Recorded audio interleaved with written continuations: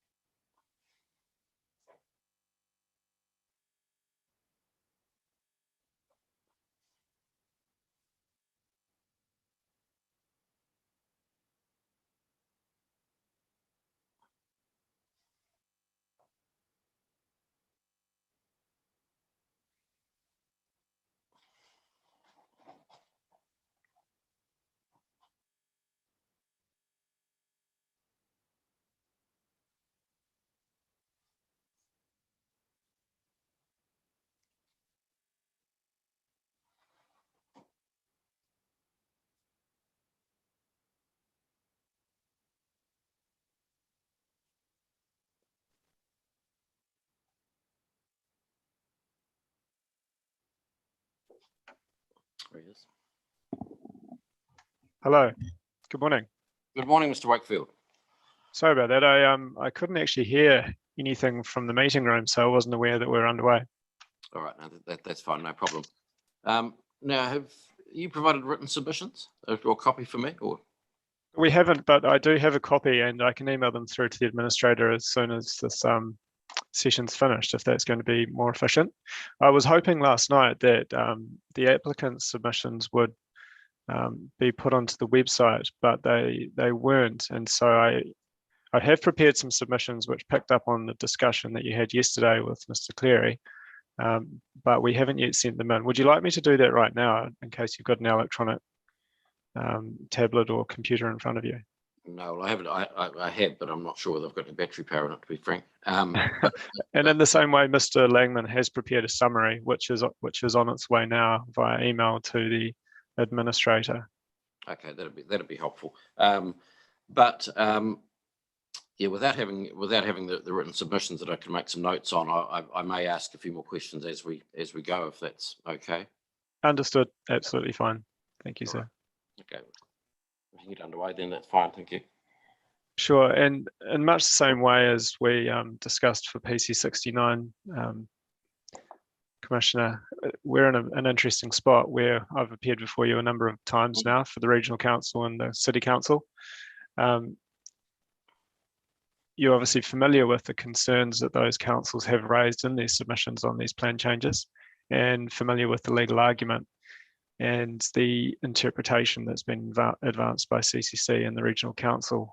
We are, of course, that you're aware you've issued a recommendation on Plan Change 67.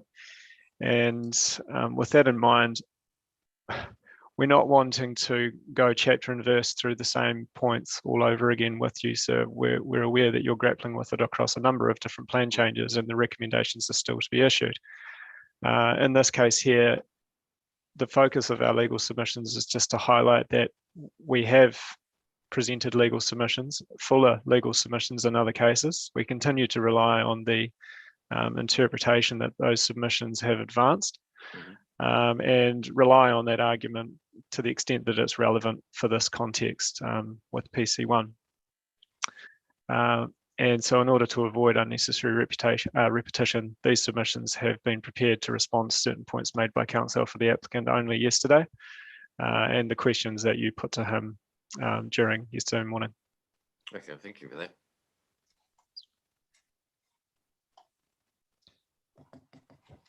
So the legal argument presented for the applicant yesterday is essentially the same as that advanced by counsel for the other applicants involved in the earlier plan change hearings. That argument is that the MPS and Policy 8 in particular can be given greater weight over Objective 6.2.1 of the CRPS in particular. As a consequence of this, the argument is advanced that the responsive planning provisions provide a way to effectively step around Objective 6.2.1 and Map A. As previously submitted, in our view, the responsive planning provisions are in effect non-substantive, They open the door and they provide a pathway, but they do not provide all answers in terms of whether proposals should be accepted or not. And it is not our submission that any plan change requests outside of the Map A areas should not even be considered at all by Selwyn or by any other district council. Councils, just clear, so that's not your submission. no, we are not. We have not made that submission. We've accepted that the responsive planning policies are geared towards enabling these to be considered on their merits. But the local authority decision that happens at the end of that consideration needs to form and align with the statutory framework. Okay. So what we have accepted, and we've discussed this with you previously, is that Selwyn District Council's acceptance of PC1 is in many respects consistent with the intent of those responsive planning frameworks. It's recognising that acting responsively can be to provide a pathway, but it's just that, and it's an administrative pathway that provides for the assessment of these on their merits against the statutory framework. But the problem that we're facing in this instance is that the decision that needs to be made at the end of that process runs foul of the regional policy statement and its highly directive of void framework. And it's our submission that there's no presumption through Policy 8 or the NPS that accepting it for processing means that it is also able to be granted on its merits. And I don't think we're at odds on that point, so you've certainly made that clear in previous hearings. Instead, decision makers are required to consider the statutory framework, the language used in all of the relevant provisions, and then reach a view as to how to reconcile the provisions as part of making their decisions, in the knowledge that the Selwyn District Plan will, if development is enabled outside of the Map A areas, end up in a non-compliant form with the regional policy statement.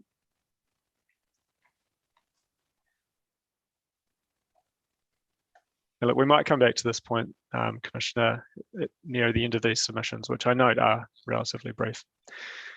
Now, in advancing the preferred interpretation, their preferred interpretation, I should say, the applicants relied on the fact that the MPS is the higher order and later in time document, and that the CRPS and Change 1 in particular does not fully give effect to the MPS-UD. We've already touched on this point in previous cases. We accept that there's no criteria yet in the RPS, but to the extent that there's been criticism directed at the Regional Council, we'll note that to the best of our understanding, no regional policy statements yet include these criteria in an operative form. Auckland Council, for example, has reported to its elected members on these criteria, but the plan change to include such criteria is not yet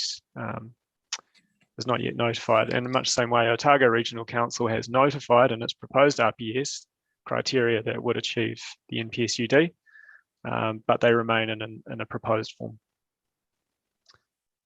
Now, the applicant discussed the origin of Chapter 6 of the RPS, including that it was developed under the SERA legislation, rather than being tested against the purpose and principles of the RMA. Councils accept that that is correct, but notes that Change 1 to the RPS, which, as you'll be familiar with, progressed early last year, that was assessed through a streamlined planning process against Section 32 of the RMA and found appropriate on those terms. So as a result, submitted that Chapter 6 can be considered a relevant RMA planning document and to form a valid part of the applicable statutory framework in this case. I don't understand there to be any contention around that with the planning evidence for the applicant addressing the RPS itself. Yeah, is the process that it got there by in terms of Chapter 6, in your view or council's view, is that relevant? Because it's there, it's in the planning documents, it's in the statutory, it's in the planning framework. So as to how it got there, is that really a relevant matter for me to consider in your view? In my view, no. It's part of the statutory framework. it's a regional policy statement. While the process that delivered it may have been different, it remains a document that the regional council is satisfied achieves its functions under Section 30. And in that context, it's an accepted part of the statutory framework, which all the planning witnesses involved in this hearing have assessed when considering PC 71 on its merits. Mhm. If there's any suggestion that it's relevant, then that's close to erring on a suggestion that it's invalid or somehow ultra vires. But I don't think anyone has gone that far, sir. Okay.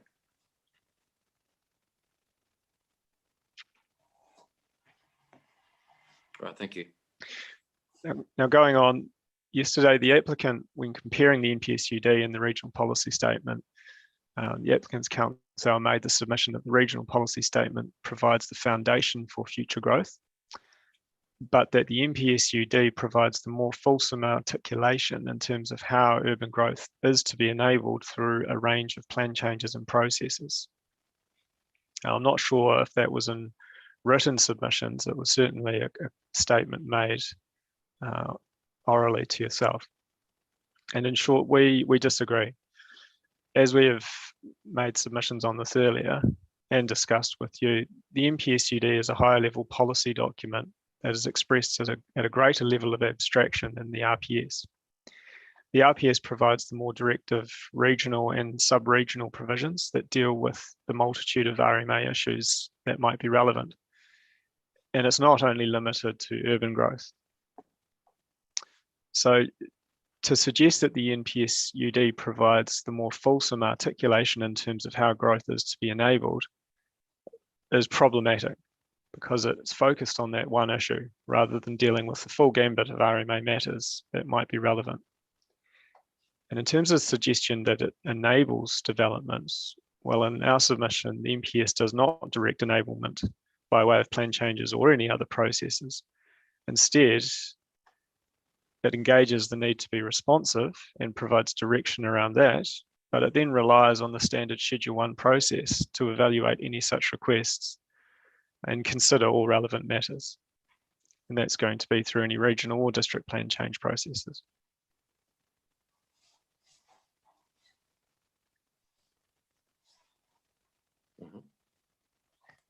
The issue in this case, when evaluating this request, is how the weighting exercise should be undertaken as between the NPSUD and the CRPS. And on that point, we note again that the regional policy statement contains the more directive in our submission provisions. Now, coming back to some of the issues that were discussed yesterday with my friend, one of those was the issue of precedent and cumulative effects, and whether, to the extent to which that they were relevant. My friend referred you to the Canterbury Fields decision, where the Environment Court held that the issue of cumulative effects is better addressed or considered in terms of whether the plan change would implement policies and objectives of the relevant planning instruments. And I note that Mr. Langman has addressed that issue on that basis. He's raised a concern around the potential cumulative effect associated with infrastructure constraints and the like, and identified from the RPS those specific provisions and policies that seek to ensure that development is coordinated with infrastructure and that it does not occur until the necessary infrastructure in place. He'll be able to speak to that point further with you, but it's in that context that cumulative effects concerns have been raised. The alternatives point was raised as well by yourself, I believe, where you raised the question of whether a different method could be in scope. For example, a future planning process may be considered a more appropriate outcome, and how would that fit within Section 32? My friend referred to a case from the 90s. I have found a more recent decision in Waitemata Infrastructure versus Auckland City Council, which provides some authority for the potential that the consideration of alternatives could be extended to consider an upcoming review of a district plan. But on the facts in that case, it was held by the court that that would not provide the full answer.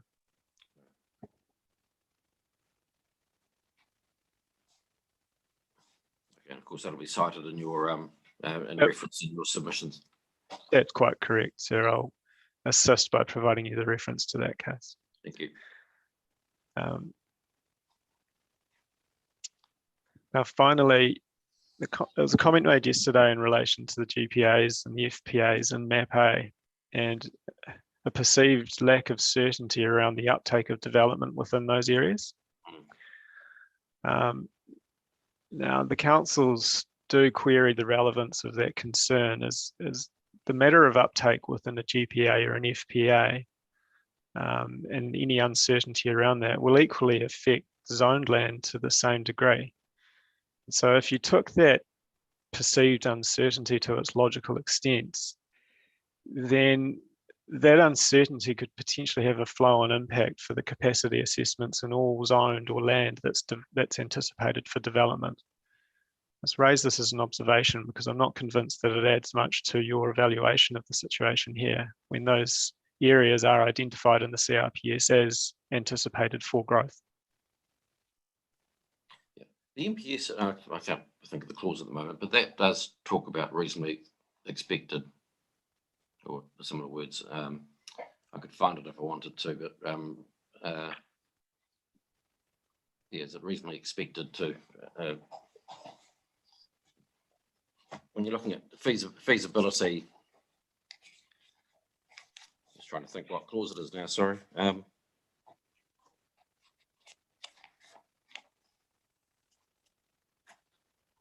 It's reasonably and feasibly expected, I believe. Yes.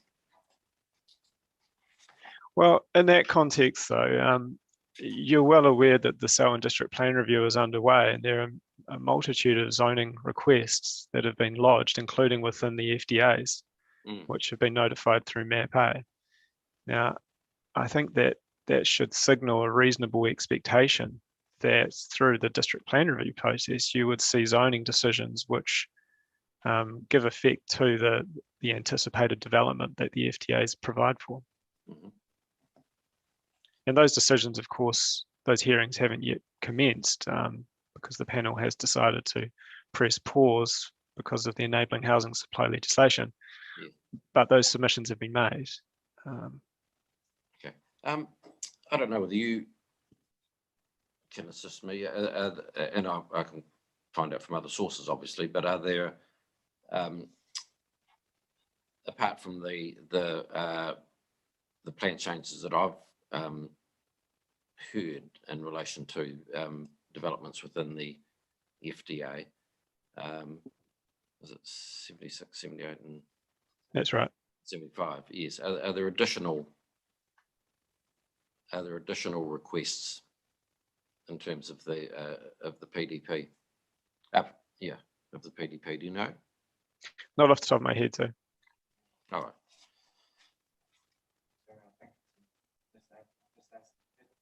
Right. Okay. I think I've got that in evidence, so I can find that myself. But thank you for that. All right. Assessing PC 71 on the merits, Mr. Langman has prepared and filed evidence on behalf of the councils which address the statutory framework, the relationship between the RPS and MPS, and the plan provisions of relevance to PC 71. He raises concerns with the interpretation advanced by the applicant's evidence and prefers an interpretation which does not result in any undermining of the CRPS and its avoid framework. Overall, he is not satisfied that PC 71 will satisfy the criteria for the responsive planning framework and considers that it is inconsistent with relevant CRPS objectives and policies. For completeness, his evidence is that even if PC 71 was found to provide significant development capacity, which he disagrees with, it would not satisfy the requirement to contribute to a well-functioning urban environment, nor satisfy the policy direction taken by the RPS. Now, we've made submissions previously on the decision-making that you are, well, the recommendation role that you have in this process. And we note again that you're obliged to assess this against the relevant statutory tests. You're familiar with those. As noted in our earlier legal submissions, Section 75(3) requires the CRPS and NPS to both be given effect to by a district plan. In our submission, this statutory exercise does not need to involve a contest between the NPSUD and the CRPS and giving preference to one over the other. In our submission, the two can be reconciled together with an additional local authority decision required before this or any other plan change can be approved by Selwyn District Council in a way that can satisfy Section 75(3). And that's if the approval is the eventual recommendation you reach. Now, we have considered whether a contingent or deferred approval of PC71 could be a solution, but in our view, there are issues with that approach. For one, it would involve a contingent approval that is meaningless until another statutory decision is made, and that would be by the regional council, with no certainty that PC71 could ever be implemented until after that decision has been made. That said, the other local decision would also need to consider, so the other local authority decision would also need to consider the NPSUD and its responsive planning framework. Now, what we mean by that, sir, is that the recommendation could be made to Selwyn District Council that says this, in my opinion, does stack up against the responsive planning framework, and I consider it to represent significant additional development capacity. But at this point, it's not a recommendation to approve, it's a recommendation for Selwyn to seek a change to the RPS to enable it to be approved. And we don't think this runs foul of what the NPS is trying to achieve, because Policy 8 talks about local authority decisions. It's not limited to territorial or district authority decisions. It can also be regional authority decisions. And in this case, the regional council, because of the role of the CRPS. Okay. Is there anything in the NPSUD that sort of indicates to you that is an appropriate way of dealing with it, or is it just the matters that you've spoken about, because it's not just referencing territorial authorities? Well, it's not in Policy 8, but you've also got Policy 10, which I believe we've talked about as well, which highlights that Tier 1, 2, and 3 local authorities that share jurisdiction over urban environments work together when implementing this national policy statement. So you've got there a policy indication that suggests that Selwyn and the rest of the GCP local authority partners should be implementing this together. They should be working in tandem, including in achieving Policy 8 in the direction to be responsive to plan changes. And this is a classic case where that partnership and that working together is required because of the avoid framework in the RPS.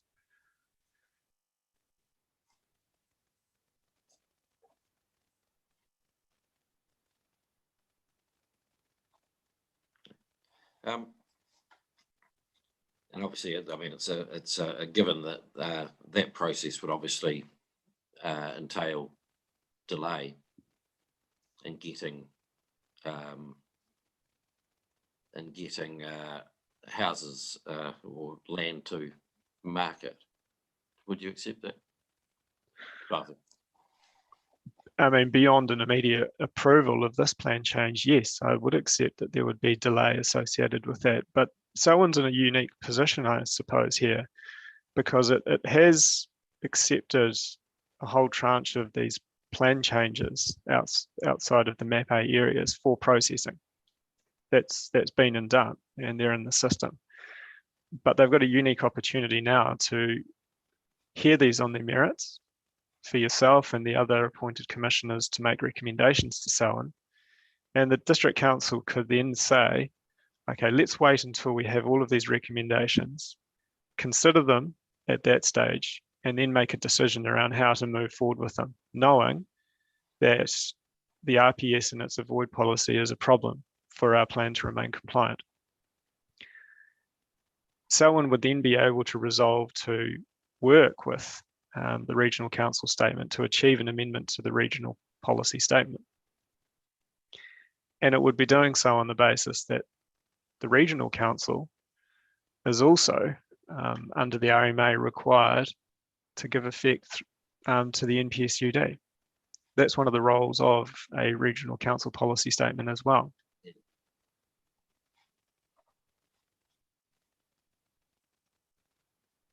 So what we're trying to say here is that there is the need for this companion change to the RPS. That's our view in terms of how these plan changes could progress. But Selwyn is in a unique spot where it's the first cab off the rank to get these recommendations and assess these on the merits, which provides it with the evidence base to go to the regional council to then lean on a potential amendment to the RPS. That hasn't happened to date. The applicants have just focused on the district council and not sought to engage with the regional council. And similarly, I don't know the extent to which there's been conversations between Selwyn and the regional council to date.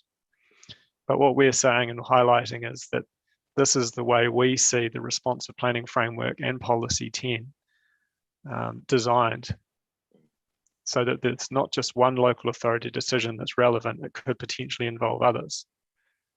And the consequence of that, sir, as well, would be that you're ticking the strategic and the integrated box as well in Objective 6.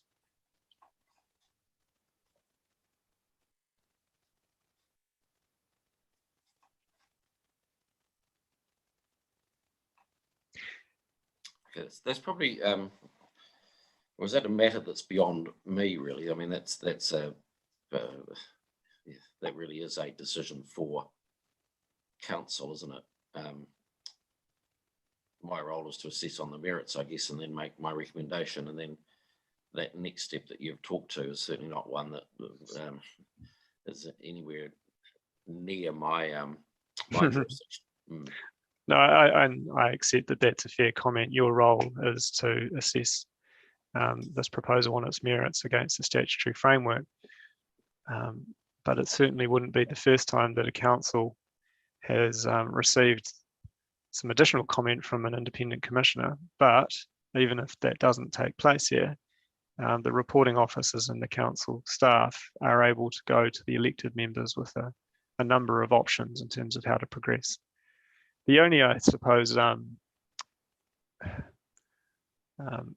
statutory issue which would have to be considered is the 2-year time frame for making a decision after the date of notification in clause 10.4.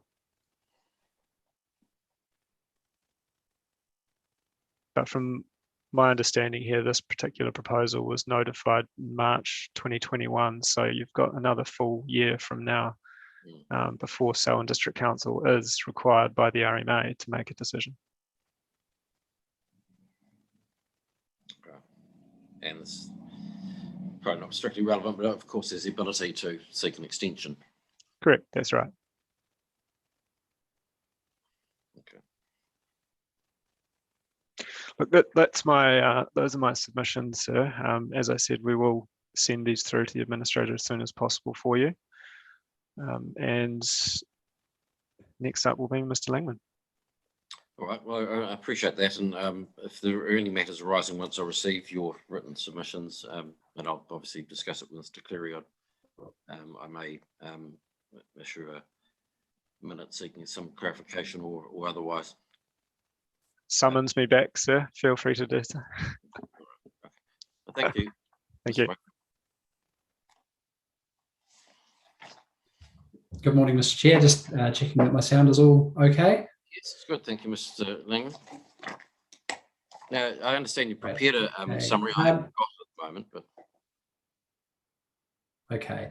I'll address that briefly. I mean, a good portion of the content of the summary is already in paragraph 4 of my evidence. So I'll probably just quickly skip to that. So just in terms of the relevant urban environment context in which significant development capacity should be considered, it's my evidence that that should be considered in the context of Greater Christchurch. And additionally noting that at the moment there's no threshold or conditions that have been set for determining significant development capacity as required by the NPSUD, which you'll be aware of. In my evidence, I note that a portion of the quantum proposed by the applicant may be unable to be realised, and I've reviewed the evidence of Mr. Bonas in support of that. That's just in relation to the location of the airport noise contour and the proposed deferred zoning for residential use. In my view, so there's no certainty that can be realised, and that won't be certain until the change process goes in relation to the airport noise contour through the review of the CRPS. And the remaining balance, which is the 440 households proposed, I don't consider to meet a threshold of significance in the context of Greater Christchurch, and I'm sure you may have some questions around that. In my view, it won't make a substantial contribution to housing bottom lines. There's sufficient development capacity that's already been identified to meet expecting housing demand over the medium term for Greater Christchurch. And in my view, the housing typologies don't go far enough to align with the housing needs in the 2021 housing capacity assessment. Sorry to interrupt in summary, but just while since as you raised that point, you're aware of the increase in density on the northern block to 15. That would be a positive. No, sorry, I wasn't aware of that. No, that would be a positive aspect. I guess the implication of that is the MDRS as well, which provides for significantly more housing capacity, and I just set that in B below. While that might be seen as a minimum of 15 households, there are implications in terms of what might be imposed on that land in terms of development, developer covenants, and the ability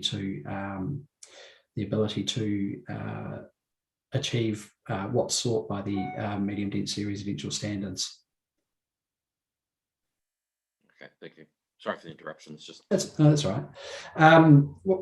While I consider the contribution of PC 71 in terms of additional capacity, I do not consider it to be significant. The cumulative impact of this and further greenfield expansion will likely compromise opportunities for intensification elsewhere. And that's simply just as a matter of choice in terms of if people are able to purchase greenfield land. That removes that purchaser from looking to purchase through intensified brownfield or existing urban areas. The government's targeted intensification of existing urban areas through the use of the MDRS, with one of the reasons for doing so is to be more productively and efficiently use urban land and reduce the pressure for urban expansion and sprawl into greenfield areas, including onto highly productive land. No evidence has been filed which addresses whether any of the qualifying matters which are set out in the Amendment Act, which would not warrant implementing the MDRS on this land. And as a result, there are potential further downstream impacts in terms of infrastructure, both transport and the likes of wastewater, and it warrants close and careful attention and a precautionary approach due to the potential effects. And I've addressed elsewhere in my evidence the potential for cumulative effects should all the relevant plan changes be approved. I note that that sort of really probably covers my next point as well. In terms of the proposal being contributing to a well-functioning urban environment that's well connected along transport corridors, I'll probably additionally note the existing commuter proportions in terms of residents for Rolleston into Christchurch. And there's a question about whether the ability to service that from a public transport point of view is going to be effective. I've noted the provisions in the regional policy statement which the proposal doesn't give effect to, and we've traversed those previously. And I've also noted the relevant provisions of the operative Selwyn District Plan, which also are impacted by the proposed change. In particular, policy B437 B4.3.72 as it relates to the airport noise contour. And I'll discuss that a little bit further. We've discussed previously the implication of policy 8 and whether that resolves the tension of chapter 6 of the CRPS. And on that point, I disagree with the applicant on that matter. In my view, the provisions can be read together, and taking into account all of the higher order documents, I consider that the balance of the land outside of the FTA is most appropriate to remain rural inner plains. As Mr. Wakefield noted, I haven't had the opportunity to read the applicant's planning summary, but it's very similar to that that was put forward for Plan Change 72. But I have had the opportunity to listen to Ms. Aston's presentation to you, outlining that summary. Ms. Aston retains the view that the deferred zoning for the land under the airport noise contours is appropriate, and I consider that that's directly contrary to the policy B4.3.72, which seeks to avoid rezoning, and I know that's my emphasis, rezoning land for new residential development under the airport noise contour. Ms. Aston has quoted the MEFE responsive planning fact sheet, which states that a hard rural-urban boundary without the ability to consider change or movement of that boundary would not meet the requirements of the responsive planning policy. Notwithstanding the weight that might be applied to that fact sheet document, as I've set out in my evidence, a companion change could be sought to the CRPS by the Territorial Authority to ensure that this private plan change did not conflict with the requirements to avoid urban development outside of the GPAs and FDAs if it was warranted to approve it on its merits. I disagree with Ms. Aston in relation to the Section 42A report that it's not appropriate to consider additional capacity at a Greater Christchurch scale, and probably just noting that, thinking about various small townships and the scale at which they occur throughout Greater Christchurch. For example, would a 5-lot plan change at Teddington be significant in the context of Teddington? And there's a number of settlements around Greater Christchurch which have that small size, and if you're focusing just on the size of that settlement, then it's very easy to consider that any scale of plan change could be considered significant in that context. Ms. Aston states in her summary that PC 71 is consistent with the policies of the SDP, except as they relate to those that restrict urban development to Map A of the Greenfield priorities areas and FDAs. As a plan change process, such changes to the SDP objectives and policies could have been sought, but they have not. It's therefore difficult to reconcile how the provisions are the most appropriate for implementing the objectives of the SDP, in particular objective B4.3.3. In her planning summary, Ms. Aston made some note about that she couldn't find where change 1 would give effect to the NPSUD in the minister's letter. I understand that the NPSUD is secondary legislation under the RMA, and that a reference to anything being done under an Act includes anything done under secondary legislation, and I've got references to those in my summary. The minister's statement that the proposal would comply with the RMA also applies to the NPSUD. And I think that's recognition that at the time that plan change 1 was sought,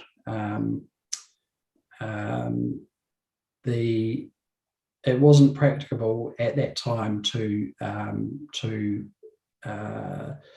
implement the responsive planning framework and assessment of significant development capacity because no consultation or working with the partnership had been undertaken at that time to include those criteria within the Canterbury Regional Policy Statement.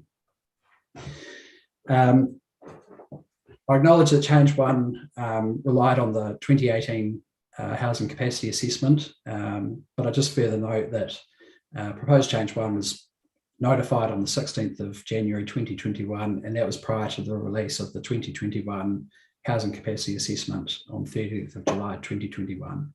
The Minister's decision on Plan Change 1, I think, was made on the 26th of July, which was prior to the release of the Housing Capacity Assessment.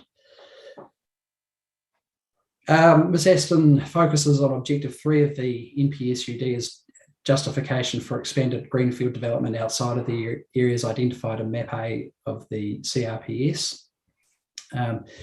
What I'd note is that there are other methods to achieve delivery of housing supply, and that includes delivering that supply through brownfield development and intensification. This, in my view, is partly the intention of the medium density residential standards, which I've noted in my evidence seek to reduce pressure for urban development and sprawl into greenfield areas, including onto highly productive land. And Ms Aston expressed caution, referring to Mr Ballingar's evidence, that there was unlikely to be uptake of the MDRS provisions for many years to come. And I'm not too sure whether that statement can be founded in fact, given it hasn't happened yet. The proportion of housing capacity that's been realised in previously urbanised areas and previously undeveloped areas, so brownfield and greenfield expansion, is one of the matters that under the NPSUD clause 3.9 is required to be monitored on a quarterly basis. So this will provide firm data on the uptake of MDRS over a relatively short period of time from their introduction in August 2022, which is the latest date at which the intensification or the IPIs can be introduced.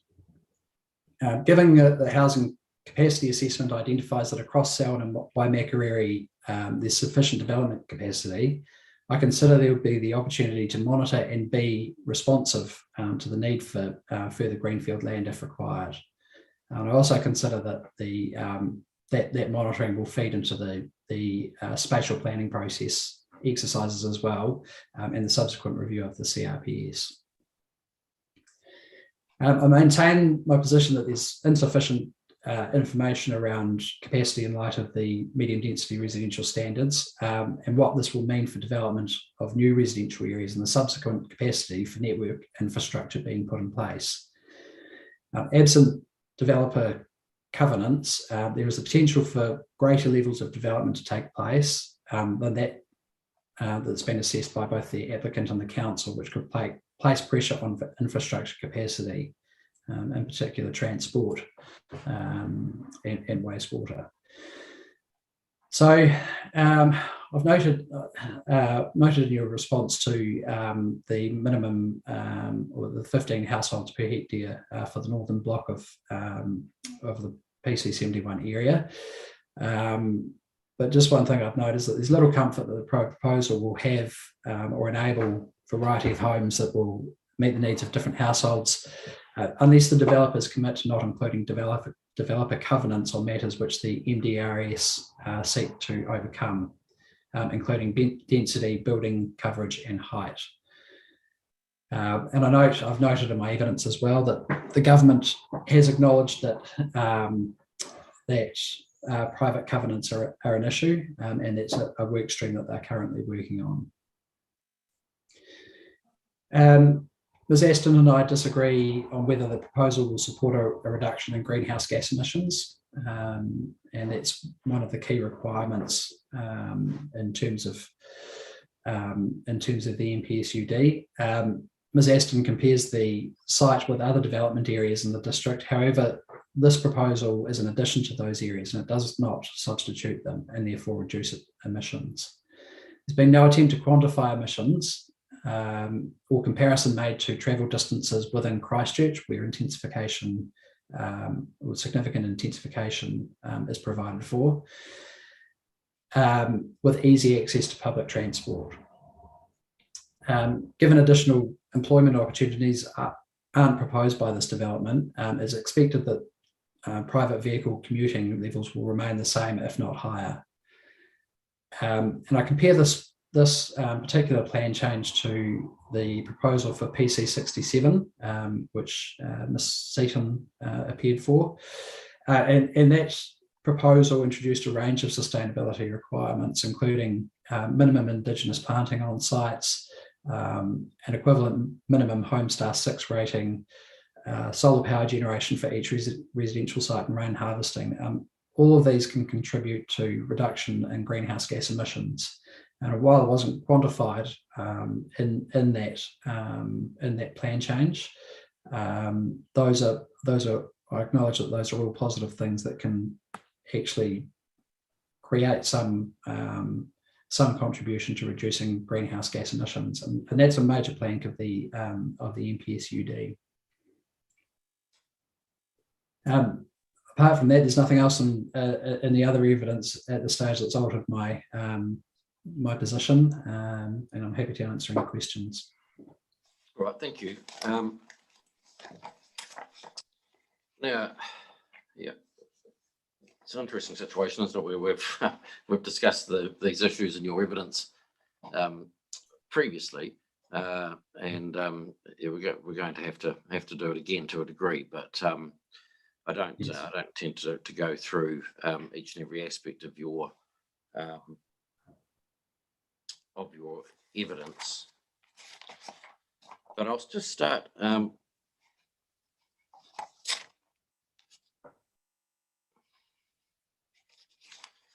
Yeah, perhaps from paragraph 37.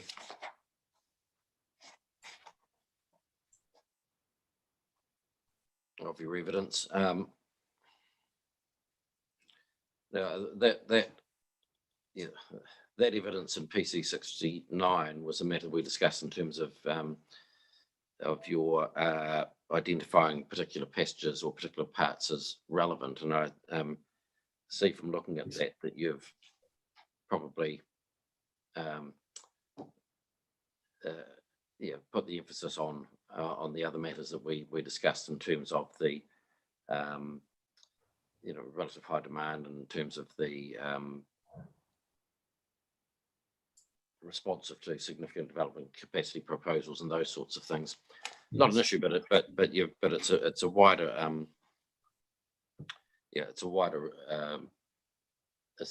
I think, in my view, a wider assessment of the particular matters in the objectives and policies. Yeah. So if we just go through some of those things. All right, so objective 2, obviously, that is there at 37, improve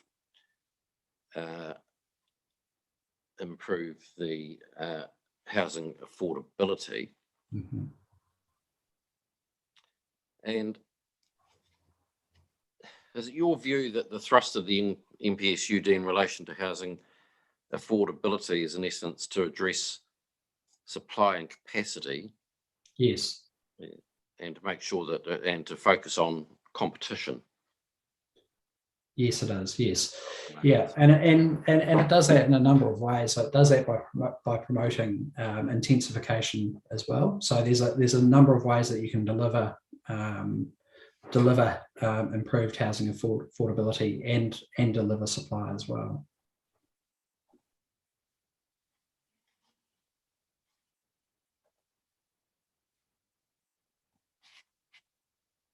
It doesn't. I don't necessarily think that it ties you to only delivering that through greenfield development. Right, but obviously there's that thrust that goes through it, that it is supply and capacity. That's what with the MD.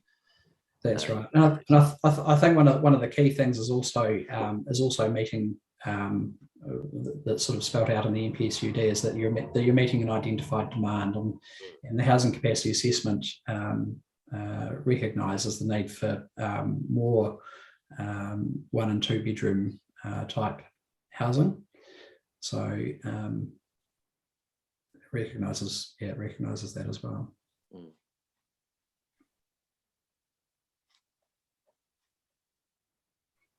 And I guess the other point is, and I raise it in I think elsewhere in my evidence, is that intensification it assists with supporting the ability to achieve a functioning public transport system. So it's about getting intensification and development in the right places, so that public transport services are supported. And the consequence of that is then a reduction in private motor vehicle use, better functioning transport infrastructure, and improved PT transport. Would you,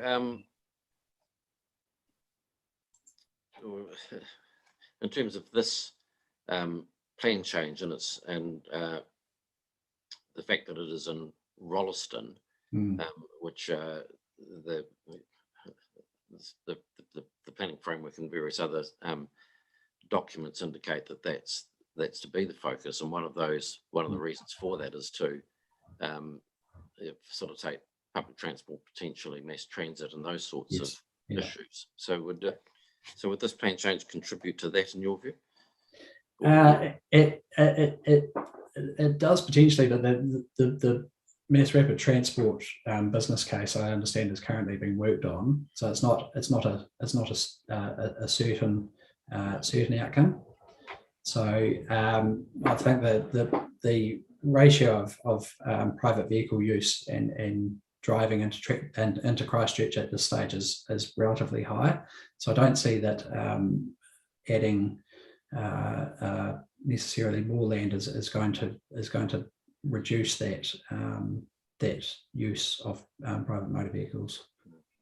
But I acknowledge that Rolleston is a key activity centre in terms of the RPS, and that provision for development and residential development should be focused around that. And I guess that's the whole point of the future development areas that have been identified for Rolleston through the CRPS process and change one. Okay, thank you.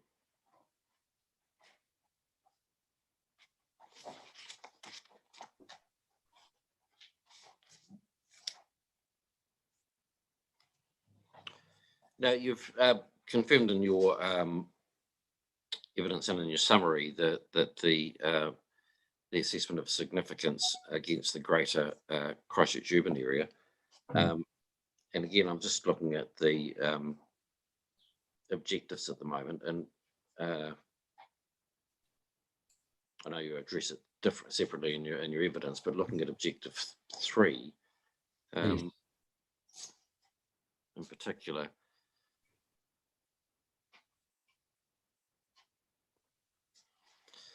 So one of the things which objective 3 identifies, of course, is and that's the enabling where there is high demand relative to other areas. Yes. So does that? How does that feed into your view that it's the greater urban area that's to be that significance is to be assessed against? If the evidence is that there is higher demand in Rolleston, for example, or Selwyn, or Waimakariri for that matter. So, yeah, I'm just how does that greater Christchurch, and looking at its significance from the greater Christchurch, sort of fit in with that identification of that objective that about enabling more people where there is high demand relative to other areas. Yeah, I think you probably need to look at the MPSUD as a whole. So it's not just about necessarily providing for greenfield expansion where there is high demand relative to other areas. I think the MDRS medium density residential standards also seek to achieve the same thing by increasing supply where there's high demand. I don't think that necessarily justifies a broad scale approach to greenfield expansion. there are other methods to achieve that, which also implement the intensification provisions of the NPSUD. Yeah. But does that objective 3 not indicate to you that it's it requires a more nuanced approach than just looking at the Greater Christchurch area as a whole? I see. I think I see what you mean.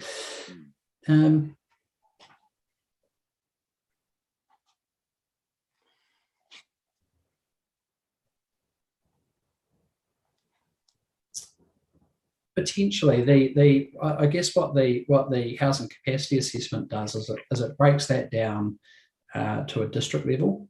So it identifies demand for housing within a district. It doesn't break it down to the level of individual settlements. Just as I noted before, it becomes a bit artificial in terms of identifying particularly small areas where there might be high demand relative to other areas.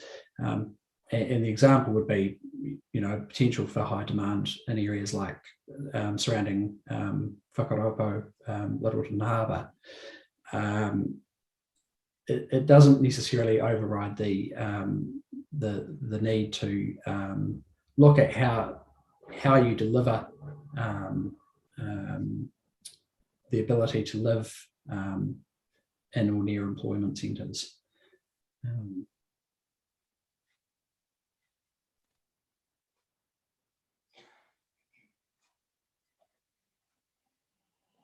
Okay, but it's expressed as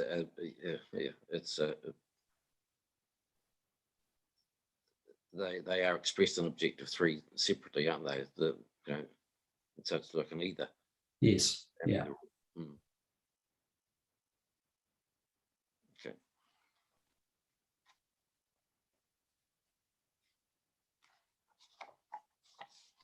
I guess one of the key drivers of that demand is going to be on price, and my understanding is that I don't think in relation to any of the proposals it's been looked at on a square metre basis.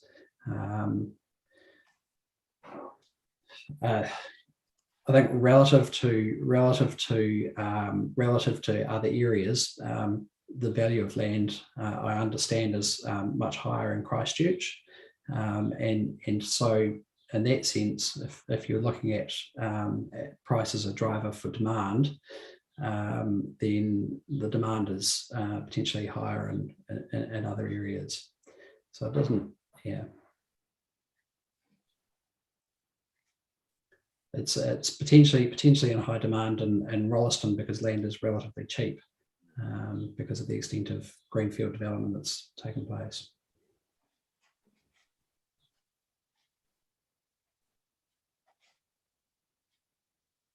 In saying that, I can only say that from a lay perspective, and I'm not an economist.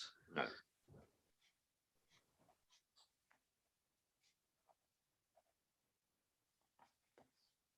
Is it an issue? So you think what's driving demand is relevant for that? It's not just the fact that there is high demand; it's what's driving the demand that's relevant. I'm looking at that.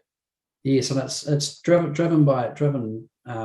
probably in my view, and I'll say it's an observation. It's driven by the relatively low cost of land and the ability to locate there.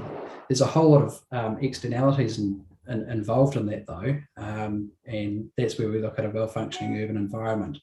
And the fact that I think the figure was roughly 72% of people commute to Christchurch indicates that the supply isn't in the location where people need to be located. But if we continue, if those areas continue to be developed and that supplies continue to be provided, it will be uptaken. Because there is demand for it. at those price points, yeah. But but as I said, that potentially compromises other aspects of a well-functioning urban environment as well, such as congestion and so forth. And I think, just as I point out, it's not a focus on just providing for greenfield development. There are other ways that you can deliver housing in a high demand area that doesn't require greenfield expansion or continuous greenfield expansion. What if there isn't the demand for that type of housing though in that area? The demand is for single story dwellings. I guess that's going to in that location. It's probably easier to, because it's cheaper to deliver single houses on large sections. That doesn't necessarily create efficiencies in terms of the delivery of infrastructure, and as noted in relation to this submission, expansion onto highly productive land as well. And I think that's the point that Mr. Wakefield made, is that there's a whole raft of considerations that go into identifying future development areas in terms of appropriateness, and then the subsequent plan changes that consider those matters.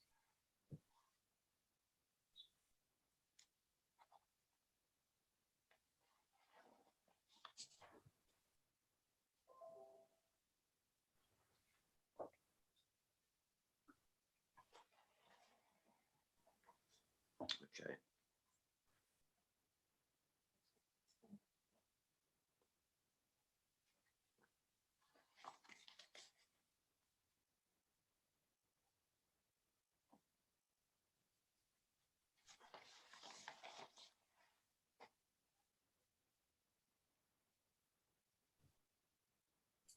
I think probably, all of those objectives can't be read in isolation. They need to be read together. And when you're looking at those areas of high demand, it doesn't mean that you just provide it where there's high demand in terms of greenfield expansion. You also need to achieve the other objectives of the NPSUD as well.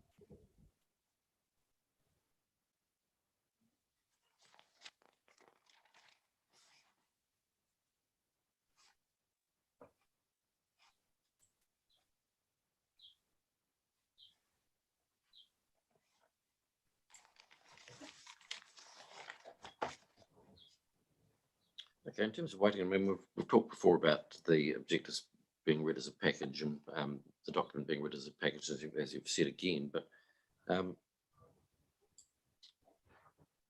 yeah, without getting into any particular position on it, do you read the NPS as a whole as having a weighting towards ensuring that there is sufficient capacity and supply? Yes.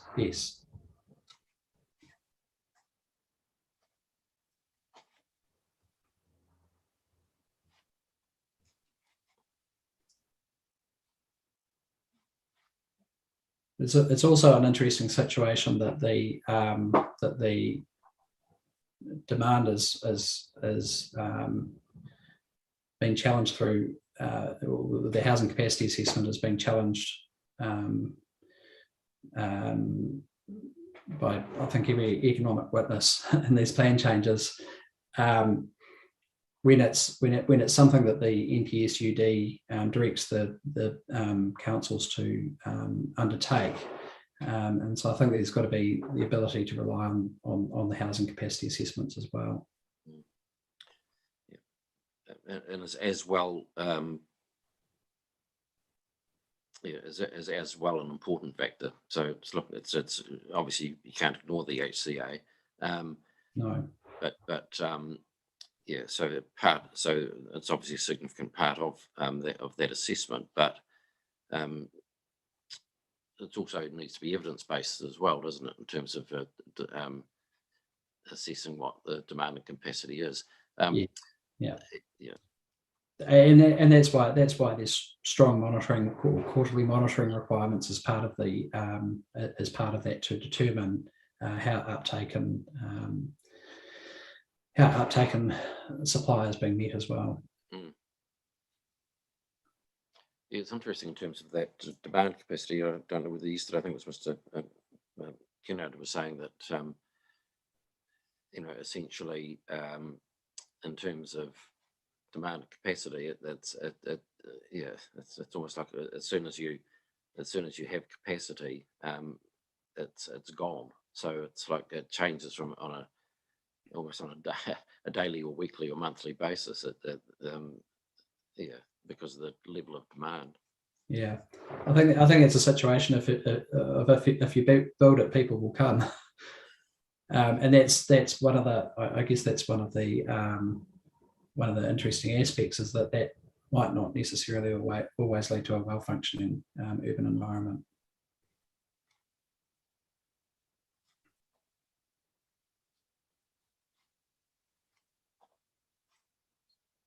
There's possibly a lot of factors that are at play in terms of that.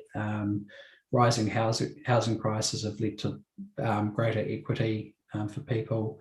You might sell the sites, but how soon they're realised in terms of actually being built upon may be different, that sale doesn't necessarily lead to a household. And there are a few examples of people. I think in the case of, I think it was PC72, where people had bought property at a certain price and then resold it later at a higher price, and that just recognises the fact that there is a high demand for land, but that it's not always developed. It's looked at the moment, given the extremely low interest rates, as an investment opportunity as well. And just that increased liquidity for housing owners at the moment potentially leads them into that situation of purchasing property as a short-term investment. Okay.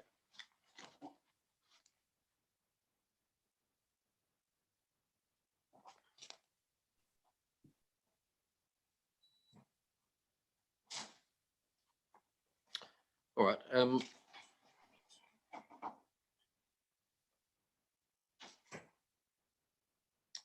So I'm sorry, I'm not just following your evidence. I hope my questioning's you're obviously responding to it. So, I'm not proposing to go through paragraph by paragraph. It's more the wider concepts that I'm interested in exploring with you. Yes. And some of that's a bit of so there might be a bit of touring and fording. And again, in terms of that,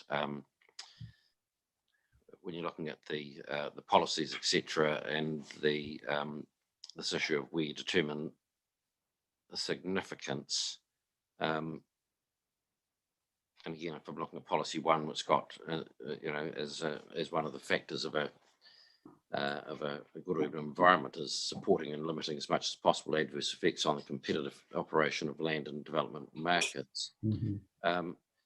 So, one of the things I want to ask you on is whether you have a view of whether if you're assessing significance in terms of the greater Christchurch urban area, does that run the risk of cutting out what might be smaller but potentially well-placed plan changes, and in that way undermining the competitive operation of land, or is that getting into economics? But just your view on it. The MFE guidance recognises that that the contribution to housing bottom lines should be substantial, and it does reference avoiding ad hoc small plan changes. So again, what weight you give the guidance, I think we need to rely on the words of the NPSUD, and there's no clear no clear quantum or baseline on which to measure that until such time as the criteria included in the CRPS, and it's been through that consultation phase, and obviously that's something that the Greater Christchurch Partnership will be working on.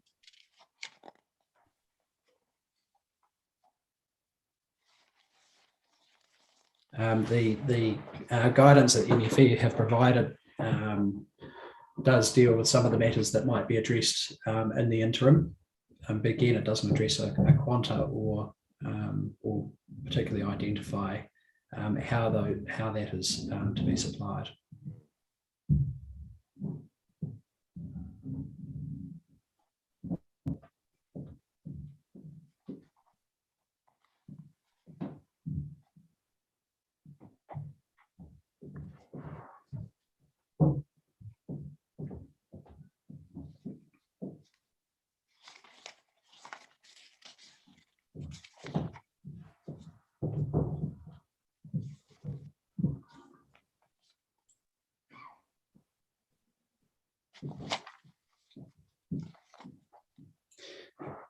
I guess, just thinking on that point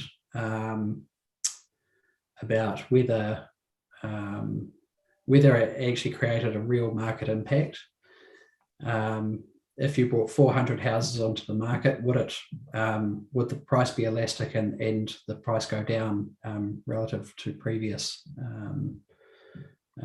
By introducing supply of, for example, 400 houses, would that actually reduce the price of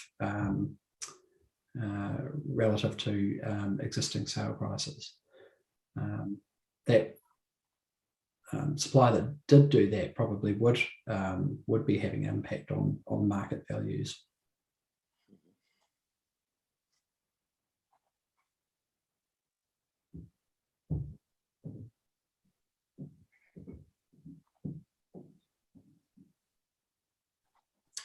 My observation probably from the post-earthquake recovery process is that the identification of all the greenfield priority lands quite possibly was a factor in terms of suppressing Christchurch house price values for some time. But that's possibly a really complicated assumption to make because there are a whole lot of issues with in terms of the value of housing and its impact from the earthquakes. But I do think that that significantly increased supply, notwithstanding that there were quite a few number of houses that were removed, did have a dampening effect. Again, that's my lay observation, but it's possibly one reason why Christchurch house prices have stayed relatively low to national levels, in particular Wellington, which is a smaller city than Christchurch, and Auckland.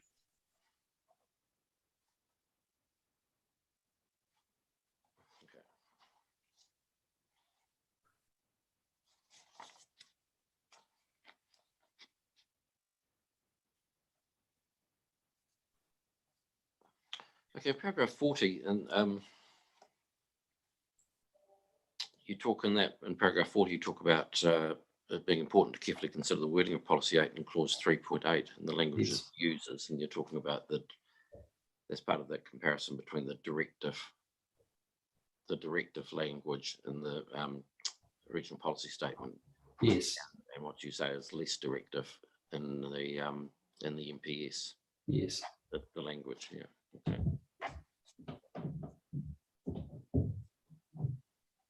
So that in policy 8, it only talks about plan changes. It doesn't reference policy statements, and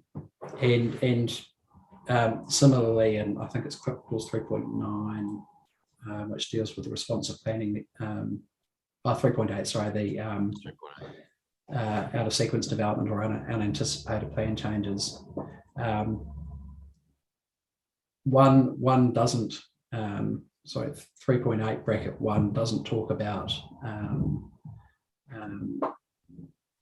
development capacity that's not otherwise enabled in a policy statement. It talks about a plan. And when you look at the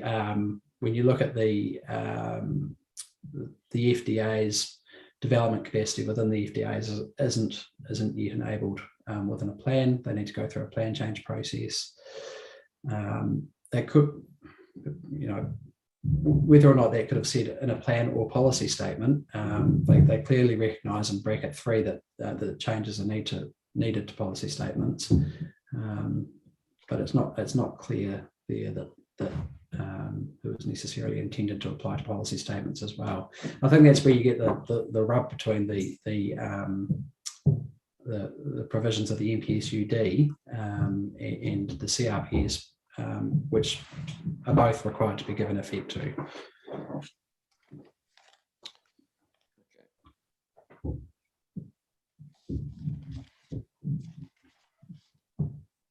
And as I've set out in my evidence as well, and I think as we discussed at the last hearing, there is a pathway to challenge an RPS where it's considered not to give effect to a national policy statement. Right. So in terms of those words that are used on the MPS and your view that they're less directive, I was just wondering if you look at policy 6 and the matters which decision makers are to have particular regard to. Yes. One of those is the planned urban built form environment, but anticipated by those RMA planning documents, says that has been given effect to, or that has given effect to this national policy statement. Yeah. Yeah. So again, I mean, obviously you've got to read that as a whole, but I mean, does that indicate to you that it's you got to have particular regard to, you got to take it into account and consider it specifically, but it's not it's not saying that you have to, that even with an avoidance policy, do you consider that illustrates that even if there is an avoidance policy in the planned urban built form documents, that's a matter that I'm to have particular regard to, even if it's a directive policy. I haven't expressed that very well, but I'm not sure whether you understand what I'm getting at. I think what you're saying potentially is that policy 6A waters down the requirement to give effect to an MPS to just have, a regional policy statement to just have having regard to it. Is that correct? Yeah, because that's something you have to have particular regard to, as you do with other aspects under the MPS. Yeah. No, I mean, that's probably a question for legal counsel. It's just come back on camera. So And I mean, I'm not wanting to cut in here, Cyril, but my one observation would be that clauses A and B can be read together. So it does require particular regard to A, the planned urban built form. So it's the built form anticipated by RMA planning documents. And what that means is the more enabling, intensified, higher 3-story type development that's anticipated. And then B flows on from that to use the same terminology that the planned urban built form may involve significant changes to an area. So it's saying, here's your built form on the one hand, but 2, appreciate that built form, which achieves the requirements of the MPS, is going to result in significant changes, including to amenity, but they're not of themselves an adverse effect. So I think that that's more focused on the built form rather than greenfield expansion. But I'll turn my mic and my camera off again now. okay, thank you.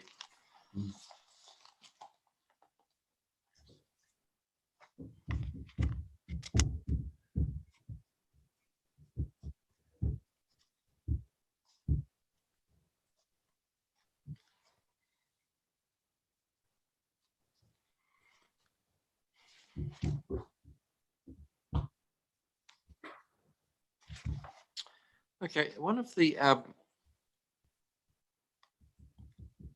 concerns that you've expressed in your evidence is in essence, the impact of the greenfield developments on the intensification in other areas. That was addressed yesterday in Seston's evidence, and she identified that the complexity in the housing market was acknowledged in the July 2001 HCA, and the commentary in there that the intensification in Christchurch is essentially going ahead in central Christchurch in particular, despite greenfield, despite greenfield developments being available. It is, yeah. So, the comment in relation to that is that yes, intensification is taking place. The objective 6.2.1 has specific targets in terms of the proportion of greenfield development against intensification, and the target is to ramp up or have a sinking lid on expanded greenfield development over time through to, I think it was 2026 or 28. So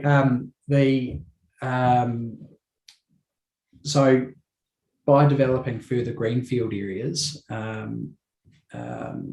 you're introducing housing supply into the same market as a proportion. That lessens the ability for intensification, or takes a buyer out of the market that might have otherwise bought an infill development. Intensification is certainly taking place, and that's recognised in the housing capacity assessment. I think it's right towards the end of the HCA, and those figures can be noted. It's probably worth looking at those. So the ability to actually focus on delivering housing capacity through intensification over time, which is the key issue. And again, that's one of the key drivers for the medium density residential standards. Okay. Are you aware of any evidence of a flow-on effect from on proportionality? Yeah, I mean, is the I guess there must have been some evidence at some stage when it went into the or perhaps not into the regional policy statement, but I'm just not sure if I'm looking at that information whether I can see anything which indicates that the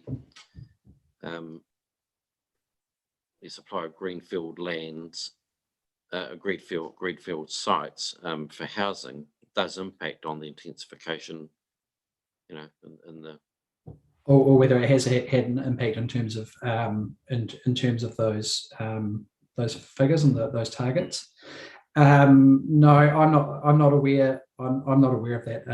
I expect that the regional council that's a factor that'll be being monitored, and certainly the NPSUD directs councils to distinguish in terms of its quarterly monitoring the rate of greenfield housing development and the rate of intensification as well.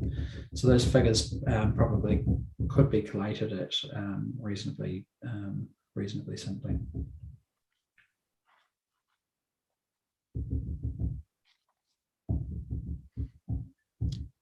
Some of the evidence I've heard in terms of the market and various plan changes is that the what tends to happen is if people can't get a property in West Melton or Rolleston or Prebleton or Lincoln, they look at areas further afield where they can get it, areas outside of the Greater Christchurch urban areas, Leaston, Darfield, and those sorts of areas. Yeah. So So there's nothing in that evidence which indicates that if you can't get a house in Rolleston on a section, then we'll go into Christchurch and move into infill. I think there's potentially dependent on availability and affordability, and it may not necessarily be immediately. Well, it may potentially be cheaper to move to those further locations, but again, it's that question of a well-functioning urban environment. The externalities in terms of additional fuel cost and things like that might not necessarily be taken into account by a purchaser at that time. It might be just a straight case of how much money can I borrow? Is there a cheaper location that I can afford to purchase a house? Okay. And again, without actual figures on that, I mean that might be something that people have told real estate agents that they'll look further afield. Whether that's something that actually formulates and plays out as a different question. I don't recall seeing in the evidence any quantum that identifies that those people actually relocated. I think it was a discussion around what people talked about in terms of looking further afield. Right.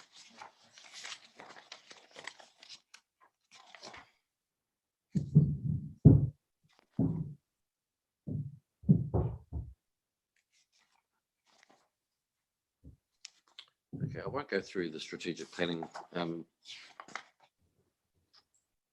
that's being undertaken in terms of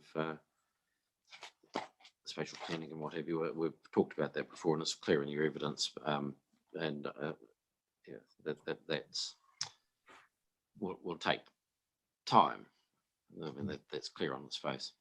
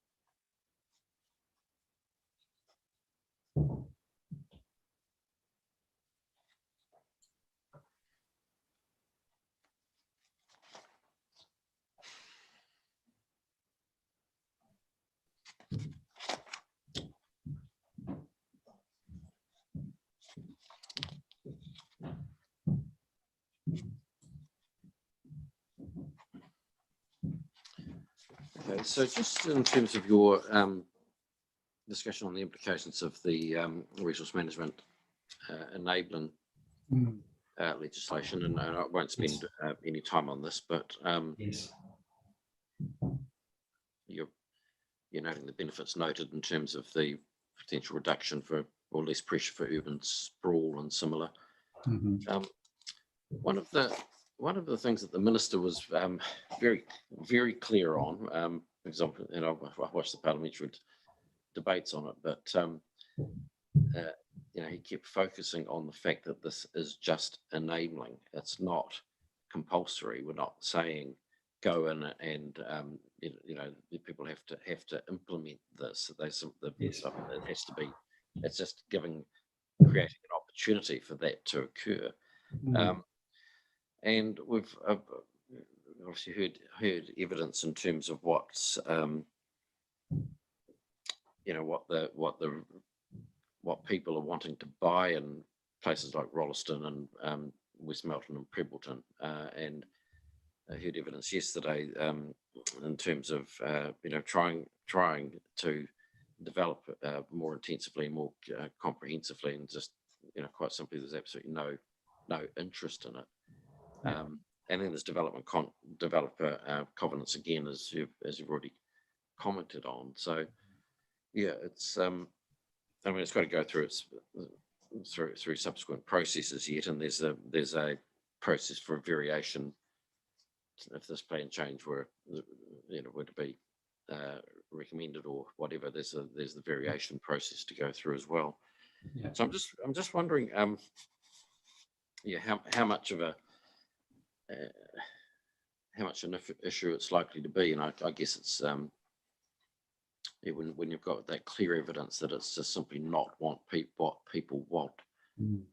So, and I acknowledge it will create some uncertainties in terms of infrastructure planning and those sorts of things because you simply don't, council simply won't know. But yeah. Well, I guess that opportunity is provided through the future development areas anyway. So in terms of supply. So potentially by providing a mix of development as well, so you can provide a proportion at a very high density or in some at a low density, and the ability to supply both. I think the housing capacity assessment identifies the future need for smaller housing sizes, and that's something with an aging population and so forth that's likely to be in higher demand later on. So it's about sort of probably looking at things with a long-term view, and not necessarily just I guess it's just necessarily continuing that expansion at those site sizes. I expect that people will, if the options are there are fewer options to buy those larger site sizes within those areas, then they'll look to alternatives. Okay. All right.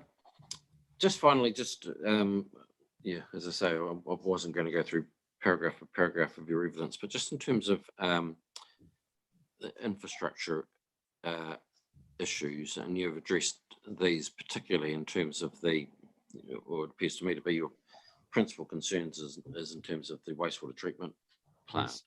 Yeah. And the cumulative effects of the plan changes on it. Yes.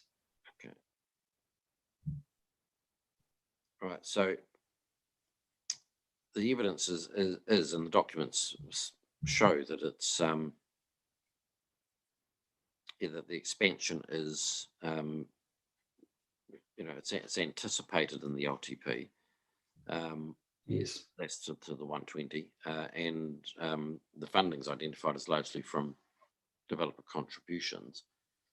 So you're not comfortable that that's sufficient or that meets the policies? I think I have to jump back into the MPSUD, but I think the funding in terms of longer term references that, but it's the ability to be able to deliver in a timely manner, and the cumulative effects of each of the plan changes, and whether that can be provided for essentially immediately. And on top of that is the implication that if this land goes to market and or other future development areas, other plan changes go to market, and people look to construct 3 houses on an area instead of 1, assuming that there's no restrictive covenants that limit that ability. Whether there's capacity within the infrastructure to cater for that.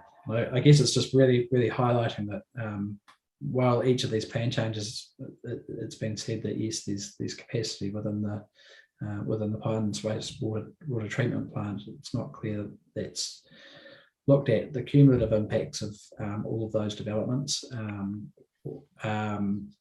of approval of all of those developments, and taken into account the medium density residential standards in that. Okay, thank you for that.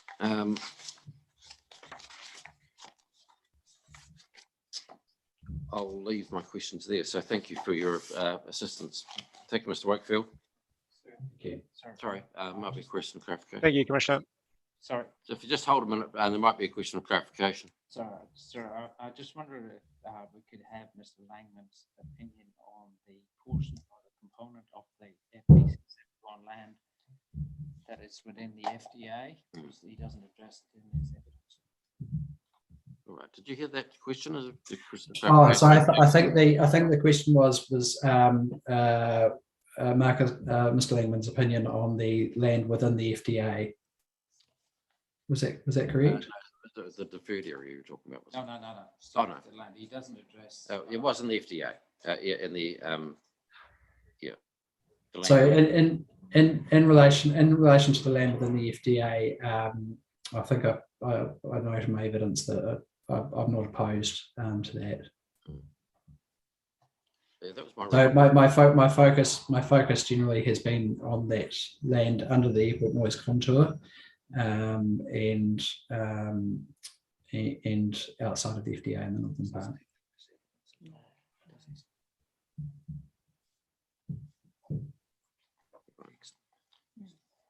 That's sufficient, Mr.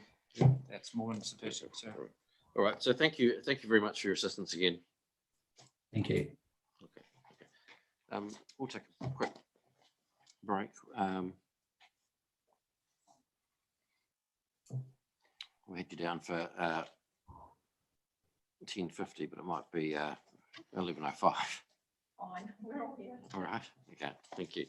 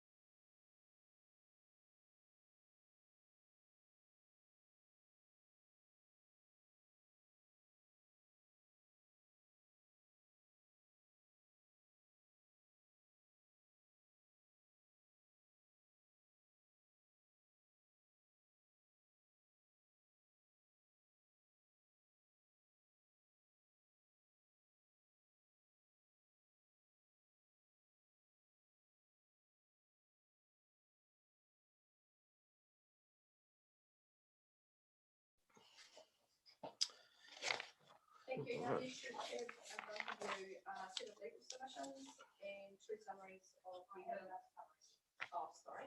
Well, I'll hang on that when we get there. That's fine. I'm not sure if you can this help. Do you know help? So she's here assisting me and have Felicity Blackmore from the airport and obviously no response. All right. Thank you. Paragraph 1. These legal submissions are obviously provided on behalf of Christchurch International Airport. And I don't need to read paragraph 2, which tells you what this plan change is about. Or 3. Paragraph 4. The applicant seeks that the land within the Nienoise contour adopt a deferred zoning on the basis that the applicant anticipates the Nienoise contour will shift off the site in the near future. CIL has made submissions and further submissions on PC 71. In its submission, CIL opposed the plan change in its entirety and saw that any decision on the plan change be delayed until completion of the current remodeling process and incorporation of updated Nienoise contours in the planning framework. Paragraph 7. The deferred living zoning which is sought by the applicant for the land within the Nienoise contour is in our submission inappropriate. CIL remains firmly opposed to either form of the applicant's relief,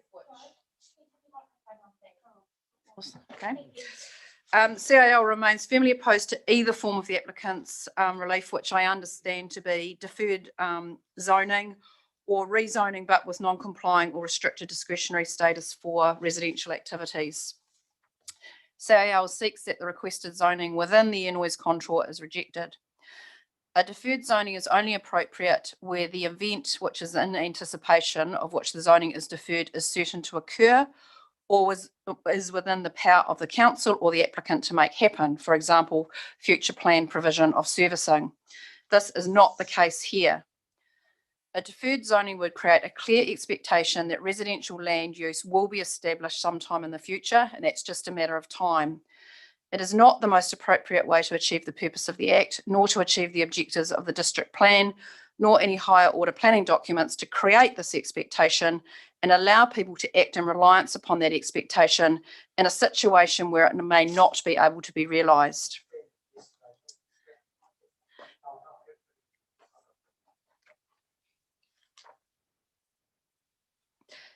This is not a trivial administrative issue, as Ms. Aston suggests. She demonstrates the expectation that would be set in her evidence in chief at paragraph 17, stating that the deferred zoning or initial non-complying activity status in the land within the Nienoise contour would enable development planning to begin with greater certainty and facilitate a more integrated approach to future subdivision.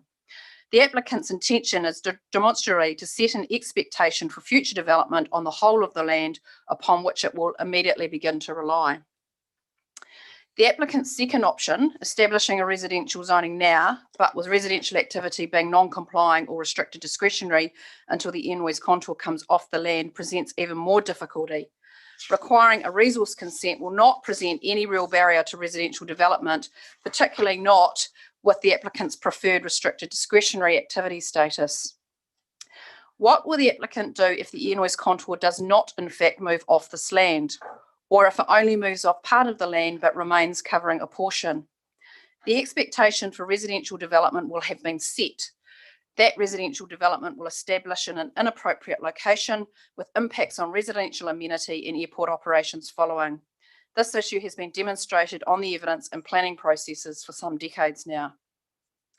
If a change in the location of the Nienoise contours does not eventuate in the way that the applicant is currently assuming, but the applicant's relief is granted, the council will be left to manage the unrealistic expectations which have been set by the proposed plan change.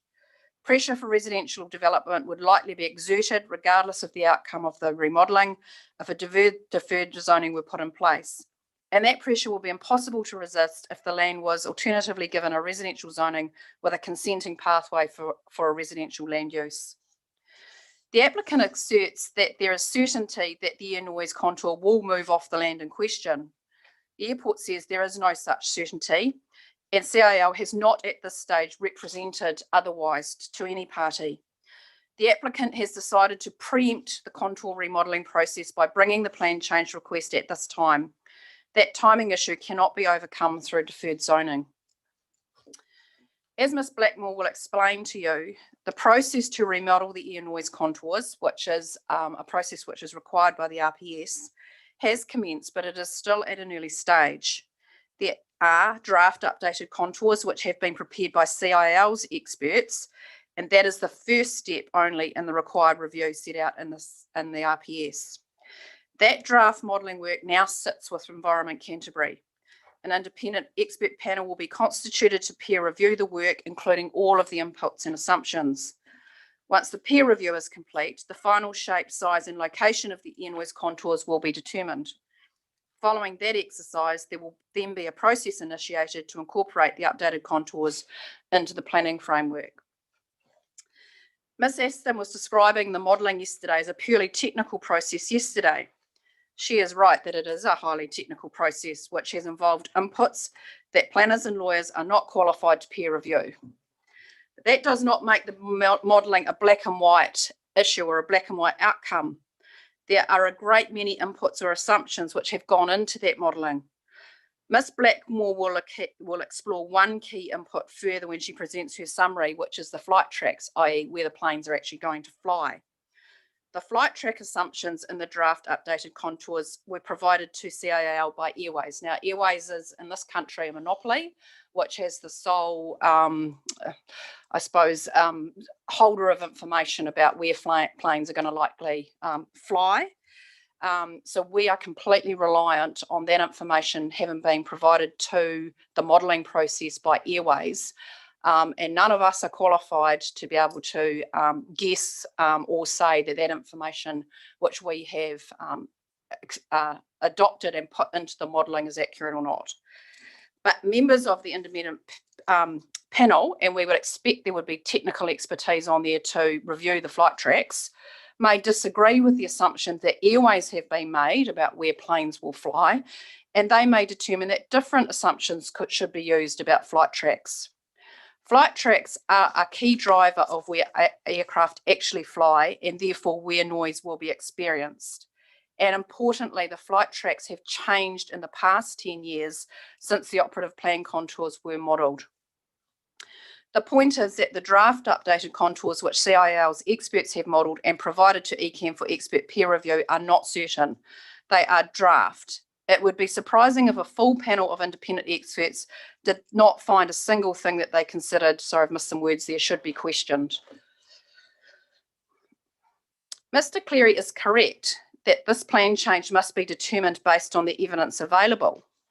But unfortunately, there's no evidence to assist you as a commissioner with what the final updated contour will look like. We don't even have the experts who did the modelling or gave inputs to the modelling here at this hearing. So the best available information at this moment is the air noise contour, which is currently contained in the RPS and the operative and proposed district plans. Ms Aston stated in her presentation that the applicant would not be satisfied with the decision to approve residential zoning for the land outside of the noise contour, leaving the rural zoning on the land within the contour. If that is the case, and if what I'm understanding the applicant to say is that it's an all or nothing situation, CIL was forced to oppose the entire plan change. The remainder of these submissions discuss the evidence which supports the requirement to avoid noise-sensitive activities within the air noise contour, quite apart from their policy framework, so that's the evidence. The application of higher order policy documents, particularly the NPSUD and the regional policy statement, and the air noise contour remodelling process, which is currently underway. So just a summary of the evidence supporting land use planning regimes which restrict residential development within the air noise contours. It was suggested by Mr. Cleary that the planning rules requiring noise sensitive activities to be avoided within the air noise contours are simply a reflection of outdated policy introduced via earthquake recovery legislation. That is not the case.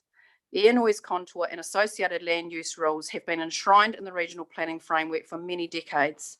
They are supported by a substantial body of evidence which has been tested numerous times in planning and environment court processes. The air noise contour is a product of modelling. It indicates the modelled extent of airport noise effects when the airport is operating at capacity, which is obviously in the future, determined by acoustics and aviation experts. The air noise contour takes into account various inputs such as flight paths and procedures, aircraft type, atmospheric conditions, runway usage, alongside many others. The modelling is reviewed approximately every 10 years to stay abreast of any changes that have occurred to the inputs.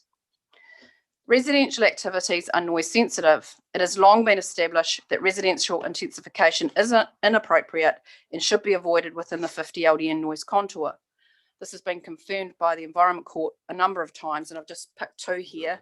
Gargiulo in Christchurch City, which was a resource consent application where Judge Jackson in that case said the density of dwellings is so important around the Christchurch International Airport that it is a dominating factor in terms of weight. Robinson's Bay Trust case was the one where the Environment Court, Judge Smith, was asked to decide 50 or 55, where do we put the line? And he says, we accept the clear evidence given to us that noise can create impacts on amenity and some people will become highly annoyed. We also accept that there would be some benefit to the airport in future-proofing its operations. The benefit is one that has local, regional and national significance. It is not clear to us what alternative means, i.e. other than adopting a contour with density controls, would produce this outcome. We have concluded as a fact that a greater number of dwellings between the 50 and 55 contour will lead to an increased number of persons who are highly annoyed by aircraft traffic.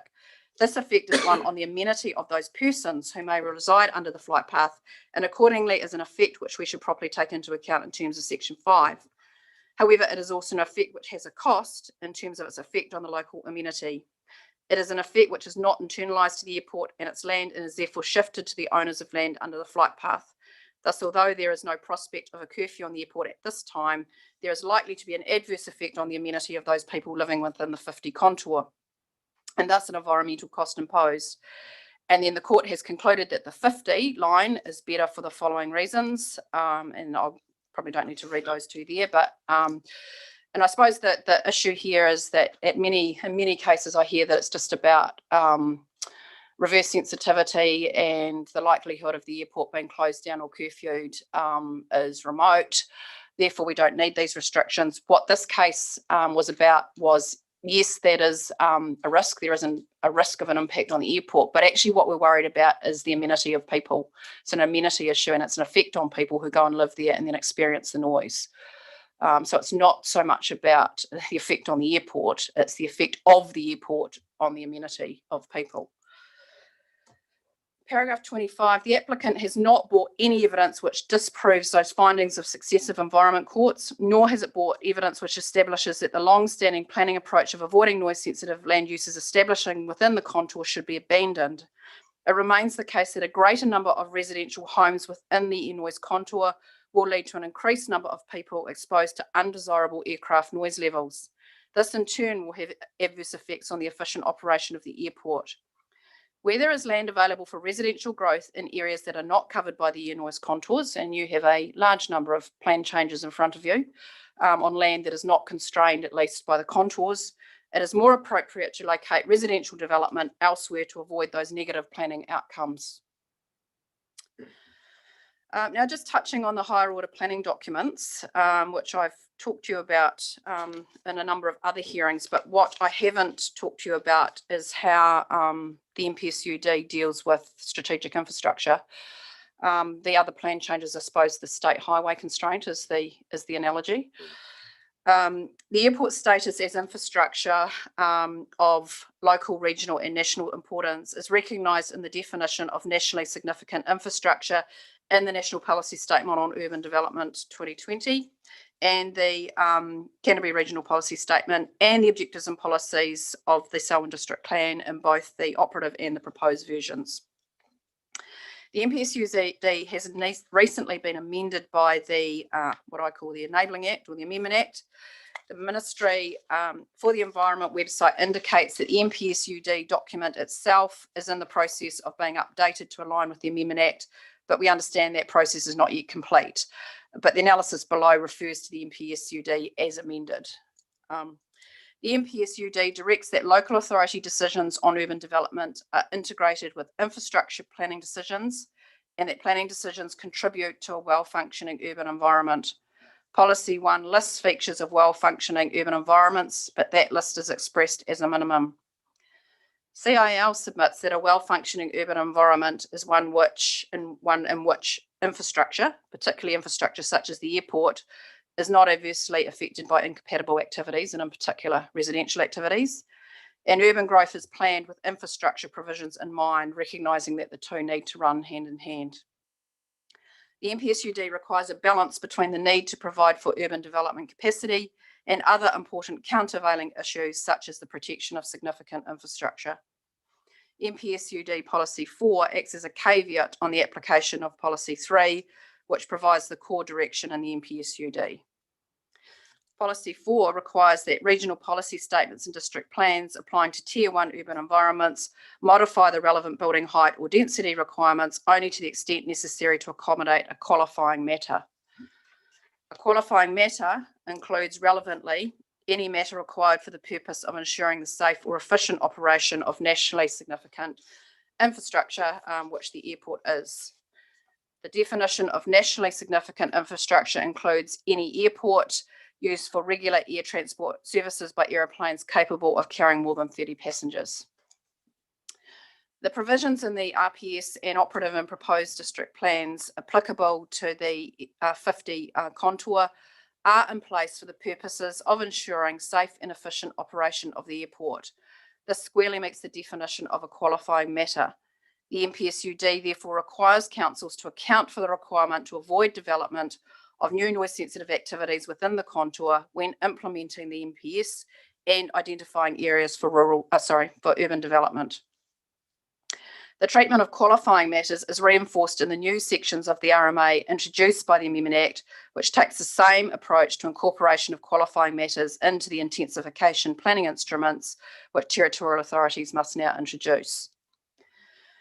Policy 8 requires councils to be responsive to plan changes for unanticipated or out of sequence development that will provide significant development capacity and will contribute to well-functioning urban environments. Policy 8 does not require councils to grant a plan change, but does provide an avenue for plan changes which are out of sequence or unanticipated to be granted if they meet the requisite criteria. But obviously the requisite criteria includes well-functioning urban environments. Councils are not able to dismiss such plan changes purely because they propose an out of sequence or unplanned development. Policy 8, however, must, as a matter of interpretation, be read in the context of the other policies in the NPSUD, such as Policy 4, and the requirement to accommodate qualifying matters. The NPSUD, including Policy 8, does not render the pre-existing planning framework irrelevant. Rather, as the PC 67 decision states, it forms part of the relevant planning matrix for consideration. Dealing then with the regional policy statement, allowing noise-sensitive activities to establish within the 50 dBA LDN noise contour exposes occupants to an undesirable level of aircraft noise and simultaneously risks exposing CIL to adverse sensitivity effects. This is recognised in the higher order RPS policies as well as in various objectives and policies which already sit in the district plan. The RPS policy 6354 is unambiguous and highly directed. New noise sensitive activities must be avoided within the 50 dBA LDN noise contour. The meaning of avoid has been well traversed in King Salmon. Probably don't need to read that to you. Paragraph 43, and as Mr. Bonis and the Section 42A officer have both explained, this policy direction flows into the objectives and policies of the operative and proposed Selwyn District Plan documents, and this plan change doesn't seek to change those other provisions in the district plan. Rezoning rural land within the NWES contour to a residential zoning is inconsistent with those objectives and policies. So then interpretation of the RPS and also the operative district plan, which this is a plan change to in light of the NPSUD. Mr. Cleary argues that the NPSUD trumps or significantly alters the weight to be given to the RPS policy direction, including policy 6345, which specifically says avoid within the 50, and also the district plan objectives and policies, which say the same thing, which aren't being amended as part of this plan change. While the NPSUD was prepared later in time, it does not trump all other planning documents. The policies of the NPSUD, including the responsiveness provisions, can and must be read together with the RPS policies. It is a well-established principle of statutory interpretation that where there is any apparent inconsistency or tension between or within statutory instruments, the approach is to read both together and prefer an interpretation which reconciles any apparent inconsistency, allowing the two to stand together. When considering a plan change to rezone a particular area of land in a district plan, a territorial authority is required to ensure it will give effect to both the NPSUD and the RPS. Policy 6354 of the RPS is plainly highly relevant to land which falls within the air noise contour.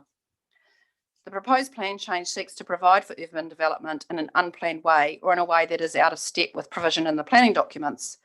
Hence, the NPSUD Policy 8 requires the Commissioner to have particular regard to the significance of the development capacity that will be provided, and in particular, whether it contributes to a well-functioning urban environment.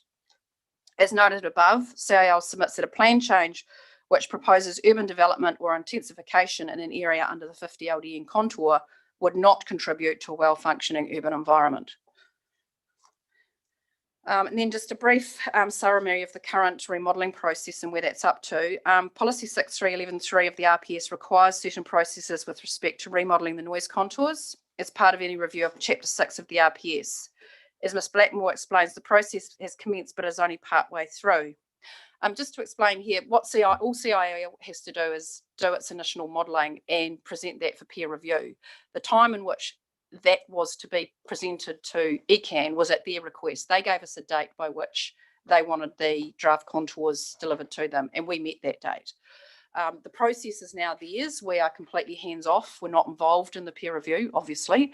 So they're currently assembling their bunch of experts, which we would hope involves people with experts in T's and flight tracks and all the other things.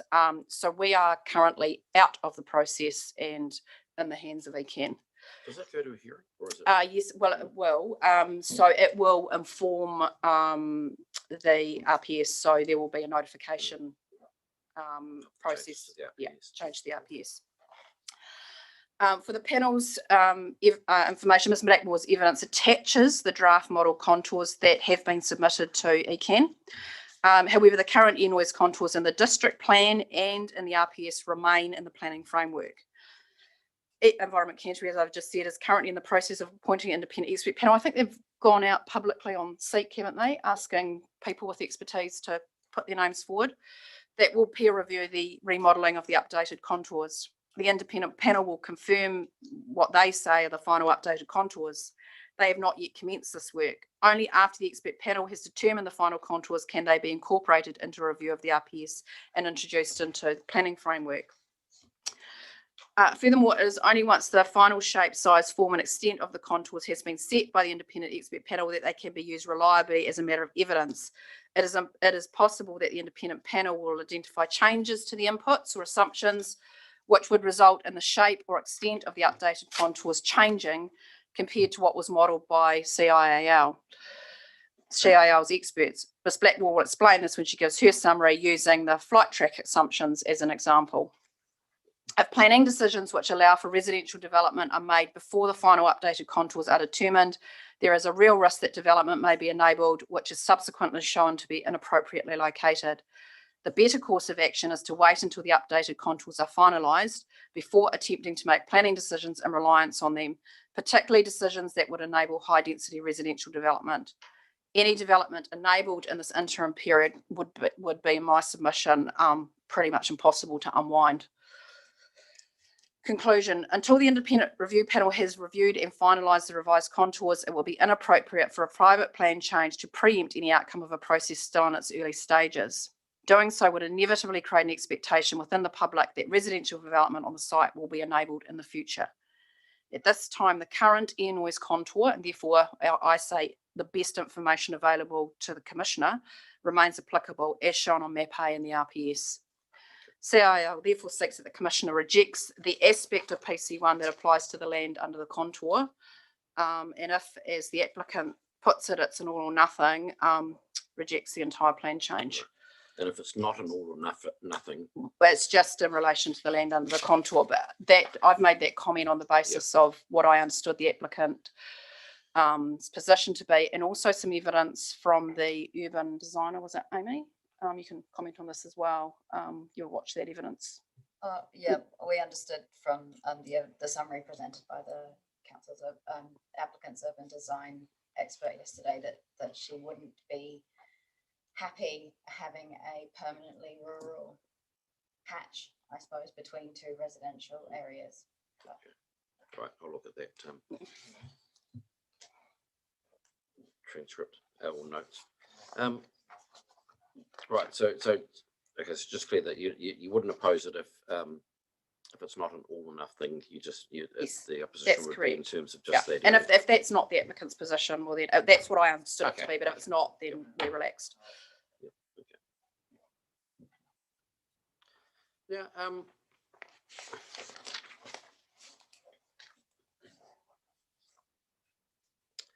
just looking at the options that have been put available, and you've been clear what your position is and what your submissions are in terms of the legal aspects. But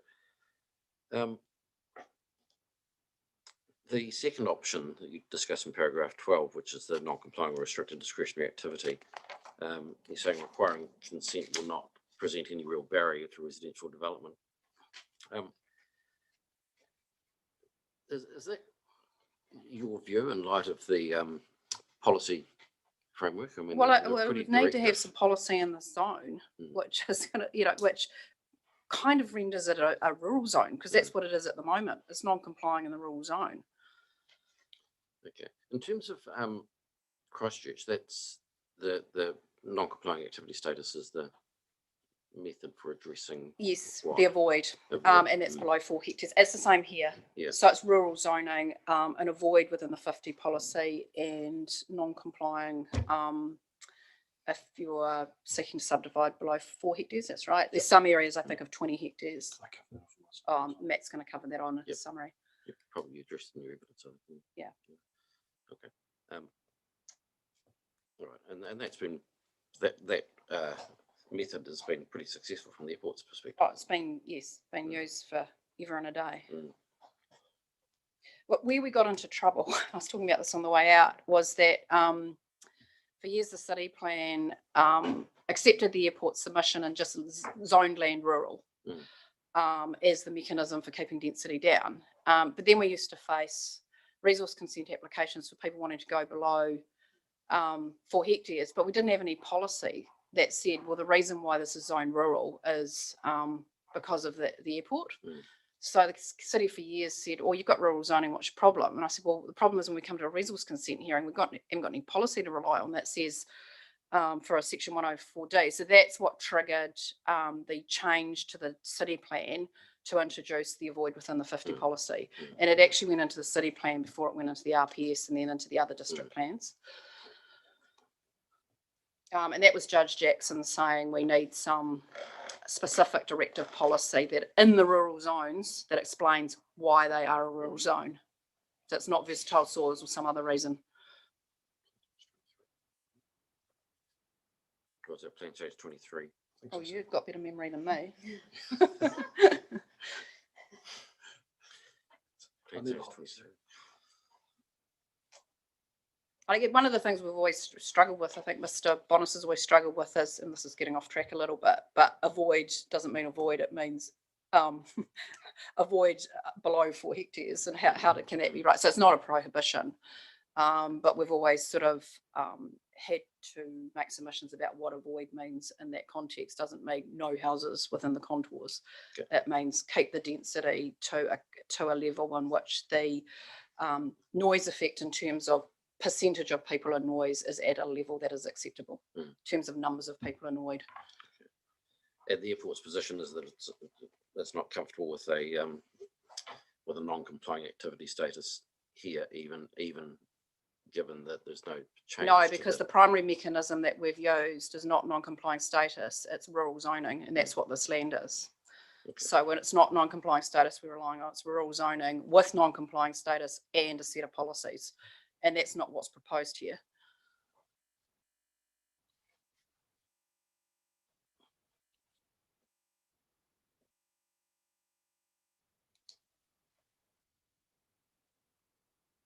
We've got some other activity statuses through the residential zones in the city, where parties are able to seek resource consent for, I think it's discretionary activities, isn't it, Matt? Or was it restricted discretionary? And we've been pretty powerless to oppose those. Pretty powerless to oppose those. So a number of them have been granted.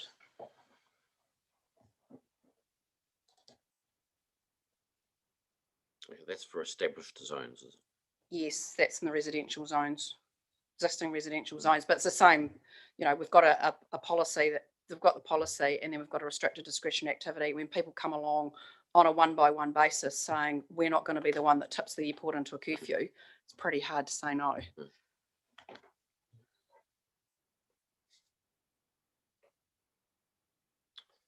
Okay, I'm interested in your submissions in terms of the MPS and particularly the responsiveness provisions, because I'm trying to work out.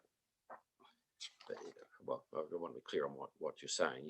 Are you saying, you know, I don't take it that you're saying the avoidance policies in relation to the in the CRPS in relation to that is a veto on, is a complete veto. No, but what I'm saying is that on the evidence on this plan change that you have, as to the effects when people are placed under a 50 LDN contour, would not lead to a well-functioning urban environment. So we're not relying solely on the policy. We're relying on the evidence which underpins the policy as well. So it's not a line for the sake of it. It's a line for a reason, and it has a whole lot of evidence that backs it up. So we're not, this isn't a single trip. We're you know, like I would say, running in relation to MAP-A, we're coming along with the evidence which underpins it and the effects which come out of it, and which we say would lead to, in this particular case, a plan change which you should be considering, but you should not be granting, because I probably agree with Mr. Cleary on the adds significantly to development capacity. I don't have a problem, but we have a problem with meeting the well-functioning urban environment on the evidence. And that evidence that you're relying on for that is the evidence about effects when people live exposed to 50 LDN, which has been accepted by a number of courts.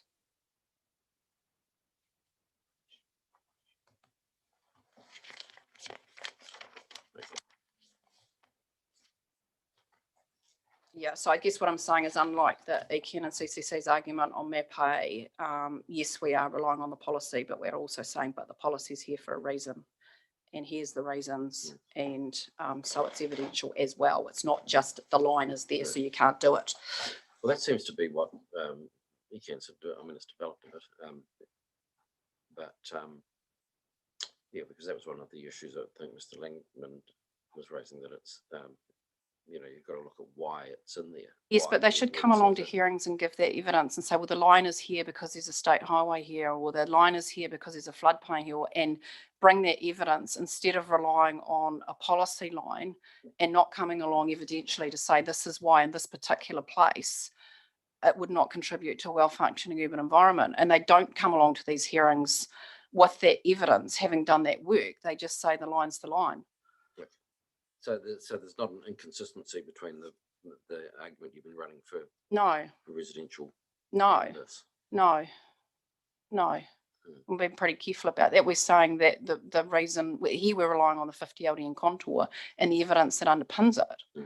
And I've not heard ECAN or the city come along at any of the hearings I've been in to say, in relation to MAP-A and the line, in relation to this area, this is why the line was drawn there, and it's going to have some adverse effect on the state highway or some reason why the line was drawn where it was drawn. They just simply rely on policy and the line being there, which I don't think is enough. They could easily take the next step and say that, in particular, in relation to this particular plan change, going on the other side of MAP-A would not create a welfare functioning urban environment because it would have this effect or this impact, but they do not do that. They do through planning evidence, probably. that's relying on policy Mm. and planning. They're not explaining why the line is there and what the adverse effect is that arises from breaching the line. They just simply say the line's there and thou shalt not cross it. They don't then take the next step of saying this is the effect that will occur if you cross the line. So, And I mean, I But I understand that they did a whole lot of work. These lines were drawn with infrastructure constraints, Yeah, no, it's- state highway, but they're not evidentially supporting that. so is the position that that I can consider, if you like, yeah, I can consider it. So it's not just well, it's been accepted, but I can't just say no. That's the end of the line. Mm. I can look beyond. Oh, absolutely. that I think you're required to, and you're required to actually assess consider the with, merits. yes, and this one falls over at the hurdle of well-functioning urban environment. It doesn't fall over because it breaches the line. And it's doesn't meet the urban environment, good urban environment because of the Because of the effects on people Okay. living exposed to 50 LDN and the evidence on that, and the potential reverse sensitivity effects on the airport. Mm.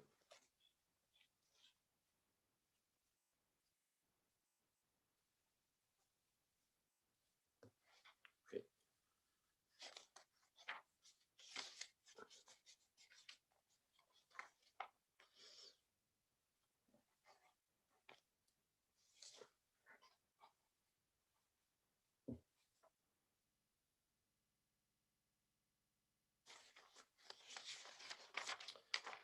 All right, thank you for that. So, Felicity. Blackmore, is it? Yes, we've got summaries. Have they been handed out? Might as well hand both of them out.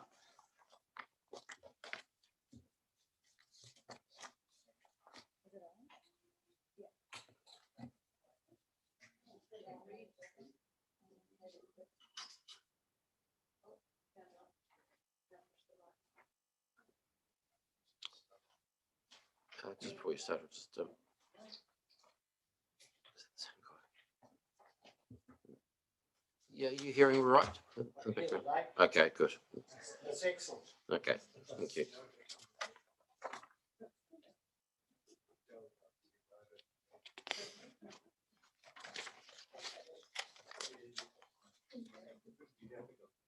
Here we go.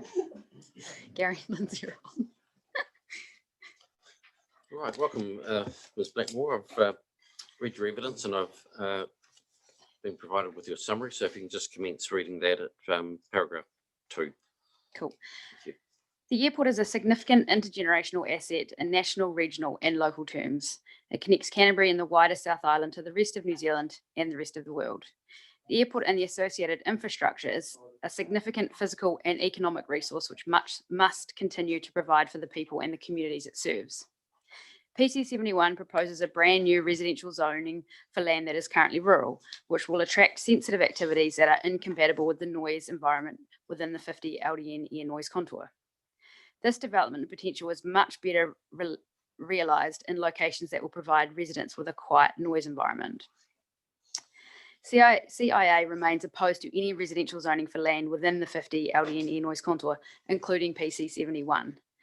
Allowing new residential areas to be established on land that is subject to this noise environment will expose larger numbers of additional people to aircraft noise, which may then impact on their amenity and result with reverse sensitivity effects on the airport.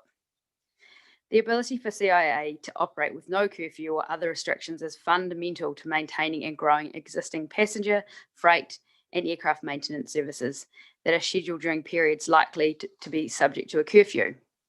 The airport is what's called a slot taker in the aviation world. It has to be open 24/7 and available to accept late arriving international flights. The planning framework for the land around Christchurch International Airport has been very effective in directing residential development to places that are not affected by airport noise. That in turn has avoided reverse sensitivity effects on airport operations. The advice that CIL has always been given is that where the land is available elsewhere, it is not a good idea to allow residential development in areas that are affected by aircraft noise or to start compromising the buffer which is currently in place. Other airports such as Queenstown have not been so fortunate and are now good examples of what can happen when planning processes do not properly separate incompatible activities. Residents are allowed to build in places where their amenity is compromised, and this in turn translates into restrictions on airport operations such as curfew or capacity constraints. The applicant in particular, Ms. Ashton, made a lot of comments about the noise contour remodeling process. I've been heavily involved in that process, and it seems that there are still some confusion on the applicant's part about the draft updated contours and the inputs and assumptions that have gone into the remodeling process. Ms. Ashton commented in her presentation yesterday that she would like more clarity about the timeframes for ECAN's RPS review and the likely timing of the independent expert panel's report, which will determine the final contours, updated noise contours. I given the most up-to-date timings that I'm aware of in my brief of evidence. This is an Environment Canterbury process, not a CIAL-led process. The modelling work done by CIAL's experts to prepare the draft updated contours for delivery to ECAN was thorough. But if you read the full report on that work, which is on our website, there are many inputs and assumptions which have influenced the final shape, size, and the area covered by the draft updated contours. All of these inputs and assumptions are going to be tested by ECAN's independent expert panel. One of the main inputs which drives the shape of the contours is flight tracks.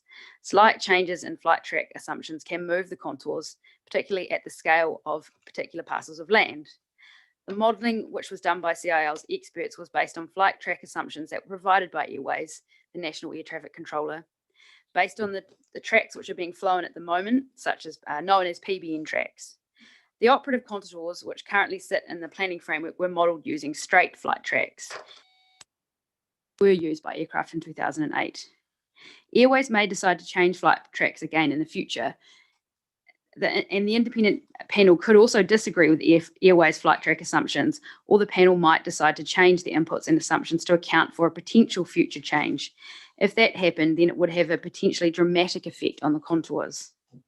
To illustrate the point, I've attached an image showing the difference that flight paths can make to the shape of the contour. This image has been taken from a slide in a publicly available PowerPoint presentation document, which explains the process that CIL went through to prepare the draft updated contours. The image has 3 contours drawn on it. The operative plan 50. Yeah. The operative plan is shown in the green line. The draft updated 50 LDN contour, which was modelled by CIL's experts in accordance with the assumptions and inputs and decisions made by CIL advisors, is shown in blue. And it's also worth noting that this is one of 2 updated contour options that we've put forward. And in pink is a sort of a counterfactual contour which shows the updated 50, what it would look like if we stuck with using straight tracks. So it's got all of the 2021 updated assumptions and the old flight tracks in it. So you might just want to explain the blue bumps, how the flight tracks have resulted in different contours of blue bits off the side, just in layman's terms. Yeah. So briefly, in the last sort of 4 or 5 years, there's been quite a significant change in the way aircraft enter and exit the airdrome. And this has been enabled by increases in technology of aviation navigation, or put it really simply, it's almost like aircraft now fly using Google Maps, whereas previously they relied on paper procedures.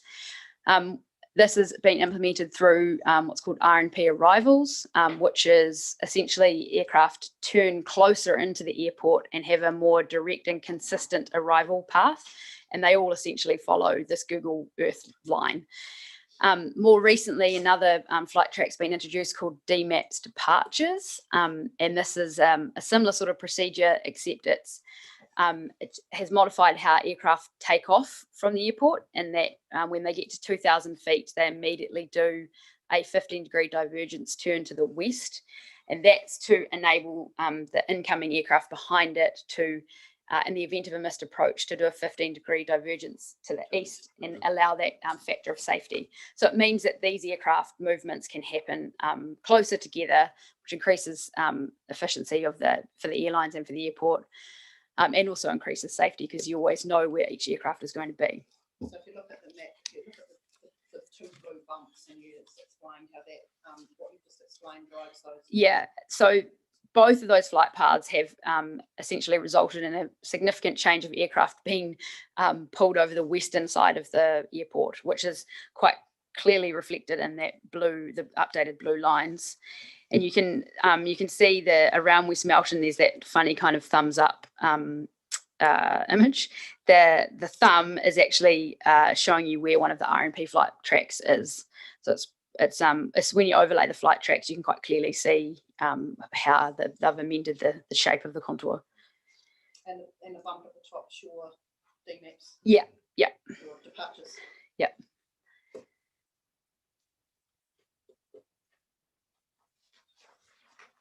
And So, I mean, at that scale, yeah, so if where's you the just site? take a look at this particular site, you can see that with we might have to dot it on there with the straight tracks, which was the assumptions in 2008, this property would still be covered by the 50 LDN contour. And it's the change to the flight tracks which moves it off this land. I don't know whether we can put a dot where the land is. I can work it out roughly. Yeah. And some of the applicants' evidence as well. Okay. Thank you. So that's it. I'll start again at 14, just so I get that point again. Yep. As you can see in the image, the flight track inputs dramatically alter the shape of the contour.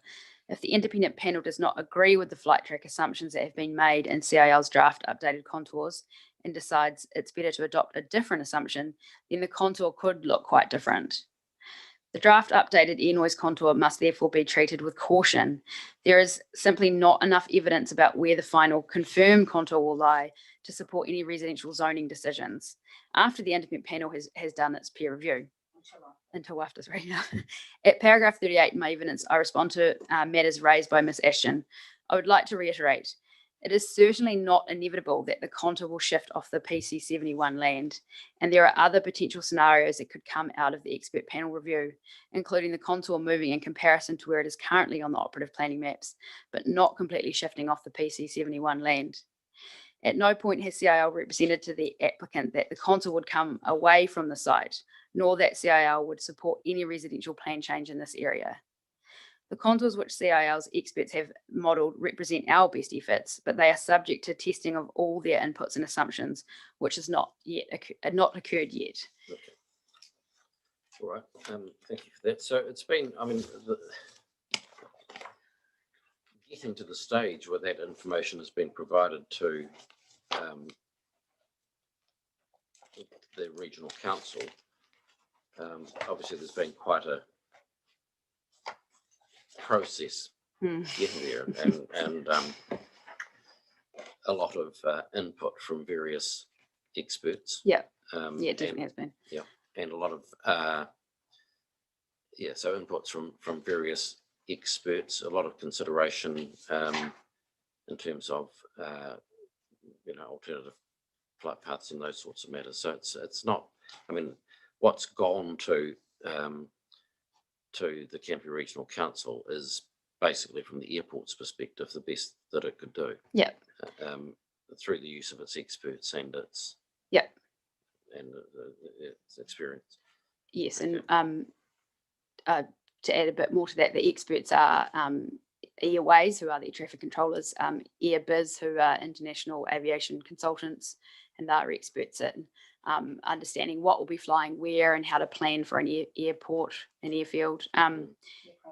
Aircraft mixes, Marshall Day Acoustics, and Barnes, or Board of Airline representatives, who can steer us around what the fleet mix is going to look like in the next 10 years. And yet it was a very thorough process to test all the assumptions and understand. And the flight tracks was a really big part of this piece of work, because the changes that are represented in these lines are a once in a generational shift in aviation. This doesn't happen very often. And it's happened now because of advances in technology and the capability of aircraft. So it's also with sort of what also has gone into this is a mix of understanding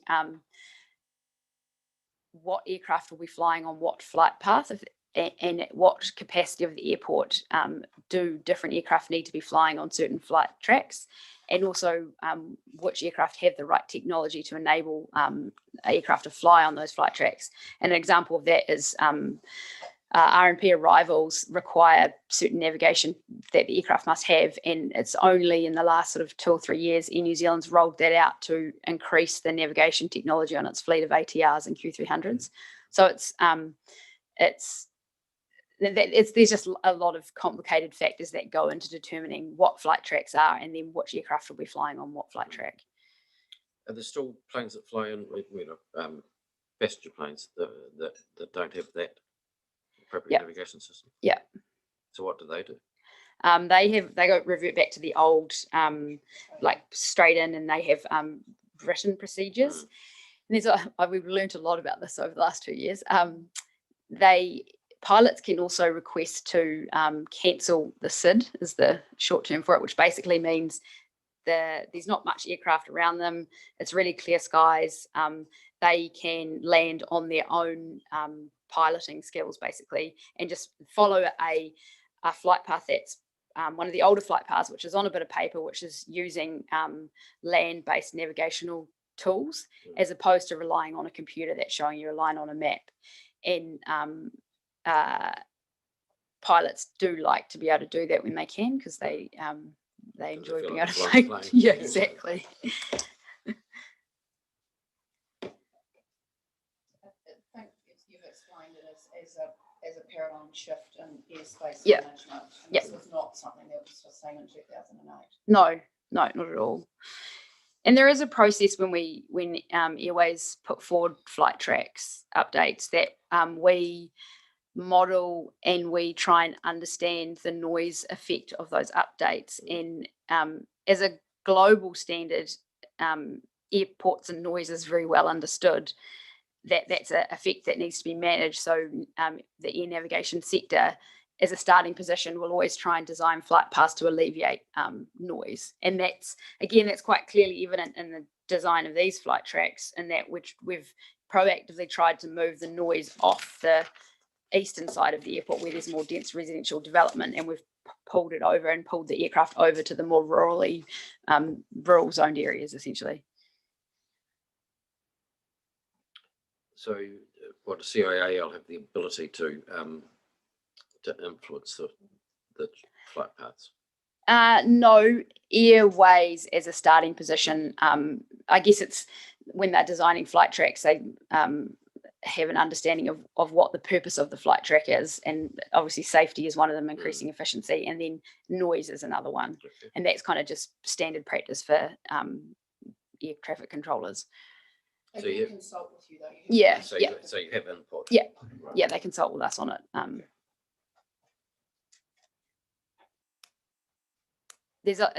Again, throughout this process, I've learned it's a very complicated process to change flight tracks, and the like CAA and the aviation regulations have a huge bearing on how that's done and the timing of it. It's it's not. It can take quite some time to go from deciding to a need to change a flight track to it rolling out and actually being operative.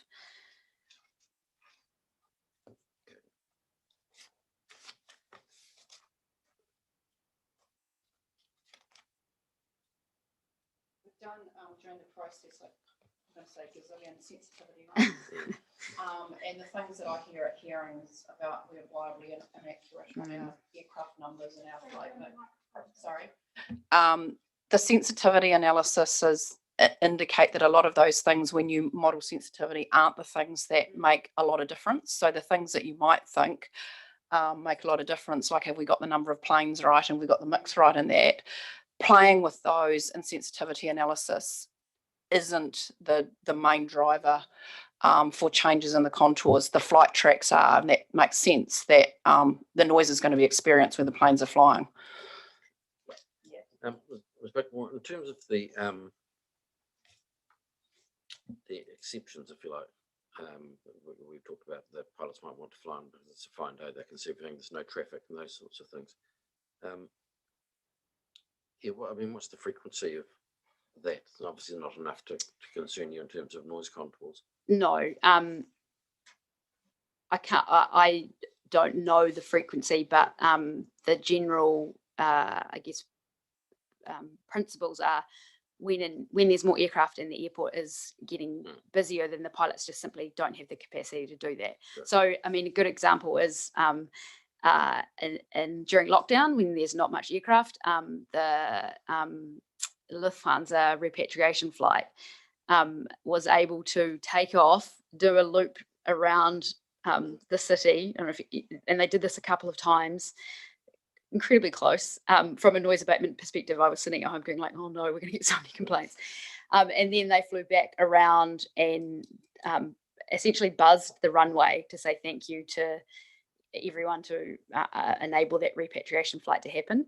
And there's absolutely no way that that could happen if there was any sense of normal aviation traffic, because it's just not safe enough. But because there's a reduced amount of traffic at the moment, it means that those options are a bit more available.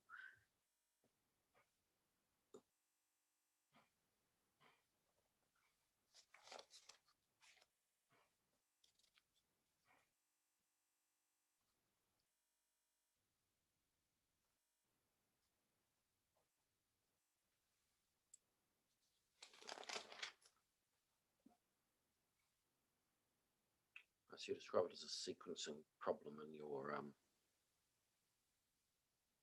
evidence, paragraph 36. So that's just a timing issue. That's to me, you're talking about sequencing. It's because this process that you've talked about is still in train. Yeah.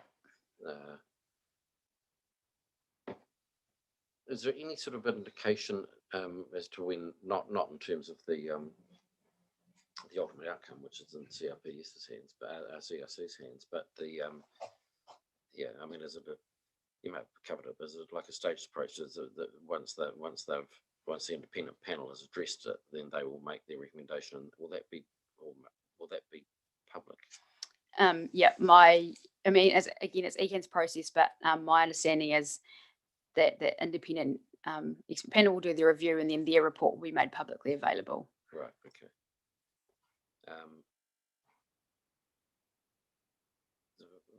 Would you say that at that stage there would be sufficient certainty? I would say not, and that's because there's a whole there's a whole sequence of regulatory plan review processes that need to happen afterwards. And until the RPS is updated and MAP A is updated, the operative contours are the operative contours. And that's part of understanding how long this process takes, and in recognition of what's happened in previous noise contour review process. That's why the airport started this in 2018. So when the request came, we could deliver the finished or the draft contours as quickly as possible. And the request from ECAN came in, I think, October last year, and we delivered them the contours in November. And I can just assist on this. The process last time of the noise contours, the accuracy of the contours were challenged by submitters actually on Selwyn District plan change process. And submitters brought along their own technical experts to challenge the contours. So yes, a peer review gives us a lot more comfort, but history would tell us that there will be groups of submitters that will bring overseas experts to challenge the modelling, because that's what happened last time. Well, they're not uncontroversial, are they? No. And there are international experts out there. There's a bunch of them that are well versed in challenging contours that we come up with, which is why we're taking some comfort from peer review process, but it's still a submission process with experts who are going to have different views than even the peer reviewer. Yeah. There's a particular professor in America who has different views on airspace management and how the airport should operate. And I well expect he will pop up for some submitter somewhere. I think I saw him through the replacement plan process. Jason Clark, yeah. Okay.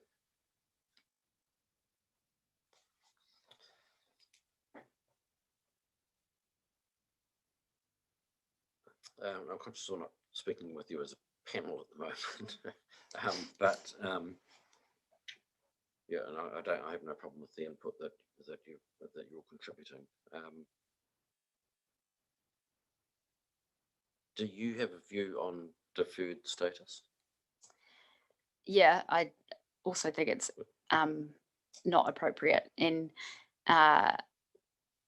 just sitting here kind of listening to everything, that directly that would translate into a huge amount of planning applications that we would have to be involved in, and it would increase, just a matter of practical terms, it would end up increasing all of our workload because we would have more consents that we have to turn up to and defend the 50. Okay. The deferred status wouldn't have that effect, would it? Arguably, that effect might be relevant if you're looking at the rules-based approach, so non-complying. I guess I can't answer that, and I'm not a planning expert, but to me, it opens the door and is a crack in the ability for applicants to expect that it will be a future residential zone. And obviously, that would still be non-compliance. It's just like the multitude of applications we face in the city where people come, still be zoned rural in the meantime with an expectation it's going to come off, and so it's still a non-complying resource consent. That there would be the expectation that it's easier, so it's not going to stop an application for a non-compliant resource consent. No. Or discourage it. Okay. And it's really they can do that at the moment under the rules. They can, but they run into policy. The policy, and we've already been to the High Court once on the policy, specifically on the 50 policy, which it's a bit like Magpie, where the High Court said don't bother. So that does tend to be a discourager, but we still do get the odd application. People, particularly in rural zones, making application for non-complying activity. Usually, if they're well advised, they don't bother, but we still have them. Yeah, there's various problems. All right. Okay. Well, thank you for speaking. Thank you.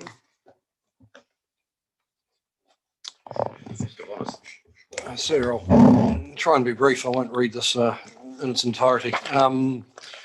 What I've tried to do is I listened in on video link yesterday to both Mr. Cleary and Miss Aston, and I've covered off a couple of their comments as well. So I'll just go to start at 4, if I may, sir. In square brackets, I've just referenced the paragraph numbers from my evidence in chief to assist later on. At 31 and 33 of my evidence in chief, identify that the 50 dBA contour is used for the purpose of protecting community health and amenity values and discouraging urban development in close proximity to the airport. The requirement to avoid noise-sensitive activities within the 50 dBA contour is contained in the RPS and operative plan. And also, I note a footnote, also the operative plans within the Waimakere district and Christchurch city. And one of the, I guess, the central principles within my evidence in chief is that the operative contours provide a systemic approach to managing noise-sensitive activities under the 50 dBA within Greater Christchurch. And I guess what we're looking at here is a more incremental consideration of what that is. And I think that comes back to my rationale for why deferred zoning, in my view, is not appropriate in the planning context. I've identified that the air noise contours have been used in one form or another for a substantial period of time. And I've also identified that the requirements in those statutory documents is both directive and ensures a consistent approach to the management of reverse sensitivity effects on airport operations across Greater Christchurch, which was the comment I was ad-libbing on before, with very prescriptive policies and objectives within the operative Selwyn District Plan. The National Policy Statement on Urban Development was gazetted after the RPS and Operative Plan. It's not a surprise to anyone here, but the RPS and Operative Plan remain relevant and part of the framework that should be considered in determining PC 71. As identified yesterday by Ms. Aston, Policy 8 of the NPS opens the door, and I agree with that sentiment. Okay, well, that's something I wanted to check with you, that you do agree with that sentiment, that it opens the door, and similar to the discussions I had with Ms. Appleyard. Correct, sir. Okay. Where perhaps I slightly different from Miss Aston is that it's not ultimately determinative alone in terms of the way, whether the plan change should be approved in full, in part, or rejected. I acknowledge the housing enabled by PC 71 will provide additional housing capacity. However, although the NPSUD was created in response to a need for responsive housing supply, my understanding is that it does not set aside other provisions within respective higher order policy framework. It's not presumptive in that way. Objective 6 of the NPSUD requires that decisions are integrated with infrastructure planning. Now, in my view, sir, unless there's a demonstrable shortfall in short-term and medium-term housing supply, I am concerned that the NPSUD requirements for responsive housing supply are being conflated by the proponent of the plan change with the remodeling exercise for the air noise contours. The plan change as notified does not seek to amend any policies or objectives in the operative plan. And in my evidence in chief, I've addressed policy B4372, which seeks to avoid rezoning land for new residential development in areas under the 50 dBA contour. Now, I disagree with Ms. Aston that the policy could then subsequently be amended as a consequential change to PC 71. Section 74(1)(c) of the Act require rules to implement policies. Section 32(1)(b) obviously requires the efficiency and effectiveness of rules and policies be looked at in terms of how they achieve the objectives. That's simply not how the architecture of the Act works. Therefore, this aspect of the plan change proposal cannot be said to implement operative policy B4372. It is neither effective nor efficient in achieving this policy, which seeks to directly avoid rezoning land for new residential development under the operative 50 dBA air noise contour. And I'd go as far as to say that includes a deferred rezoning proposal as well, sir. Okay, well, do you want to just address that now, Mr. Bonus? I know it's interrupting you. Certainly, sir. Yeah, just tell me your reasons for that in terms of the deferred. So for me, sir, that policy is very, very directive. Yeah. It simply says to avoid rezoning of land for residential development. Even with a deferred zoning, there's an anticipation and expectation that residential activity is indeed appropriate within it. The point made through Ms. Blackmore and legal submissions by Ms. Appleyard is that there is no absolute certainty. There is no evidence in front of you, sir, as a decision maker, that those contours will indeed change. In my view, sir, that runs us into direct conflict with that policy, both as a deferred zoning prospect, but certainly as a living Z zoning with a non-complying or restricted discretionary status. Also further within the framework, sir, and I think you've heard discussion about 6345 in the RPS, but there's also policy 63115H. I really do need a hobby, which talks about introducing new greenfield rezoning areas and making sure that they are consistent and compatible with strategic infrastructure. That policy provision, granted, is not as directive, but it still has bearing on the issue at hand.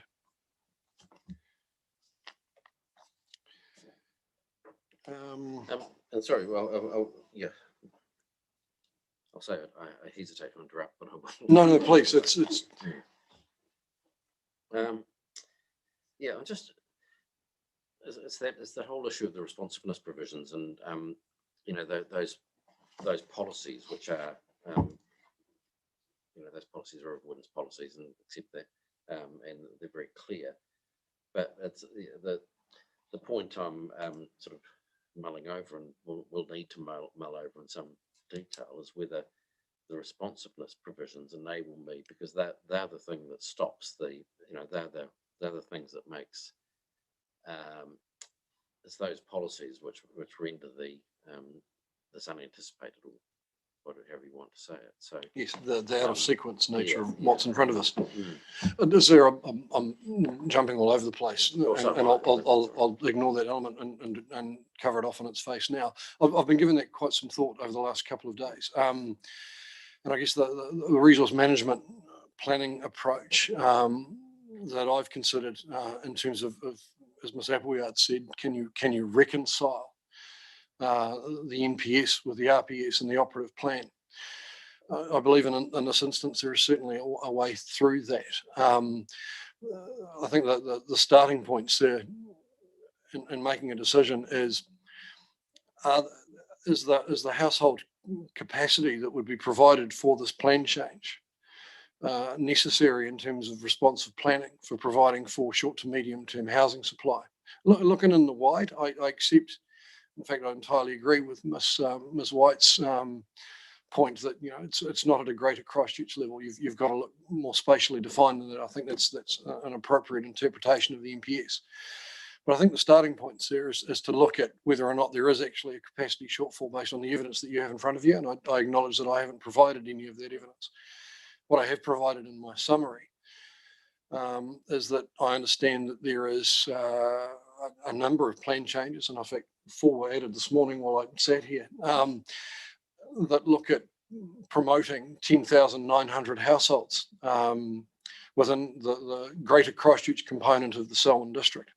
Now, I acknowledge that not all of those will be accepted. They still have to run through a process, and we've only got a decision on a couple of those. I can't advise as to which ones will get through or not, but a number of them will not have the constraints in terms of the airport contours or other qualifying matters that this one may well have.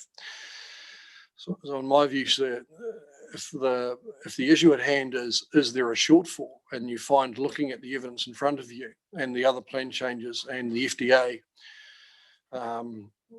that's introduced in the RPS, that we don't have a short to medium term shortfall, then the decision as to whether to put to one side the operative 50 dBA noise contour is something that can be more comfortably done.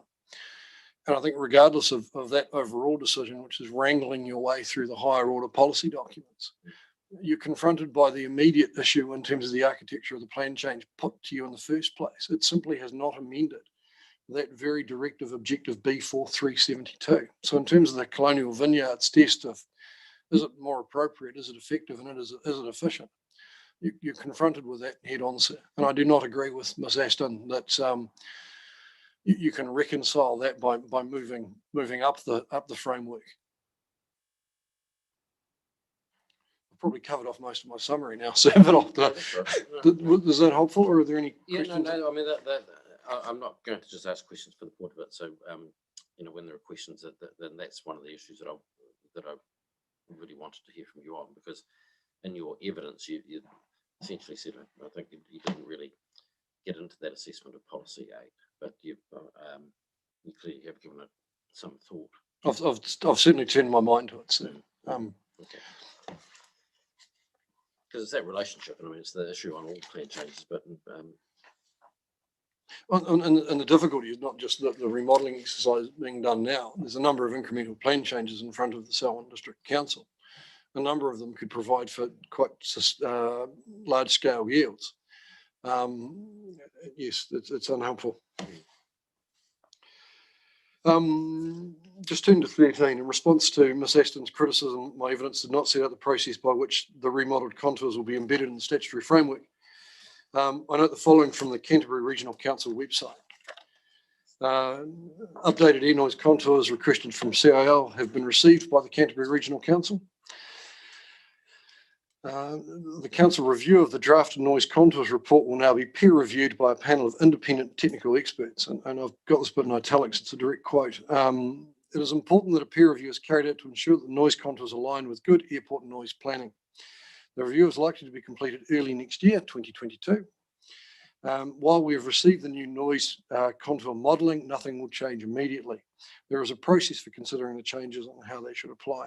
And whilst that's only a comms memo within a regional council website, it touches on two important things. One is that it's reasonably clear that they're not going to just accept the information provided by CIL without question and robust analysis, and that's clear there. The second limb is that they're signalling quite clearly that they'll take some time to actually incorporate that material in the statutory framework and do it in a sort of comprehensive and holistic manner, which is the point I touched on right at the beginning. The contours spread across 3 districts. and looking at it in a holistic and comprehensive fashion, I think is far better than sort of incrementally as we're forced to in this particular instance. This is also from the website. The noise contours will provide an input into the Greater Christchurch Spatial Plan Work Programme. Consultation on the spatial plan is expected in early 2023. And Sir, in answer to your question to Ms Appleyard earlier, I think that's the first opportunity that the wider public will have to actually interrogate those. But that's done what it looks like as a sort of informal rather than statutory consultation phase. In terms of actual formal submissions, the spatial plan will be given effect to in the regional policy statement in respect of district plans. The RPS is expected to be notified in December 2024, and that will obviously commence the formal submission and interrogation process. That's 2 years away, even. Yeah. It is, sir. But I think, as I made the point in my evidence, either the deferred status of what is being put forward in the plan changes that was notified, or the non-complying status that emanated from Miss Aston's evidence in chief. Under either of those categories, it's not short-term capability that would be provided by those 220 households under the contours. At best, it would be medium capacity. Which would also, I guess, align with the timing by which the RPS would be notified. The only change to that was yesterday, Ms Aston identified another alternative limb, given it's a single focus issue, could be restricted discretionary activity status. My understanding under the NPS, and I'd have to find the clause, it's 324 or somewhere in there, that would make that short-term capability if that was indeed the case, and all the other infrastructural issues were able to be brought to bear. At 16, I acknowledge Ms Aston's frustrations as to potential delay should the 50 dBA airport contour be subsequently moved. However, unless there is a broader community cost associated with the inability to develop 220 dwellings contained within that area, subject to the air noise contours, rather than finding available land somewhere else, at least until that matter is resolved, I consider this the more appropriate approach. And that was what you and I were discussing earlier, sir.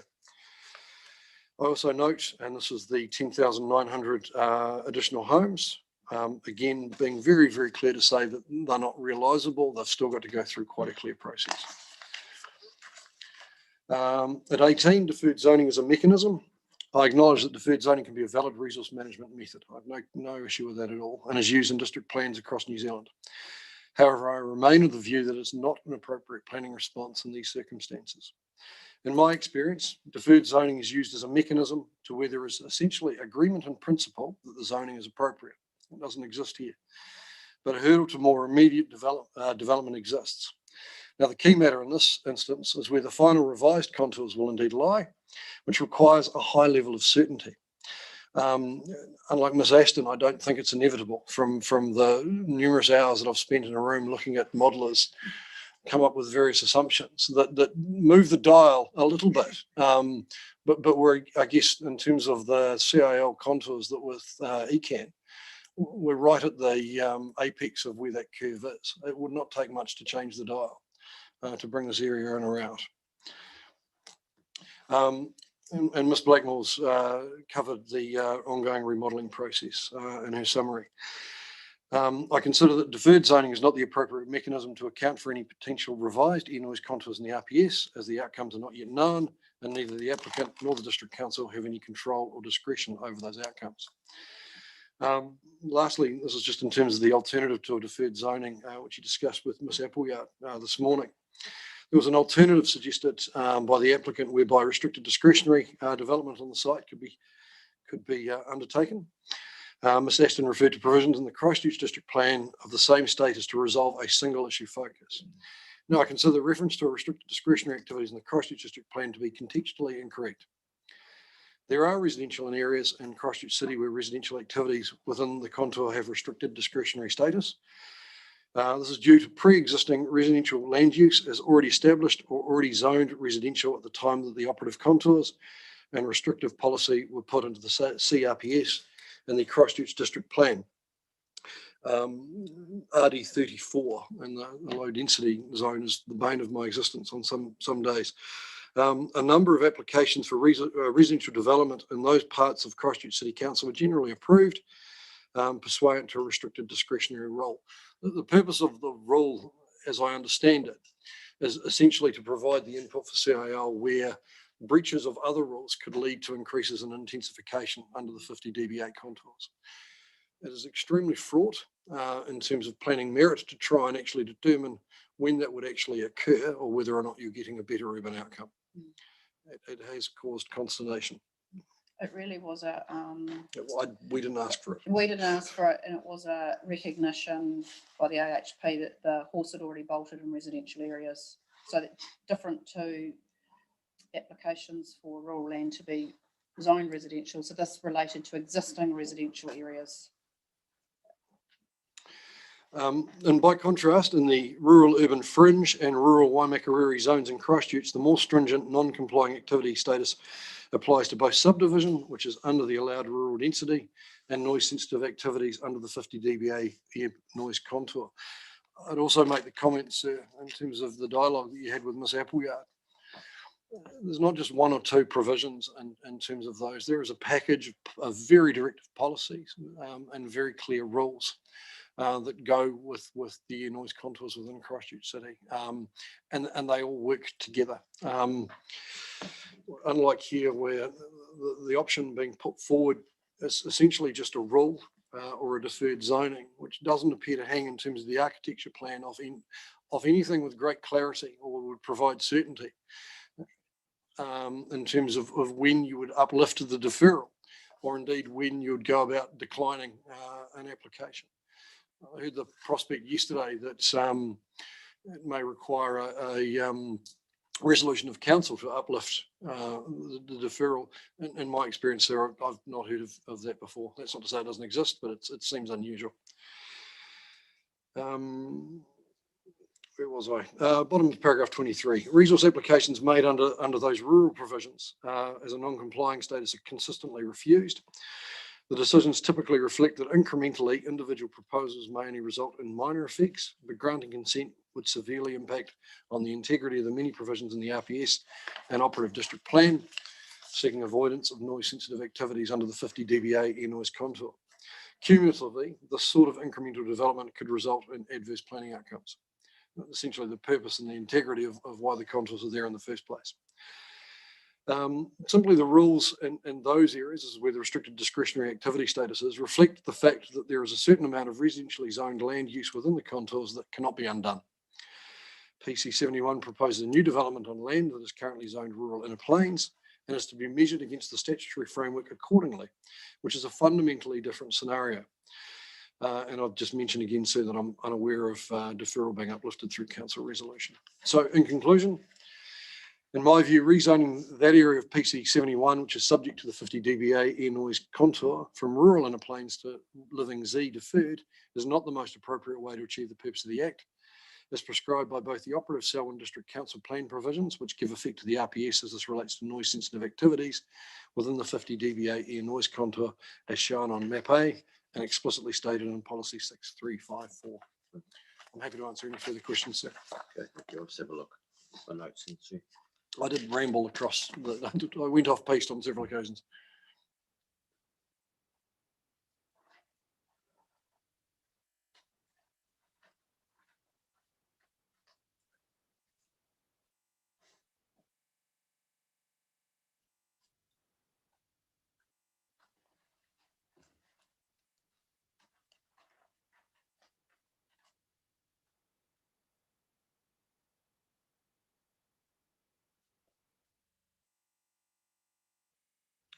Okay, so in terms of the deferred zoning option,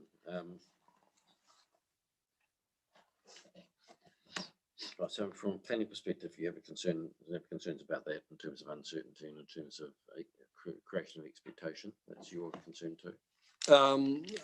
That's it in terms of an administrative sense. So once that's actually up and running, there's the concern that I've also raised that because the contours and the remodeling exercise needs to be looked at holistically and applied across Greater Christchurch, it also sends a signal in terms of what happens in this intervening period. So there's an administrative localised implication in terms of a deferred zoning, but there's also sort of a wider Greater Christchurch concern that I have as a planner under the RMA as to how do we thread our way through that intervening period as well, given that there is the ability at the moment to rely on the 50 dBA contour and those very directive policies and objectives as to the appropriate planning approach. Because a deferred zone is not going to impact on the, if it's properly drafted and the deferral mechanisms are in place, etc., etc. I mean, it's simply not going to have any impact on the airport at all, is it? Because unless the contours, until those contours are moved, and then it won't have an impact anyway. Yeah, and I think another thing that it's true to an extent, but it comes down to the evidence in front of you as to where the contours will finally lie, and do you have certainty and confidence? Is there an evidential framework in front of you that they will indeed be moved in their entirety? I haven't got it, and as I said before, I've been in a number of focused technical meetings where the dial gets shifted a wee bit and the changes are quite pronounced. The other issue, I guess, I don't have an issue with deferred zonings at all. In fact, I've recommended them on a number of plan changes that I've proposed. But with all of those, there's been a clear hurdle that is the only thing holding things back. Everything else is agreed in principle. And the ability to remove that hurdle is generally within the control and discretion of either the proponent of the plan change or the council itself. And there's in the architecture of the plan provisions, it's quite clear as to what the steps are. And I've read a number of alternative rules and mechanisms, but I'm very unclear in my mind as to what, how, and where the deferred zoning, if it was seen as appropriate, if it was seen as certain, would actually be worked through. What would be the uplifting mechanism, and how would it fit into the plan, and what is the appropriate policy that provides the nexus to it? So, sorry, sir, there's a very long-winded answer. Do I have an issue with deferred zonings? No. With this one, yes. I suppose it's deferred until an event happens, but you can't have a deferral if you're not certain that the event is going to happen. Okay, it's Mr. Bonus's opinion that I'm interested in at the moment, but you've given me your opinion. All right.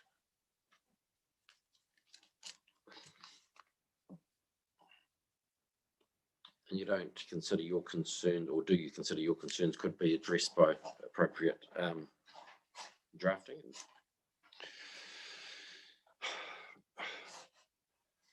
It doesn't resolve the certainty or otherwise issue in terms of creating an expectation around deferral. You could create a rule if there was certainty, but sir, I don't believe that you have the opportunity to go up the framework of the plan to amend policies and objectives to actually incorporate the rules as would be appropriate and necessary in terms of section 74 and section 32. All right, Mr. Bonus, and thank you for that, and thank you for your assistance. Thank you, sir. Thank you. Sorry, sir. I put submissions in to talk at this hearing, and I've been denied my rights to talk. And my evidence would be opposite to what I'm hearing here today. I live exactly the contour finishes here. I can show you my map. Okay, so you gave just before we start, I would invite everyone in this room and you down to my place. It's the airport contour finishes at my place and starts over the road. And everything you hear, what they've been saying, is just totally irrelevant.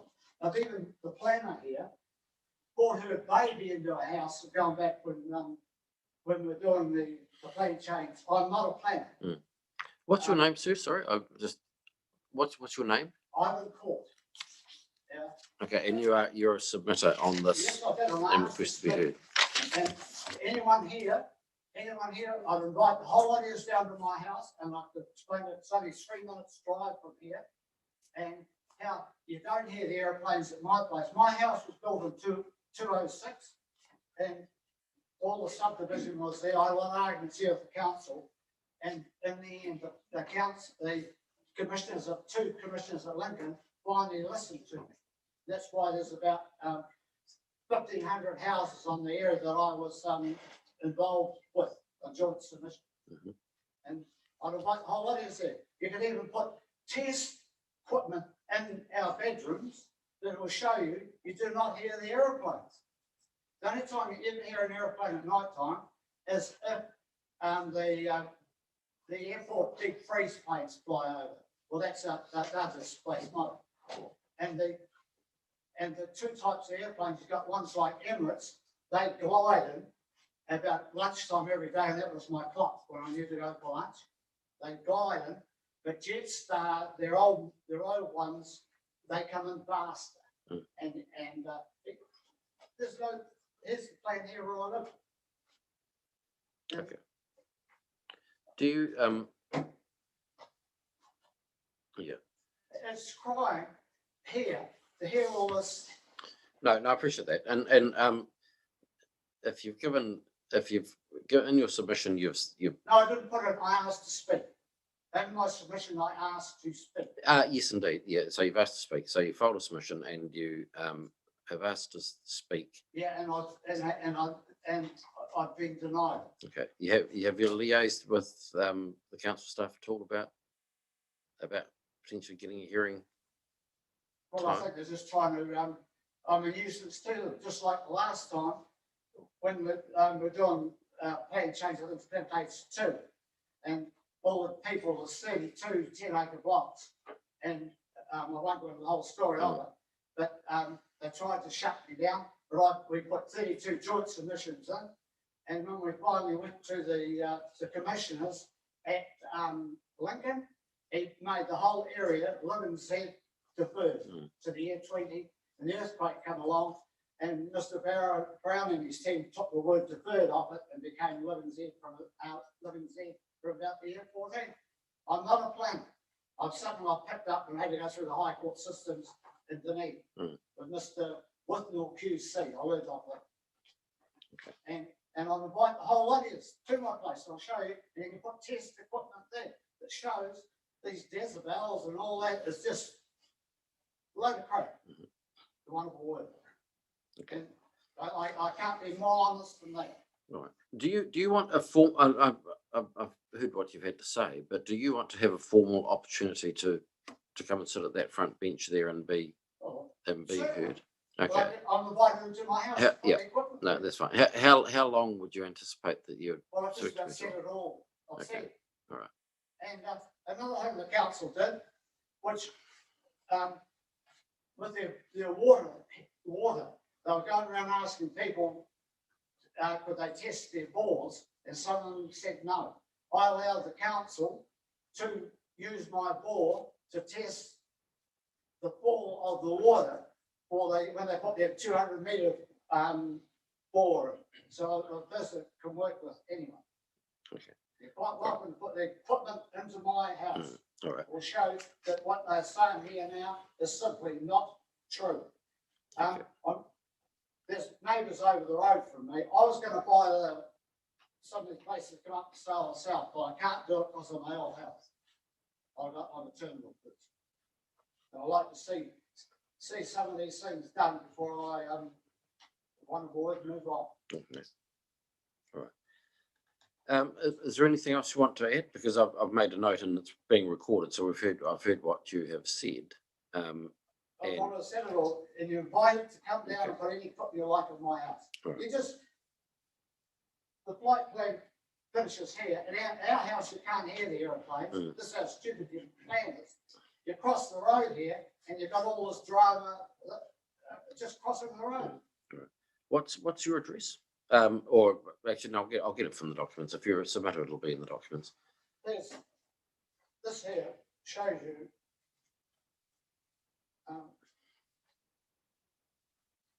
Can I drop it on your desk? Yes. And you're all welcome. I'll be a bit precious and ask if you just put your mask on as you come up. Not a problem. Nothing's happening with me.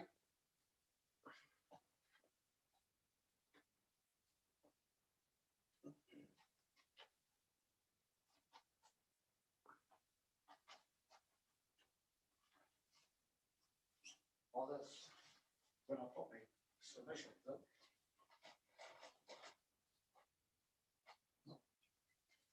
I'll just get the glasses. I'll have this, show you my house.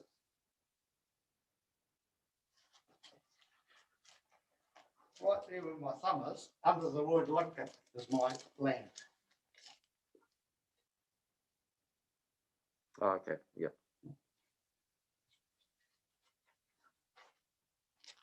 Not sure anyone needs to see that, but I'll give it to them. yeah, no, it's nice. No. And that there is my house. That's my house. These here, I kept 10 sections back. I sold about 40 off. That's my house there, and there's the land there. Right. And as I'm saying, you're quite welcome to put your test equipment in the bedrooms of my house. But I'll show that we don't have problems, and there's all the disputes for land over there. Okay, are you happy to leave that?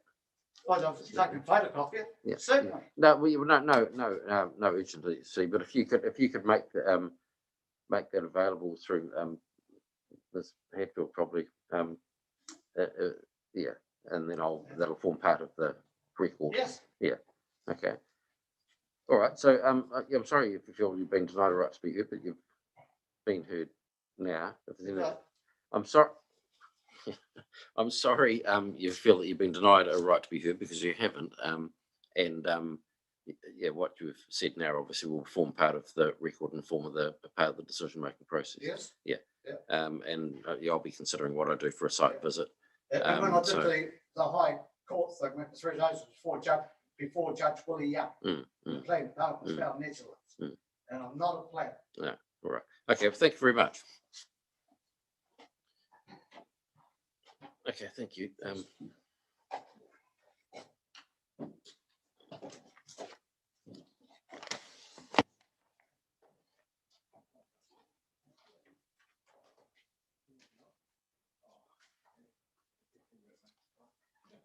All right.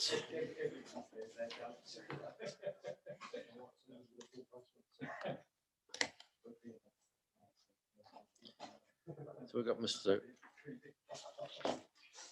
Collins.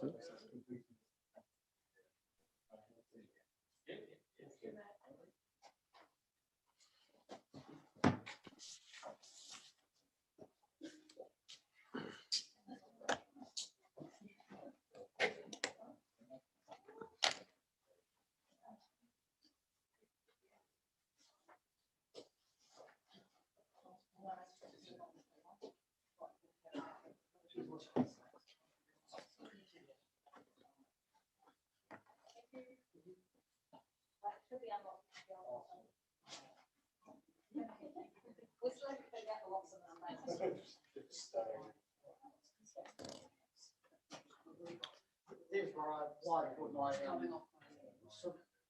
speak submission. Okay, we'll find. Yep. Okay. So just before, so we've got Mr. Collins. Oh, they. Oh, Joe, could we and Mr. Cleary, can you either chat outside or towards the back?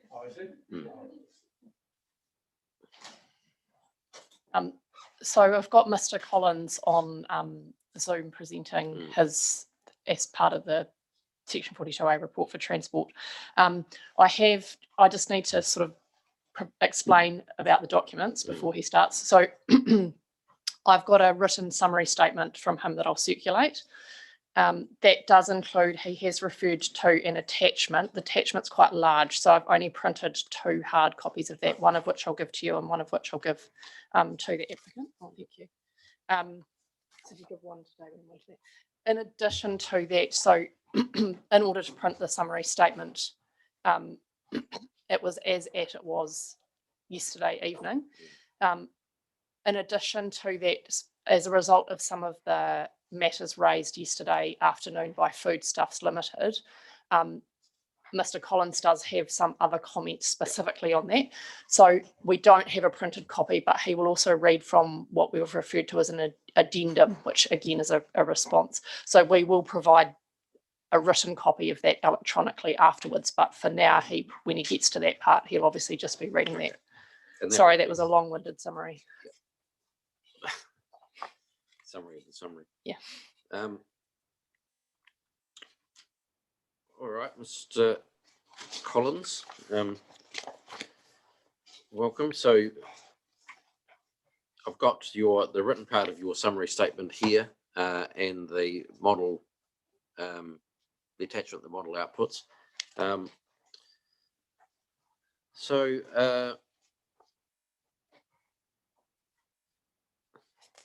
happy with your introduction and your agreement with the code of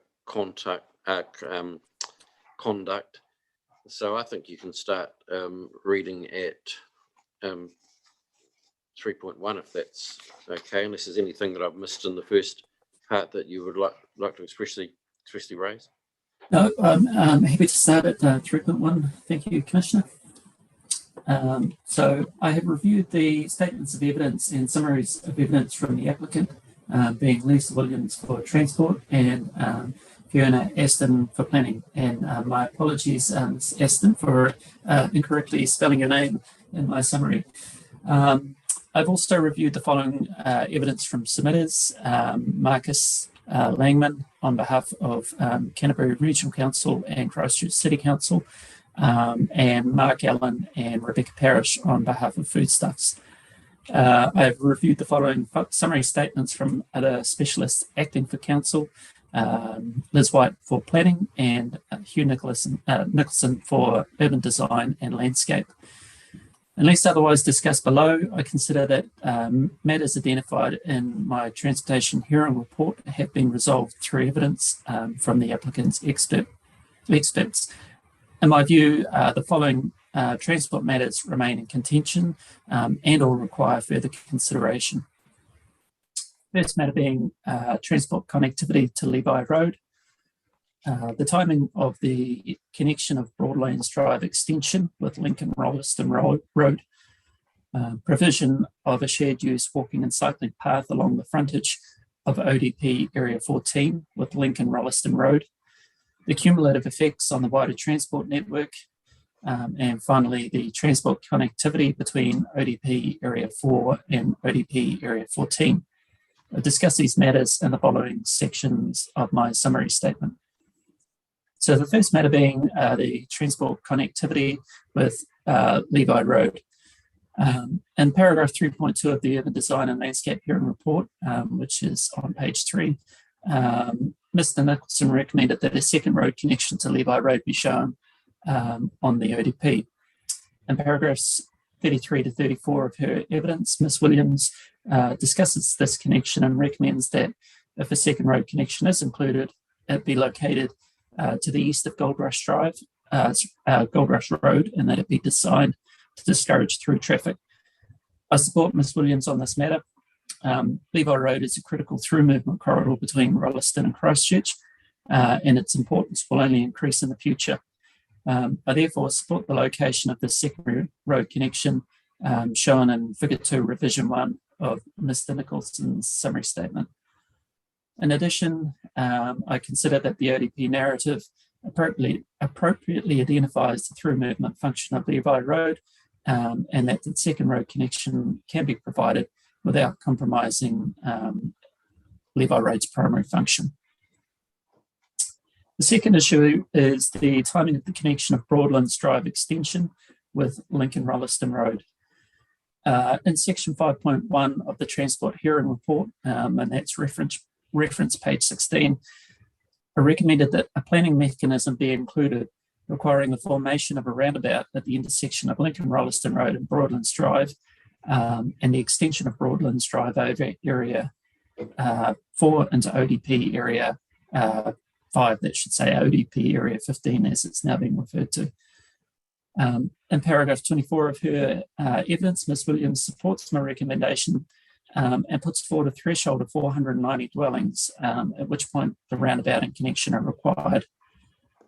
While I agree with the approach that Ms Williams has taken to establish this threshold from a transport efficiency perspective, in my view, this does not adequately address potential effects on the effectiveness of the transport network. With the northern and southern portions of Plan Change 73 potentially separated by deferred zoning or a retained rural zoning as recommended by Ms White, the northern block could develop with only 1 or 2 road accesses, both onto Levi Road. This would limit the connectivity and resilience of the transport network within the northern block. I therefore recommend a planning mechanism be incorporated, requiring Broadlands Drive connection to Levi Road to be formed in conjunction with any development within the southern portion of the northern block, as shown by Mr Nicholson in paragraph 2.8 and figure 2, revision 1 of his summary statement. I haven't repeated that figure in my evidence. I felt it was easier just to have the single point of reference for you, Commissioner. Right, thank you. Just, if you don't mind, just have Sure. some questions as you go. Okay, it's just so I'm clear of what your concern is in relation to that matter, your real concern. So efficient, you say, so it's been established from a traffic efficiency perspective, and then you talk about it not adequately addressing potential effects on the effectiveness of the transport network. that's correct. So Ms Williams has established the 491 dwelling figure based on the traffic modelling, and I agree with. Sorry, if you just wait just a minute, Mr. Sure thing. Sorry. So the answer is, he's making reference to Mr. Nicholson's summary statement, which is a document we haven't seen. Yeah. Have you got any hard copies? Because I think because otherwise we're sort of listening to his answers slightly in the abstract. All right. If you just wait a minute, we'll get that. We'll get that attachment. Sure thing.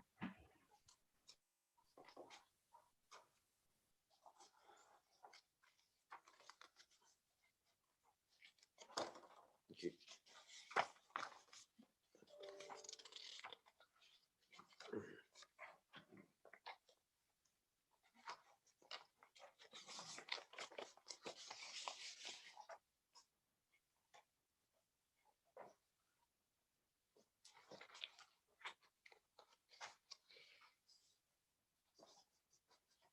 Okay, so it's figure 2, revision 1.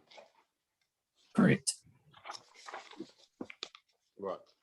So we have that now. So this is the hashed red line. Yeah. Well, just explain. Yeah, just identify.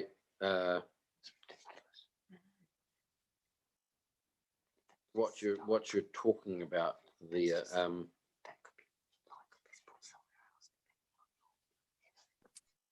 Certainly, Commissioner. So my concern is, while I agree with Ms Williams' approach in terms of the efficiency of the transport network, and efficiency of the network is usually talked about in terms of vehicle movements, level of service, delays at intersections, things like that. So I agree with the approach that she's taken there. However, I don't think, or in my view, that doesn't address issues around the connectivity of the transport network. So connectivity and resilience of the transport network are more, and that's where I talk about the effectiveness of the transport network. So my concern is that with the deferred zoning or rural zoning, separating the two sections of Plan Change 71, there's a potential for the northern block to develop in a way that is not connected or not well connected with the wider network. There's the potential for the 2 road connections out onto Levi Road, but no connectivity to the rest of the transport network. And that's where I'm coming from in terms of my position for requiring that connection through to Lincoln Rolleston Road, with any development in that southern portion of that northern section of zone enabled zoning. Okay, so that's the yeah. There are several or three arrows here that show connection through to ODP 4. Which one are you talking about specifically now? Is it the one nearest to the corner of? It would be the Broadlands Drive extension. So shown on Mr. Nicholson's figure 2, it is the southern road, or the third road for that northern block, if that makes sense. Yeah. So that's I mean, you can see me, I presume. It's that one there in the bottom corner. That's what we're talking about. The one that cuts across the very southern tip of the foodstuffs site. Yeah. Okay. All right. Thank you for that.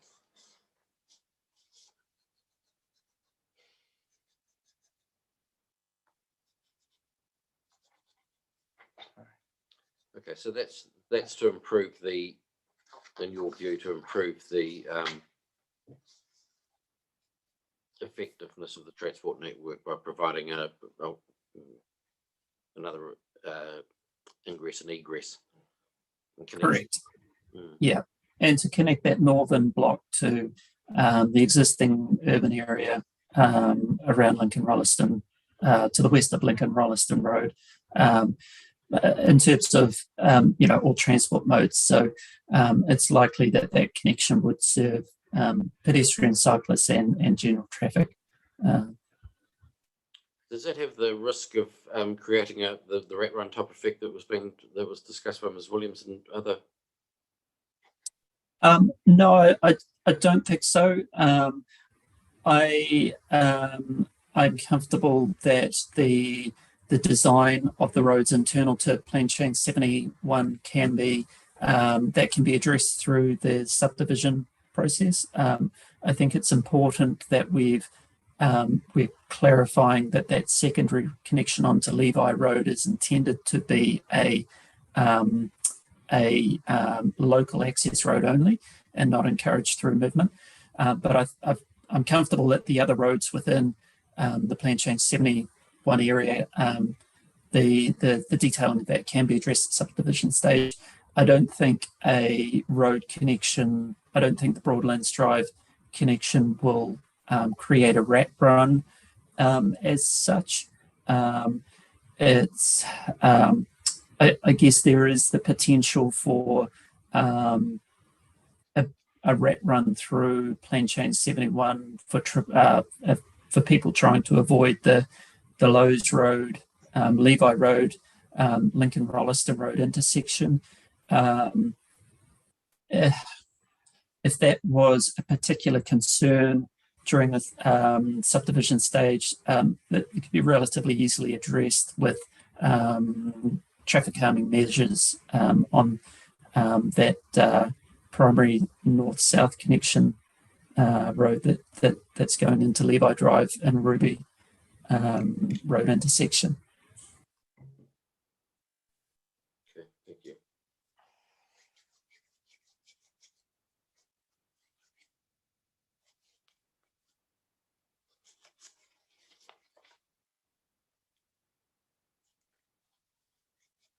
What about the location? I mean, you'll talk, I'm sure, about the foodstuffs matter and make it clear that it's an issue for me to decide whether, in fact, I can take that into account. But if that was, if that could be moved, or could that be moved? I've addressed that in my addendum, which Ms. White was referring to. We'll talk about that when we get to that then. Sorry. Sure thing. Right. No problem at all. All right, so you're at 6.1 now? Correct. So the next issue is the provision of a shared use walking and cycling path along the frontage of ODP Area 14 with Lincoln Rolleston Road. In section 5.4 of the Transportation Hearing Report, and that's reference page 19, I recommended that the ODP identify walking and cycling facilities along the site frontage with Lincoln Rolleston Road, including safe crossing points to the shared use path on the western side of Lincoln Rolleston Road.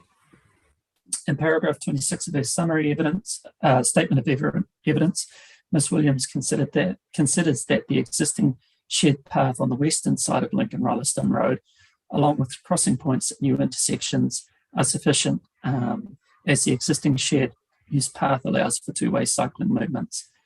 I disagree with Ms. Williams on this matter and consider that cycling facilities are required along the eastern side of Lincoln Rolleston Road. Reasons being, Lincoln Rolleston Road is an arterial road. It obviously carries a high volume of traffic. This creates a barrier to crossing movements for pedestrians and cyclists. Development within Plan Change 71 will generate internal cycling demand, that being residents cycling to other locations within Plan Change 71. In my view, these cycling movements will be suppressed if cyclists are required to cross Lincoln Rolleston Road to use the existing cycle facilities and then cross back to the eastern side of the road at their destination. And thirdly, cycling facilities on the eastern side of Lincoln Rolleston Road will help address the disconnected nature of the northern and southern sections of Plan Change 71, which will occur as a result of the deferred zoning or retained rural zoning as recommended by Ms. White. Okay, so yeah, no, understand that. What is it common to have the shared use facilities on both sides of the road in Rolleston? In my experience working for multiple councils and road controlling authorities around New Zealand, it is common for there to be facilities on both sides of the road where that's feasible, on both sides of an arterial road where that's feasible. You will get some situations where where a two-way facility is only provided on one side of the road. That will usually be where there's constraints such as heavy vehicle crossings that you're trying to avoid putting cyclists across those, or where you have fewer intersections on one side of the road, so you have fewer disruptions to those cycling movements. But for a standard arterial that has no specific constraints on it, in my view, it's good practice to provide them on both sides. I think for Rolleston, I think Southern District Council has been quite progressive in getting some of these shared use paths in place already, such as the one on the western side of Lincoln Rolleston Road.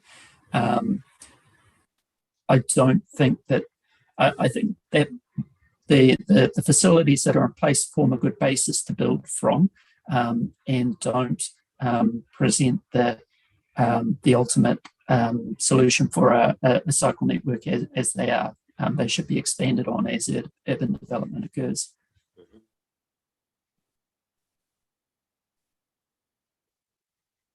All right, thank you. So the next matter was the cumulative effects on the wider transport network.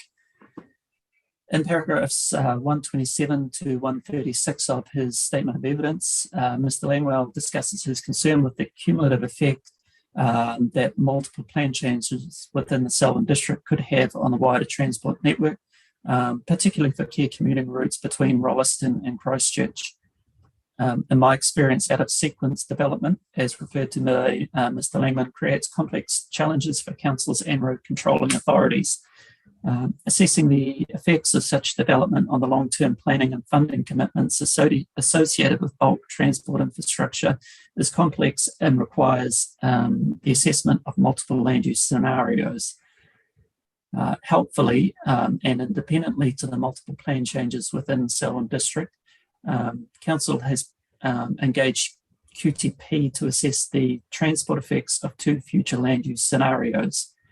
As the QTP report was not available at the time of writing my hearing report, I have attached it as Appendix A to my summary statement. The QTP report analysis compares 2 future growth scenarios. Scenario 1 is a 2038 growth scenario, which is based on forecast growth agreed by the Greater Christchurch Partnership Committee for Households, Population and Employment. Scenario 2 is also a 2038-year assessment, which essentially takes scenario 1 and adds an additional 10,000 dwellings to the Selwyn district only, without any changes to employment or any changes to households in Christchurch or Waimakariri. These households were added into the model to approximate the multiple plan changes for rezoning that have been lodged with Selwyn Council, and that includes Plan Change 71. The QTP report analysis found that the travel patterns in both scenarios are indicated to remain similar to 2021, but with an increased magnitude proportional to the population increase, and that being around about a 32% increase in peak hour trips. There is and will be high demand between Christchurch and Selwyn, with approximately 50% of Selwyn's peak hour trips starting or finishing in Christchurch, with trips distributing across available corridors between the 2 districts. For both scenarios, limited growth is indicated on some typical commuter routes, such as the Springs Road and Shands Road corridors through Precedent, and this is due to downstream constraints within Christchurch. The result of this is that other routes within Selwyn and Christchurch see a much higher increase in traffic, and that's obvious on State Highway 176 corridor, the Madison's Road and Waterholes Road corridors. For both scenarios, more than 90% of peak hour trips are indicated to be by private vehicles.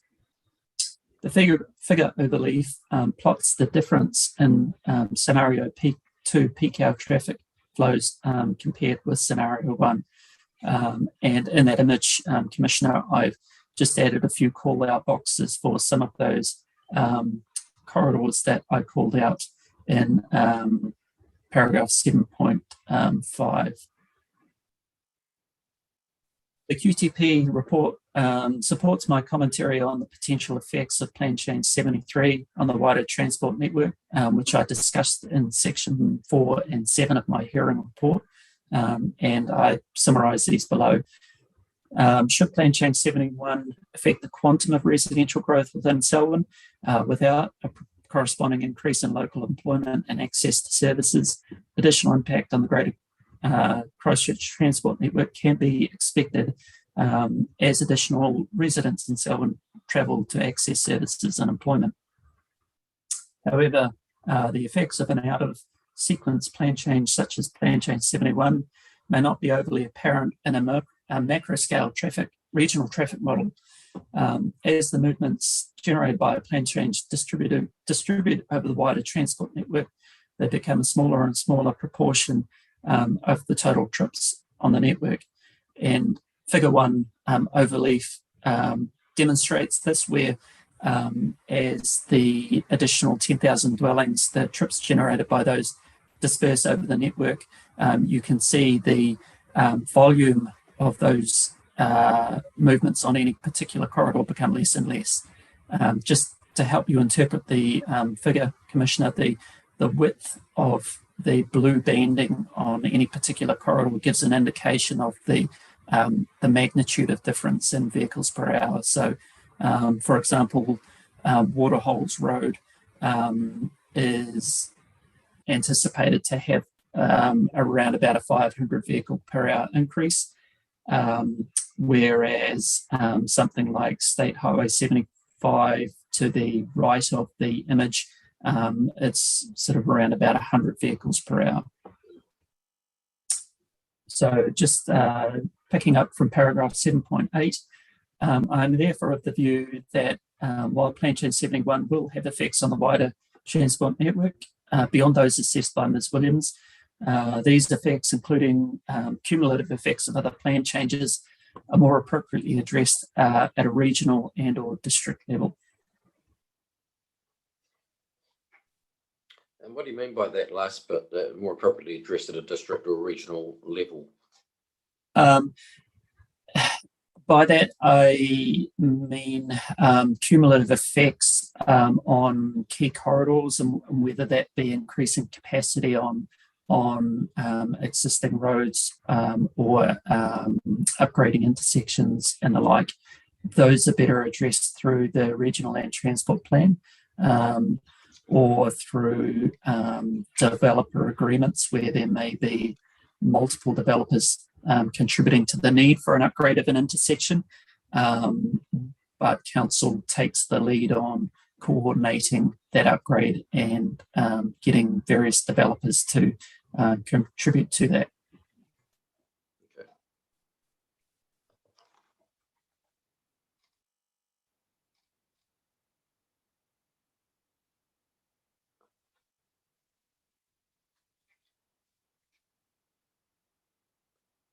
Right, so that's, yeah,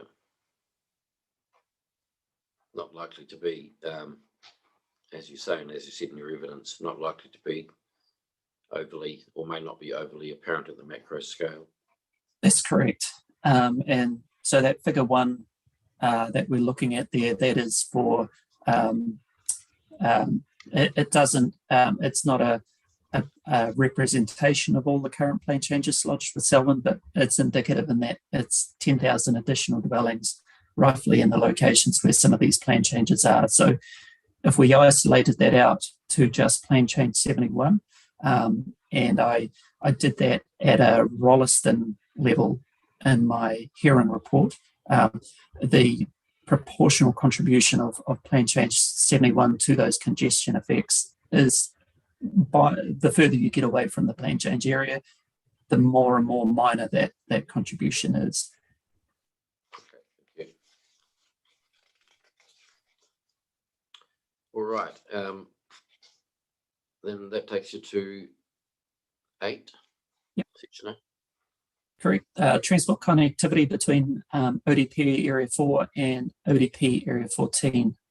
And it's a submission on Plan Change 71, foodstuffs rates concerns with the proposed changes to ODP Area 4, including the extension of Broadlands Drive over the southern portion of ODP Area 4. I've discussed this matter in section 6.6 and 8.7 of my transport hearing report. In my view, the extension of Broadlands Drive over ODP Area 4 is a key component of the future transport network. This is because Broadlands Drive will fulfill a role as a major east-west link through Rolleston, particularly with the anticipated future traffic demands on Levi Road. The form of the urban land uses and transport network to the west of Lincoln Rolleston Road precludes any alternative east-west link. And Broadlands Drive is a key link to enabling access to all transport modes into Plan Change 71. I have been provided development plans for the foodstuffs resource consent application, and I consider that the proposed supermarket does not compromise the extension of Broadlands Drive through ODP Area 4. The proposed supermarket may compromise the northern local road connection between ODP Area 4 and ODP Area 14. However, in my view, this can be assessed and addressed through the subdivision / land use consent application process. And just to expand on that, I have a further addendum, which I'll read next, which discusses this matter in a little bit more depth. Okay, thank you. So in summary, I recommend the following, noting that Ms. White has addressed these in her summary statement, that a planning mechanism be included requiring the construction of Broadlands Drive connection with Lincoln Rolleston Road, and that the ODP identify that the Lincoln Rolleston Road frontage upgrade includes cycling facilities and safe crossing points. Subject to the adoption of Ms. White's amendments to the ODP, I consider that there are no transport impediments to the approval of Plan Change 71. All right. And now you'll read your addendum. Correct. I'm not sure if I can share my screen, whether that might help. Looks like I can't share my screen.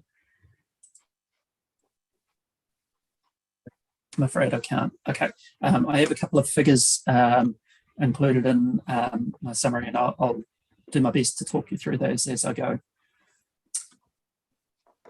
So having listened to foodstuffs experts during their summary of evidence yesterday, I have discussed several matters with Andrew Maisie, Council's Transportation Manager, and wish to clarify several matters relating to Broadlands Drive that were raised.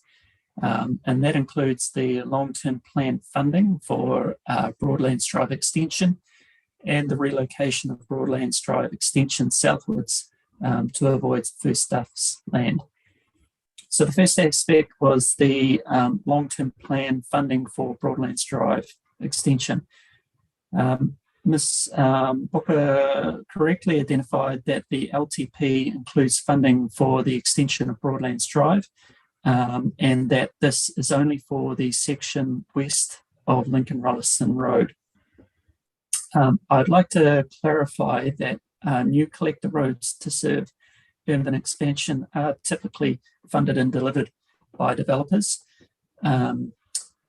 However, in this situation, the LTP includes funding for Broadlands Drive extension because council owns what's called the Hellpit site, which is located, has frontages on Springston Rolleston Road all the way through to Lincoln Rolleston Road. It's a greenfield site, and in this situation, council will need to fund the extension of Broadlands Drive. Essentially, in this case, council will be acting as the developer.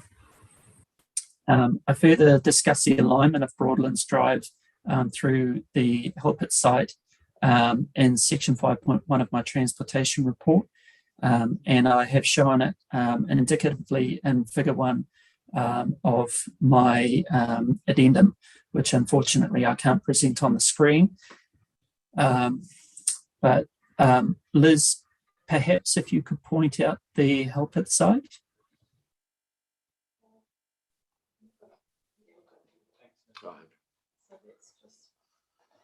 This is the figure he's referring to. Yeah, keep going, Matt. So figure 1 shows a very indicative layout of the extension of Broadlands Drive. You'll see as it the further east along the site, the intention is to set Broadlands Drive back around about a 1 lot depth from the existing urban development along Luca Crescent, obviously to maximise yield through the Hellpit site.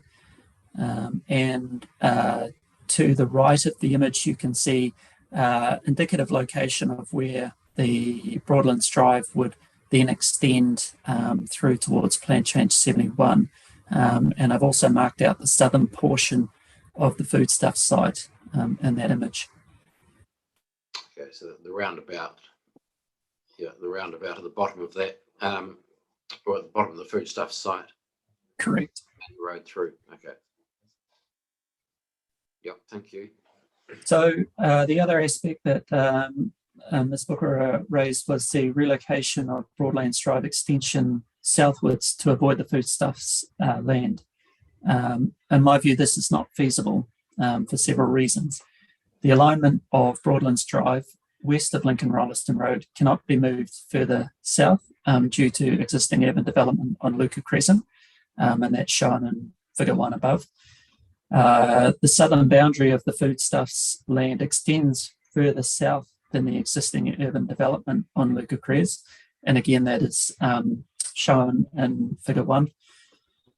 The existing development pattern through the Falcons Landing development, which is to the south of the Hellpit site, forecloses the use of any of those roads as an alternative east-west corridor. And I've included image 3, figure 3 overleaf to demonstrate this.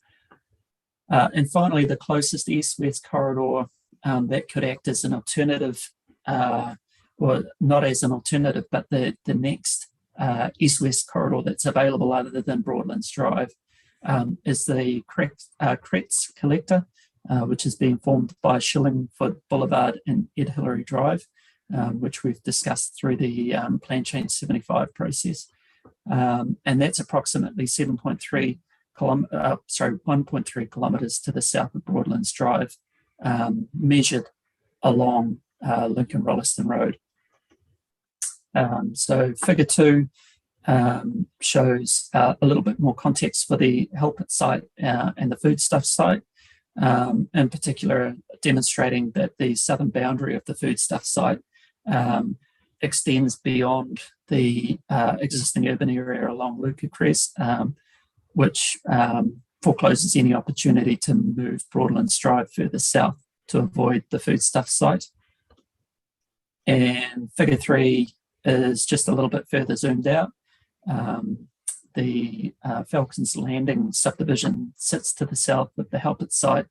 You can see Branthwaite Drive being one of the key access roads through that development.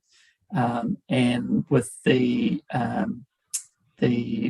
way that the road network has been formed through there, there's no clear east-west link available as alternative or as a replacement to Broadlands Drive. And I've highlighted the Kretz Collector to this south, the bottom right of the image. Yeah, thank you. So in summary, during the structure planning process for Rolleston, Broadlands Drive was identified as a key road needed to connect planned schools, the aquatic centre, Foster Park, and eventually linking to the proposed district park to the east of Plan Change 71. The Levi Road, Lowe's Road corridor currently has high traffic demands, which are expected to increase in the future. Broadlands Drive, west of Lincoln Rolleston Road, will act to relieve some of this demand with the extension of the urban area as proposed by Plan Change 71. In my view, Broadlands Drive will need to fulfil a similar function to the east of Lincoln Rolleston Road. I consider that the extension of Broadlands Drive east of Lincoln Rolleston Road is a key requirement for the extension of the urban area, both in terms of the efficiency and connectivity of the transport network. I note that coordination between adjacent landowners to deliver collector roads is fairly common practice. And finally, that all developers collectively benefit from the delivery of collector roads beyond the boundaries of their site, as collector roads increase the accessibility of their site. Happy to answer any questions you might have, Commissioner. No, I think we've discussed, and I've interrupted you on occasions through the process, and I'm pretty happy with that. But there might be, once I get the hard copies of everything, I might have some more questions, and I can raise those. Certainly, and apologies for dumping the QTP report on your desk at the 11th hour. I think I've seen that before. It might have been on PC 66 or something, but although that's October, isn't it, that one? Yeah, okay, no problems.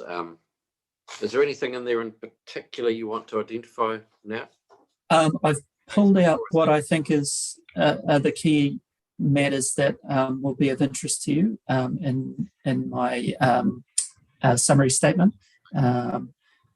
But yeah, by all means, if you have any other questions, do let me know. All right, thank you very much for your help. Thank you, Commissioner.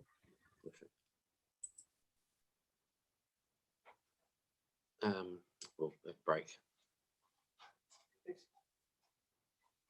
That's the next No, one. all right, thank you. And can I just show you 2 points on it that will clarify a lot of time when you're going to go through my evidence? Yeah, if you're very quick, it's just Yep. So I've got the map. Yep, that's why I'll let you go. That's Sprints and Rolleston Road. I used to have an old air tower here when I first came here, 17 years ago. That's been abandoned with modern technology.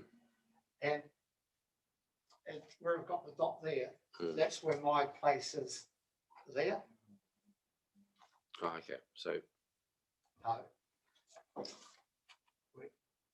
right, so we're that, yeah, in there, Yeah, yeah, that's okay. my place, and all that land in there, you know, that's a square, Mm. was the land that I helped to get where it is Okay. today. All right. That's okay. all I've got to say. Thank you. For giving me the No, opportunity. thank you very much. Okay, yeah, do you need to talk to, I'm happy to, whatever suits you. I'm happy to come back and tend to, but it's not a biggie. Whatever suits. I appreciate you have to go and get something, so we'll make it 2 then, sure. Okay.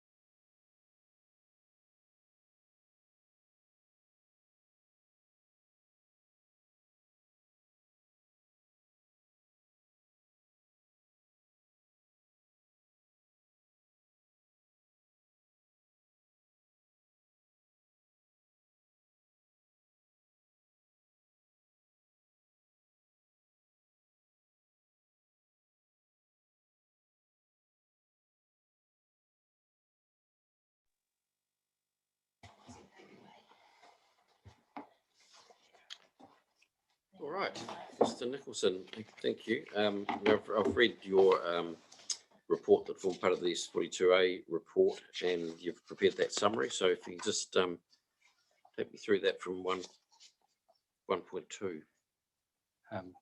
Thank you, sir.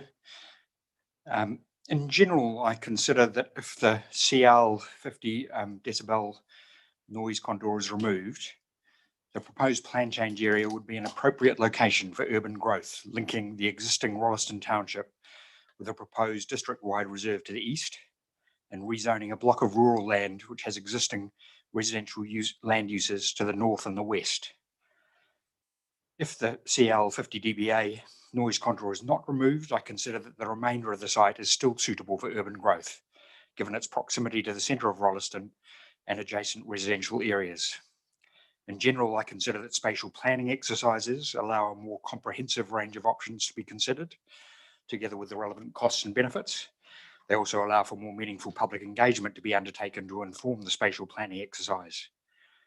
In this instance, the 50 dBA noise contour, together with the new district park proposed in the Rolleston structure plan, set the parameters for urban form in this part of Rolleston, and I consider that a spatial planning exercise is unlikely to reach a different conclusion with regard to the use of the land. I note the applicant has proposed a number of changes to the ODP in response to the Section 42A report. In particular, I'm supportive of an increase in the minimum density required over the northern part of the site to 15 households per hectare, an extended network of cycle and pedestrian links along the primary east-west connections and the north-south connections, and along the Levi Road frontage, an additional north-south secondary connection running through the area under the 50 dBA noise contour, an additional secondary connection onto Levi Road at the northeastern quadrant of the site. There are still areas of disagreement as outlined below.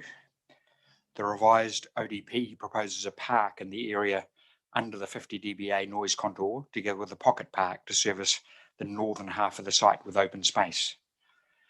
I consider that it's not appropriate for new residential areas to rely on a neighbourhood park within a neighbouring rural zone, given that even if the land is rezoned on a deferred basis, there is no certainty that the 50 dBA noise contour will be removed. I also note that CL is opposing the plan change, and Ms. White supports the retention of the rural zoning within the contour. In my opinion, two neighbourhood parks should be located closer to the centres of the northern and southern residential areas to ensure that adequate green open space can be provided for the new residential areas, which is not reliant on changes to the 50 dBA noise contour, regardless of whether the land is rezoned on a deferred basis or not. And that's shown in my figure 2, Rev 1, Provision 1. Can you just take me through that now, Mr. Nicholson, your figure 2? Certainly.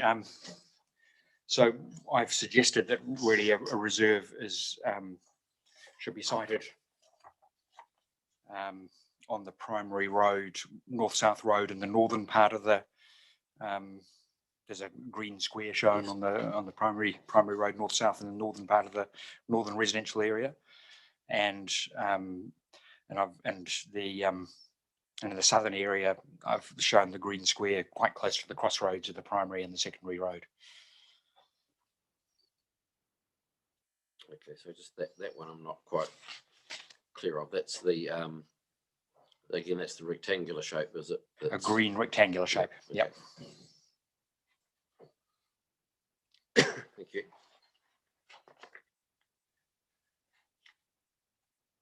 Can you see that? Yes, I can see that. Yeah. You happy to have some questions now? Yes, certainly. Yep. Okay. Why? Yeah, in terms of the neighbourhood park, why do you consider that's not appropriate to rely on? Is it just because of its zoning, or is it? As I understand it, there is no certainty that the 50 dBA noise contour will be removed. So regardless of whether the land is zoned on a deferred basis or it is, retains its rural zoning, to my mind, the other two residential areas might proceed, and it would be best if they could proceed independently and they had adequate green open space to provide for them if they proceed independently and the noise contour is not removed. So I guess it's a fail-safe mechanism, really. Yeah, the northern block would still have the connection to the park once it gets through its processes. The neighbourhood park, is that right? Yes, the northern block would have a link to that. Okay. Alongside the primary road that runs up there. Yes. Right. And what would the neighbourhood park in that block envisage? It's just a small, somewhere to sit and somewhere to have a bit of green space. And I think that's covered in Ms. Lowenstein's evidence, and it's worked out, as I understand, at the subdivision stage. And that area is based on the guidelines provided by the council. Yeah. I think 2,000 to 3,000 square meters is my memory. Okay, right, thank you. But the neighbourhood park, if and it seems to be that a very high chance that it will eventuate, that would still be a benefit to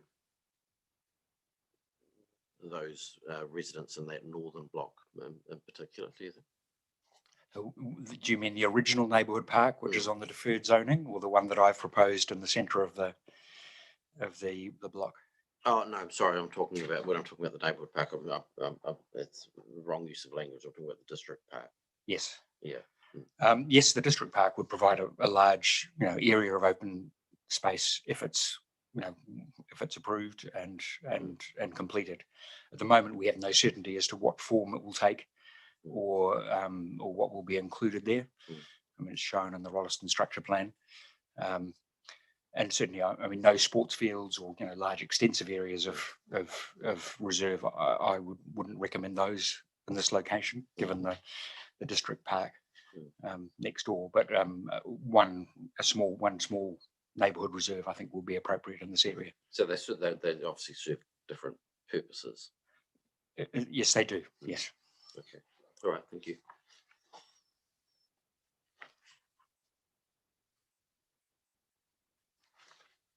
Right. So 2.4.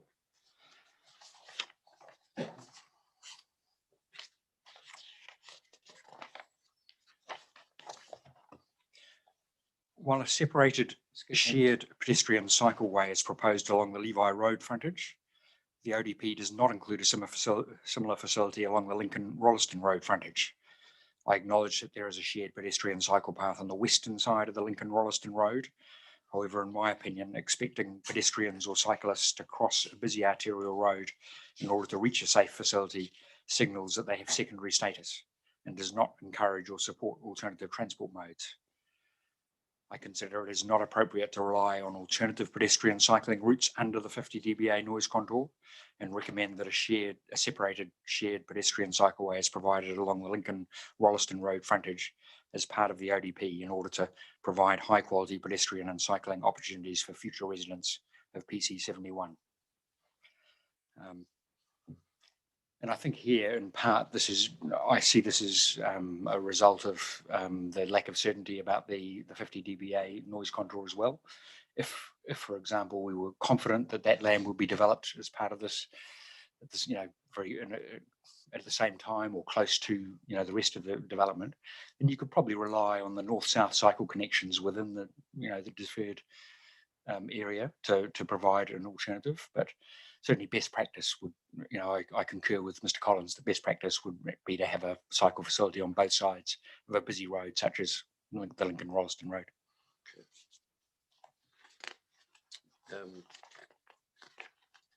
I'll just take you to your appendix there and just point out what you're talking about. So again, on figure 2, you can see a green dotted line shown between the northern and the southern areas of PC 71 along Lincoln Rolleston Road. Okay.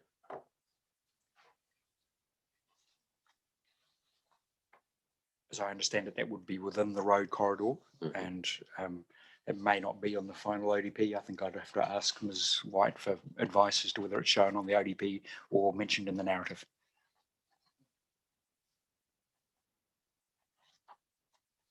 Okay.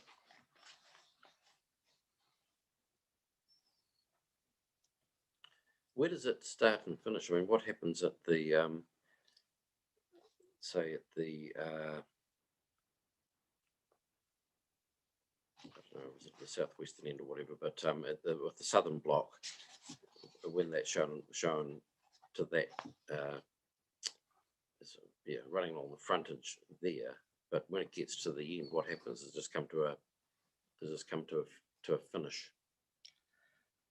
At this time, it would come to a finish there. One would imagine that that the area of land to the south might be developed for residential use at some stage. A little difficult to say with this kind of, it's the advantage, I guess, of a larger scale planning approach is you could make those sort of plans now. But I would imagine that this will be a logical location to extend it. Right. So even if it stops there, it still serves a purpose from your perspective. It still serves the purpose of serving the people in the southern block and along Nobeline Drive, is it? The road to the south. Okay. Thank you. Sorry. So yes, I just going back to the Mr. Nicholson's paragraph 2.3, and I just want to raise a question as to the exact basis for his opinion. It's my understanding, sir, that under the current operative district plan, the triangle reserve proposed by Mr. Lowenstein would be a permitted activity. So its establishment in that location has got nothing to do with whether or not that portion of the land is deferred zoning or rural zoning. It's immaterial. So is the objection to a park being in that location, is it based on some other issue such as perceived noise sensitivity for reserves? Which I don't think is the case. Is that, are you clear in terms of the question that's been asked? I think so. I understand that it could be provided in the rural area as a permitted activity. I guess it's not clear at the moment whether it's proposed to provide it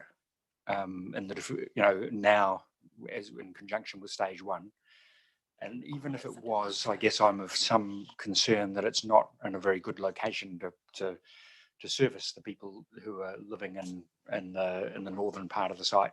It's a wee way out, and then it's surrounded by rural land. It's a kind of triangle surrounded by on two sides by rural land, and on one side by residential. So, if I was, I guess I'm seeking to create the northern stage of the residential development so that it can stand on its own for however long it takes before the remainder is developed. That's really my intention.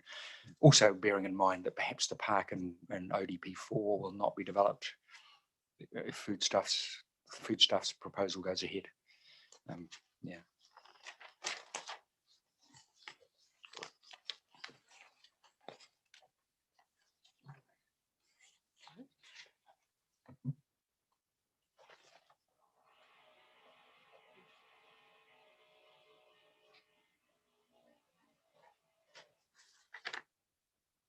If the commissioner was of a mind to accept the park where it is now, where you've proposed it, I think a rule might be needed to ensure that it's implemented as part of the. My understanding, of course, subject to confirmation that would be addressed at the subdivision stage. Will it be identified? It's identified on the ODP. Yes, sir. Yeah, identified on the ODP and then addressed in terms of detail at subdivision. So. But it wouldn't be provided until that area was subdivided. The deferred land was subdivided. Is that correct? Well,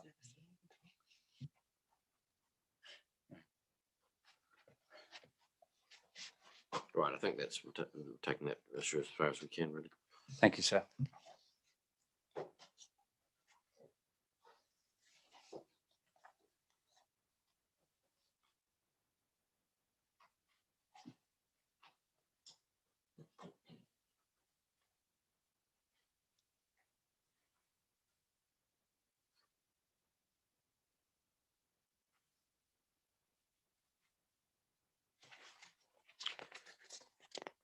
All right, thank you. 2.5.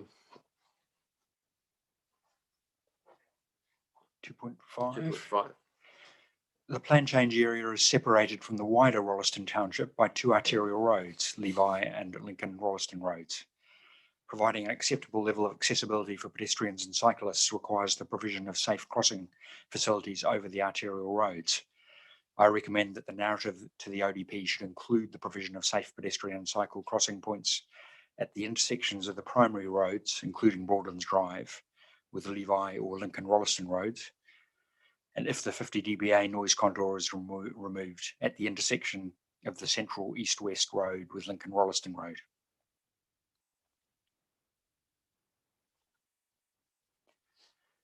Connectivity relates to creating streets that join together in a citywide networks and the consequent directness and multiplicity of routes through these networks. Connectivity supports improved choices, allowing people to choose their preferred routes of travel, supports increased resilience by providing alternative routes for emergency access and evacuation, and supports safer and more active spaces. Research indicates that the lack of connection of new neighbourhoods from surrounding areas is linked to vehicle dependence, social isolation, and consequent public health risks. Policy 6.3.2 of the CRPS and objective B345 of the Selwyn District Plan seek high levels of connectivity both within developments and with adjoining areas. While the 50 dBA noise contour remains, the northern part of the site has two connections onto Levi Road to the north and three connections through ODP to the west. I'm aware that Foodstuffs has applied for a resource consent to construct and operate a supermarket on the ODP4 land to the west. I consider that the northern part of the site would be poorly connected with the wider Rolleston Township if it was solely reliant on two connections to the north onto a busy arterial road such as Levi Road. In my opinion, the minimum acceptable level of connectivity to the northern residential area would require the connection through ODP4 to Broadlands Drive to be formed in addition to the new two northern connections. This would provide more direct access to facilities including Foster Park, the Selwyn Aquatic Centre, Rolleston College and Clearview Primary School. How critical is that? I might, if I may, I might read the next paragraph. Oh, I yes. might give some. You're going to tell me how critical it is. Well, given there is now some certainty that ODP4 will be developed for there is now some lack of certainty that ODP4 will be developed for residential use, or that the proposed connections through ODP4 will be delivered. I recommend the proposed ODP includes, and that's the one for ODP, the new for PC71. ODP 14, yes, thank you, includes a rule with respect to the northern area that requires that the Broadlands Drive connection and intersection be formed before any subdivision of land is approved to the south of the development line shown in Figure 2, Revision 1. In coming to this opinion, I consider that the land to the north of the development line could be adequately connected by the two connections to Levi Road, while the land to the south of the line would require an additional connection to Broadlands Drive to provide an adequate level of connectivity for future residents. And I guess I should probably expand on that and say that really that development line should really only kick into, is only needed if ODP4 is not developed as residential land. And that I think it's I'm not set on the exact location of it. I don't think it's a line in the sand. I think I'm roughly the northern third of the site to me, with the east-west residential street and the two connections sort of forms a kind of a package which you might say is oriented towards Levi Road. But the further south you get, the more disconnected it becomes. So it's a starter, I guess, to discuss, with the applicant and to agree on an exact location rather than an absolute line where it's shown. From an urban design perspective, I consider that connection is essential for the northern part to proceed if the noise contour isn't removed. Well, I think it's essential anyway, actually. I think it just, as Mr. Collins said, it provides a kind of key east-west route through the through Rolleston, and it gives direct access to a number of key community facilities. So I do think certainly in the bigger scheme of things, it's a very important connection.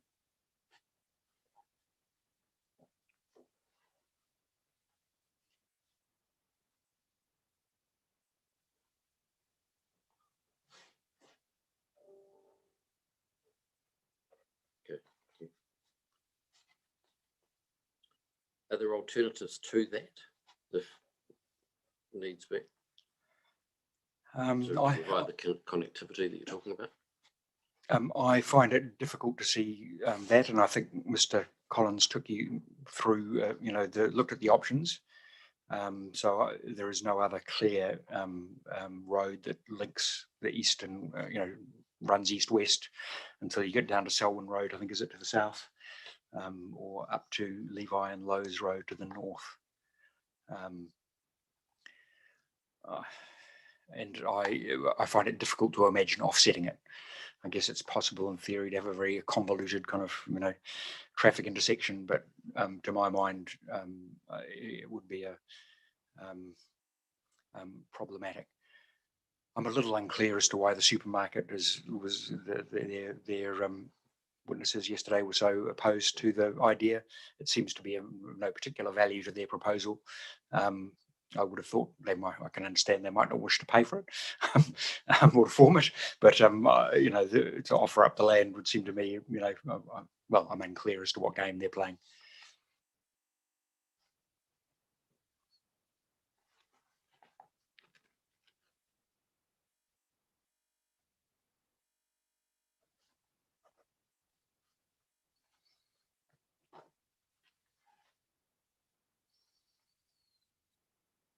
Have you seen that sort of offsetting used before? Was there any examples that you could spring to mind? I'm probably the wrong person to ask that. In the traffic, I've seen overseas, some very complicated intersections, but not particularly successful or legible, in my opinion.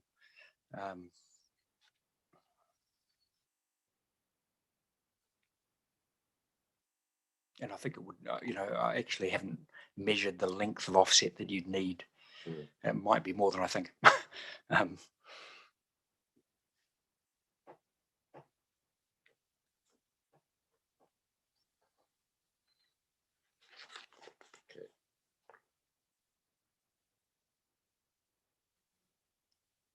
3.1. In terms of landscape and visual impact, I consider that PC 71 would have a moderate low impact on the landscape character, reflecting the change from a rural residential and rural landscape with small numbers of houses and large-scale open spaces behind them to a residential landscape with a higher number of buildings and a suburban character. I consider the visual impact of PC 71 on the neighbouring houses along Lincoln Rolleston Road and Levi Road and Nobeline Drive would be moderate to low, reflecting that the setbacks and aspect, the existing hedges and shelter belts and the existing rural residential land use.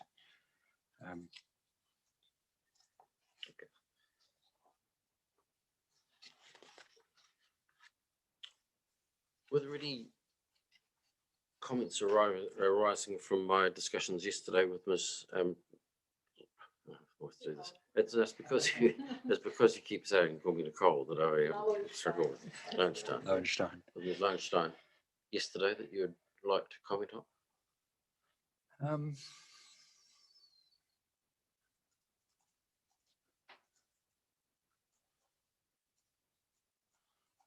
I don't think so.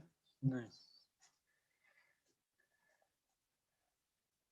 I think as I've agreed with Ms. Williams and Mr. Collins and Ms. Lowenstein that to move the secondary north-south connection in the north-east corner, not to have a direct route through. So I think I understand their reasoning and accept it. So I agree that that's a better solution and understand that would be a secondary connection. I think there are, potentially the design of the of the primary road, running up to Ruby Drive, will need to be carefully considered at a subdivision stage to manage traffic flows.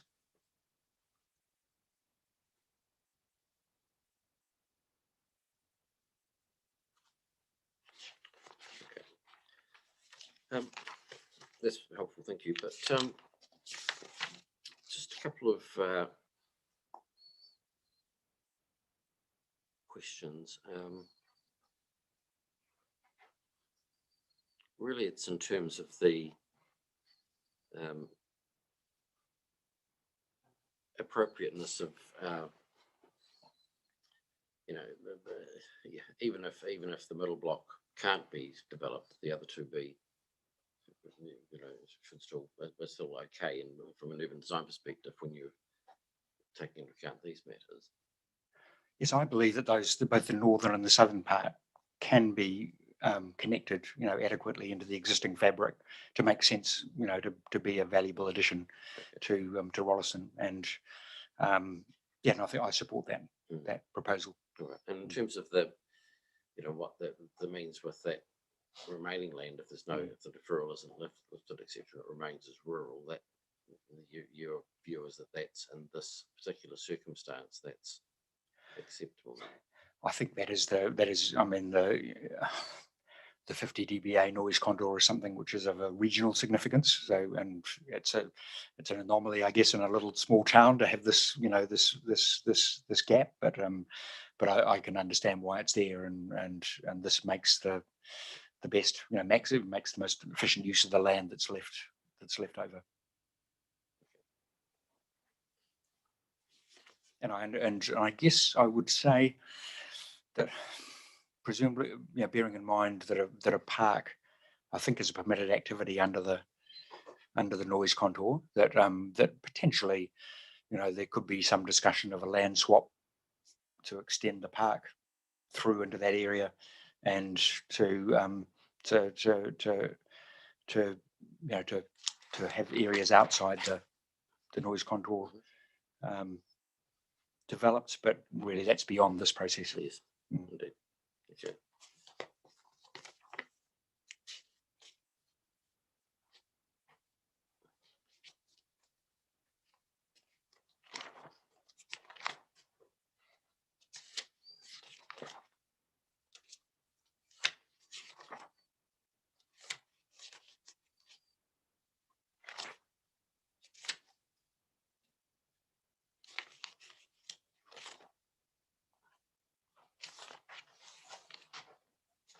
All right, thank you, Mr. Dix.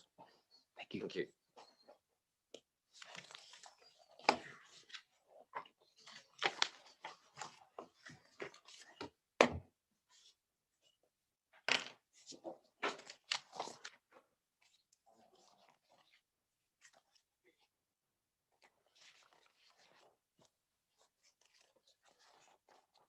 Have we got Mr. England joining us?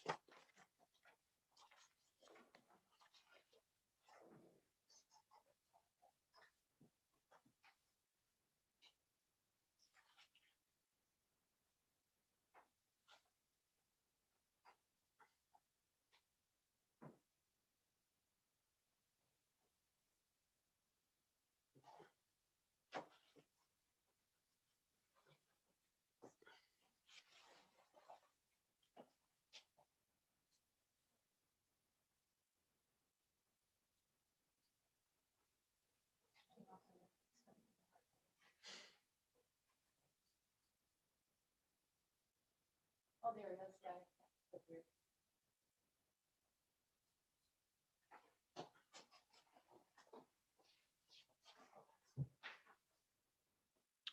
Now, Mr. England, can you hear me? Yes, I can. So I was just sorting out my audio here, but no, I can hear you clearly. Thank you. Right. We can't see you. Is that intentional or unintentional? No, you can see me. I'm dressed a bit casual today, but I shall put my video on. Oh, there we go. Okay, thank you very much. All right. Now you've prepared a summary statement, Mr. England. Yeah, you just take me through that if you would, just from paragraph 3. Yep, happy to do that. So starting off at water supply. The Rolleston water supply provides UV treated deep groundwater to the Rolleston community. Rolleston is expected to see significant growth over the next 30 years. Capacity upgrades are proposed to meet this growth, including additional water sources, bores, storage and pipeline infrastructure. I consider that capacity within the reticulated network to service this plan change is available, and/or further capacity upgrades are proposed and planned for, and therefore future water conveyance capacity can be provided to accommodate this request. Priority of consented water allocation needs to be given to those developments within the Rolleston structure plan. I confirm that this plan change area is partly within the Rolleston structure plan area, and therefore, should the plan change be approved in whole or in part, consented water needs to be made available for those parts of the plan change area which are not within the Rolleston structure plan area. Deferral of some land may be required until consented water can be made available for those areas outside the structure plan area. I am comfortable that there are options available as outlined in the applicant's evidence that consented water can be provided for those areas excuse me, outside of the Rolleston structure plan boundary. I support the draft rule proposed by Ms. Liz White, which is provided there. The reticulated water supply for the proposed plan change will need to be designed to meet firefighting standards. Wastewater, Pines Wastewater Treatment Plant. Wastewater is treated and disposed of at the Pines Wastewater Treatment Plant in Rolleston. The Pines Wastewater Treatment Plant is designed to be progressively upgraded to accommodate up to 60,000 person equivalents, or PE, of incoming flow, with plans to increase the treatment capacity up to 120,000 PE being prepared, which we call the Pines 120. The current connected catchment in 2021 has a population equivalent of approximately 42,000 to 45,000. There are plans to expand the irrigated area to cover 302 hectares, and we're currently irrigating 189 hectares. This equivalates to servicing of more than 120,000 PE or more than 100,000 PE if the largest irrigator is not in operation. Ultimately, additional areas within the 486 hectares of land owned and consented could be developed for land-based disposal while remaining in compliance with existing resource consent conditions. Wastewater conveyance. Connection of the development's wastewater network to the council's reticulation network is feasible and will be the subject of an engineering approval process in the future. Stormwater. It is anticipated by the applicant that stormwater will be discharged to ground. The proposed management of stormwater is appropriate for this area. I would recommend that a stormwater consent is obtained from Environment Canterbury prior to resource consent being applied for from Selwyn District Council. Okay, thank you. Did you listen in to any of the discussions yesterday with Mr. Matomo? I wasn't able to, sorry, no. That's right. That's okay. No, just wondering. All right. One of the things is, and it was a matter that was identified by Mr. Matomo in his evidence, but in terms of the consented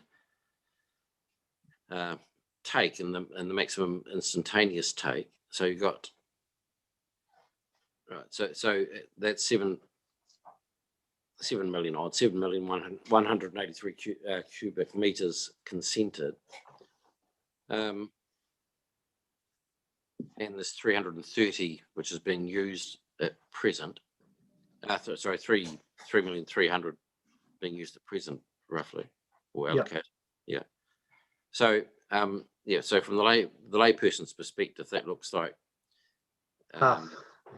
Yeah. You know, so you got half your capacity still there.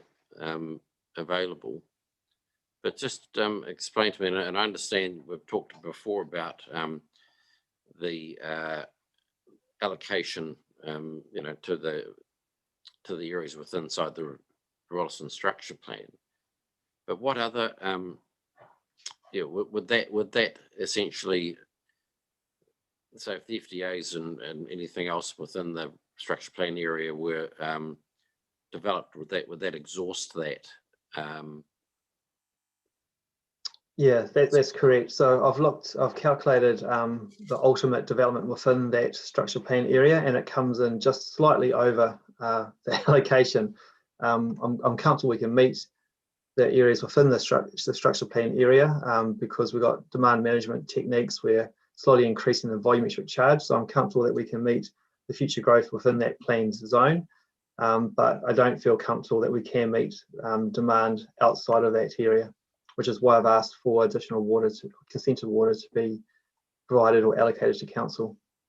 Okay, and that's the position you've taken on other plan changes as well in Rolleston? That's correct. Yep, that's a consistent approach. The other plan changes had consented water allocated to the land they are looking at developing, and so it was a simple transfer of that water. My understanding is this property doesn't have consented water, although the applicant has provided a means of purchasing consents through a third party to provide that to council, which I'm satisfied is possible.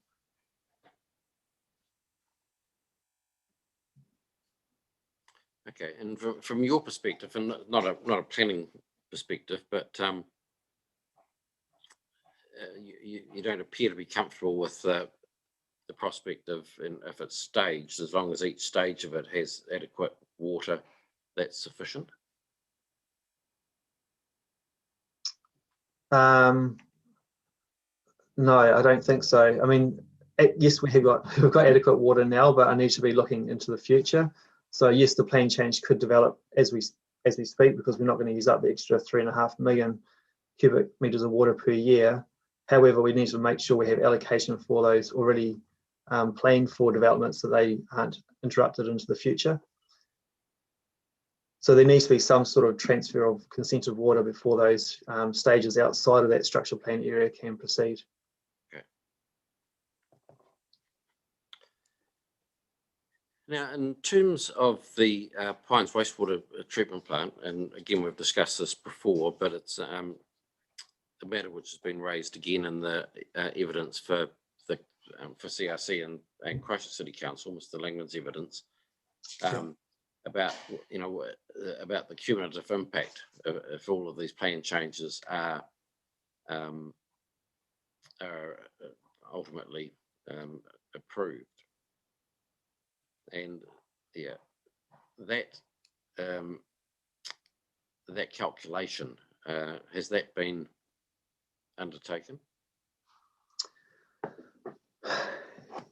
Yep, it has. So when I've taken all the currently or proposed zoned land and add all the plan changes on, again, we're just ever so slightly over the 120,000, but they were conservative calculations. So I'm satisfied that in terms of this plan change, if it gets added on in the cumulative fashion, we can incorporate that total volume.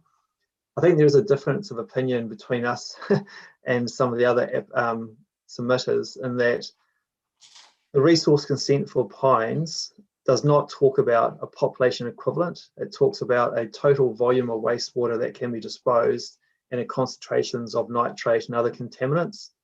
And so using those parameters that are in our resource consent and back calculating them based on how much we're discharging now, that's how I'm confident we can meet the 120,000 population equivalents.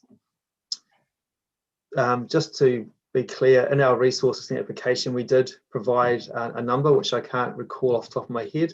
It wasn't actually me who applied for that consent, but there was an indication, and maybe it's 46,000, something in that order. So that was in the application we applied to ECAN, but that was based on very conservative, and rightfully so, calculations based off our engineering code of practice. But in reality, the flows that we're seeing from our current catchments are nowhere near as high as what's predicted. I can perhaps explain that very briefly, in that you take the average daily flow and then you times it by a multiplier to get the maximum daily flow, and then you times it by another multiplier to get a sort of a wet weather flow equivalent. But the reality is that Rolleston, the groundwater table is quite low, and we don't get much rainfall, and it's all modern housing stock. So the multiplier that we use to take us from dry weather flow to wet weather flow is not as applicable as perhaps it is in other areas. So we don't have roof water discharging to gully traps illegally in our modern subdivisions. We don't have high groundwater which is infiltrating our pipes. So those factors of safety, if you like, haven't come into play, which means these multipliers are by 2 and 2.5. And so effectively you can have twice as much capacity in your plant than what you first predicted in round numbers.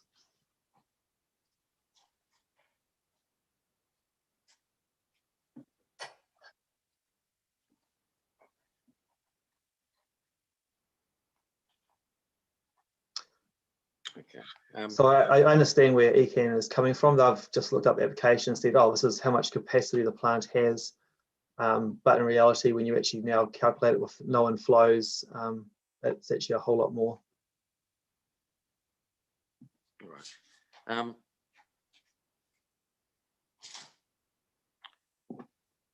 So at the moment, right, you've got a population equivalent of 42 to 45,000 connected. Correct. And does that figure include Burnham and those areas that are coming on, or now have come on? Have they? I'm trying to recall. That might be just before Burnham connected, so that those numbers, I think it would fit within that band actually. Yeah, I'm happy with that.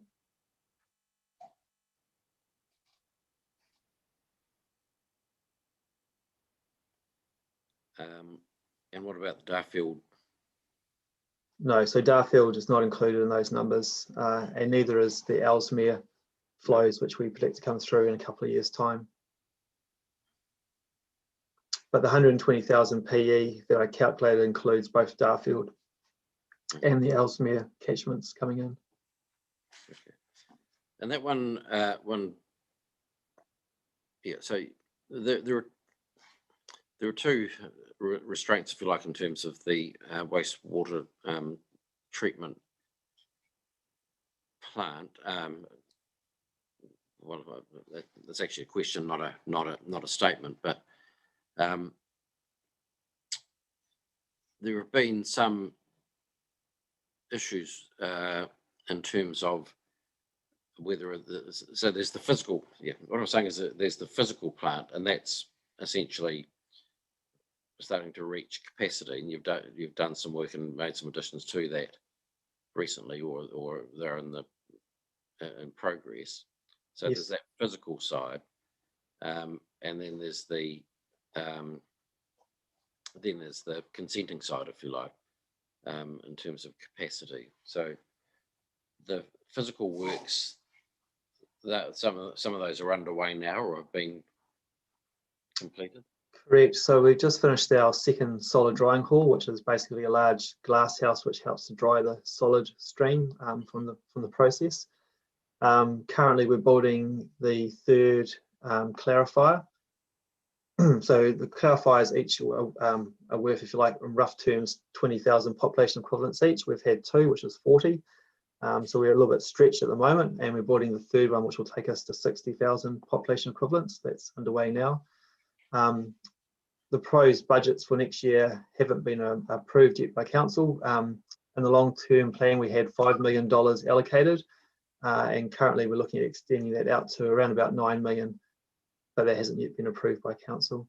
So we are keeping ahead of that. Okay, so that's in the medium term, is it? Then the 120s are longer term, and Yeah, correct. Although they'll all merge together. So next year we've got a range of capital works, and then I imagine the year after we'll be into the stages for Pines 120.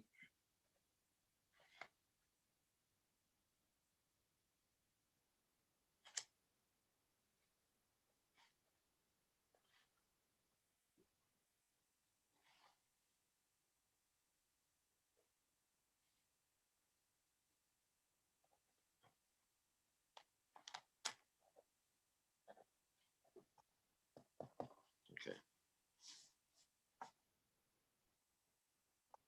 So on a cumulative basis, you're comfortable that it could be accommodated? Correct.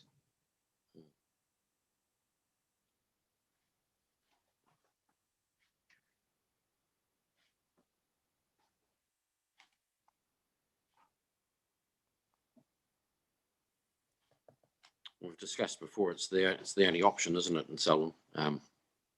That's where it all ends up. That is right. I mean, if we took the interpretation that's been presented earlier, that we're limited to 46,000 PE, well then growth will stop within a year or two in Selwyn. So it's not an option. We do have the ability to discharge some water to the Christchurch City Council, which we would do at a last resort, but that is an option as well. They wouldn't be particularly keen to be receiving it at the moment, I wouldn't have thought. I can't imagine they would. Yeah, yep, that is right. Okay, all right.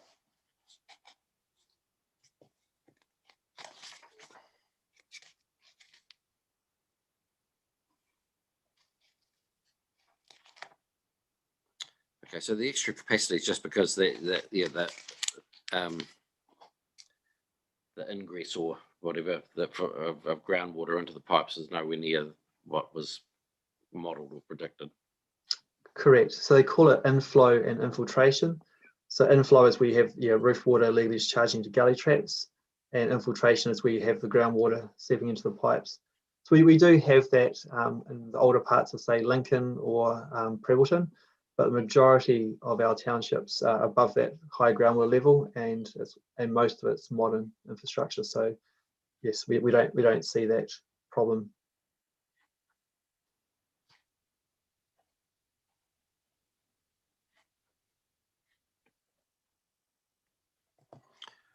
All right, that was all I had. So thank you very much for assisting again.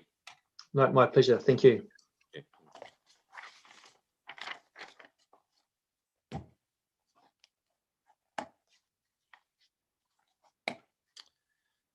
Oh, Ms. White.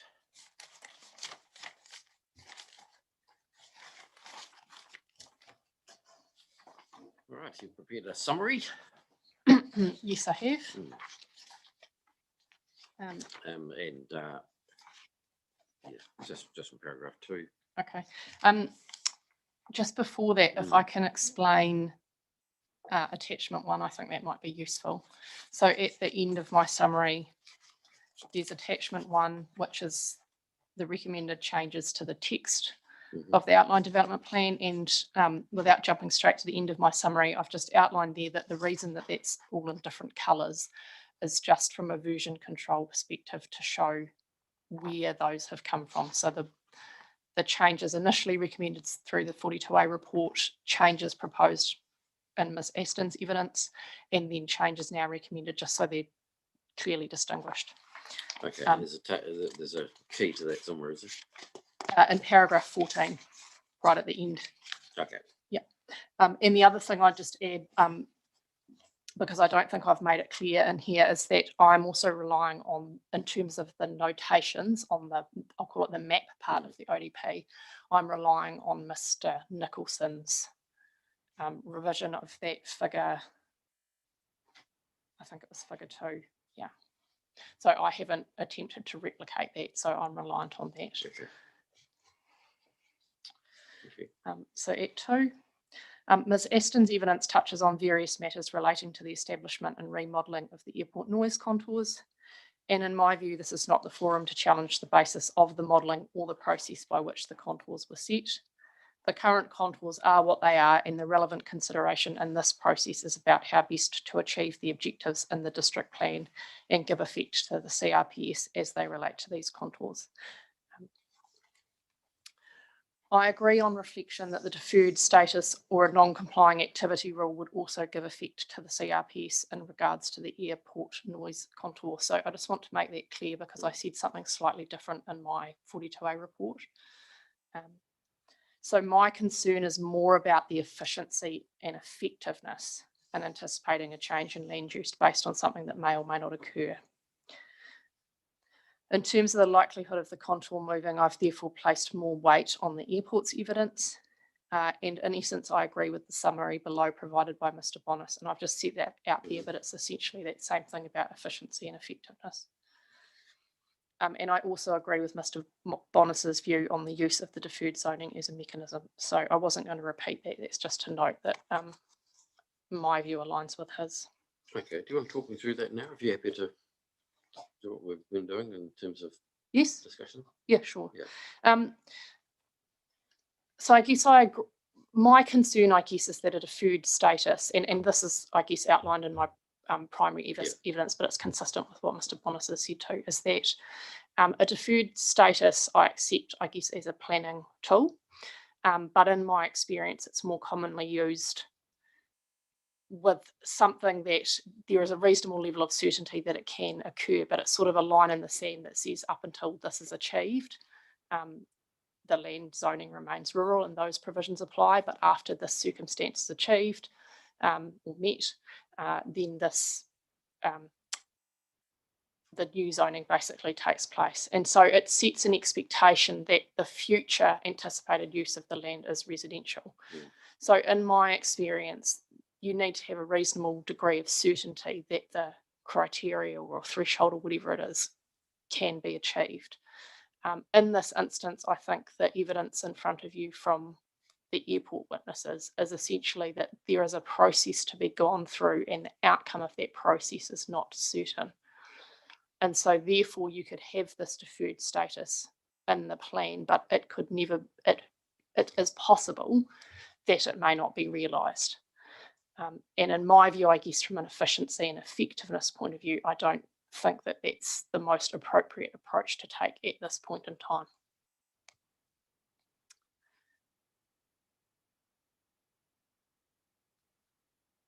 I guess the only other thing to add to that, but it's actually a point that was made by Ms. Appleyard, but I guess the evidence, you don't have before you in this hearing technical evidence about those contours and about that remodelling. So you have a summary of that provided by Ms. Blackmore, and you also, I guess, have comments on that from a planning perspective from Mr. Bonis and Ms. Aston. But I guess the evidence about the contours and where they are and where they might go in the technical expertise has not been presented to this hearing.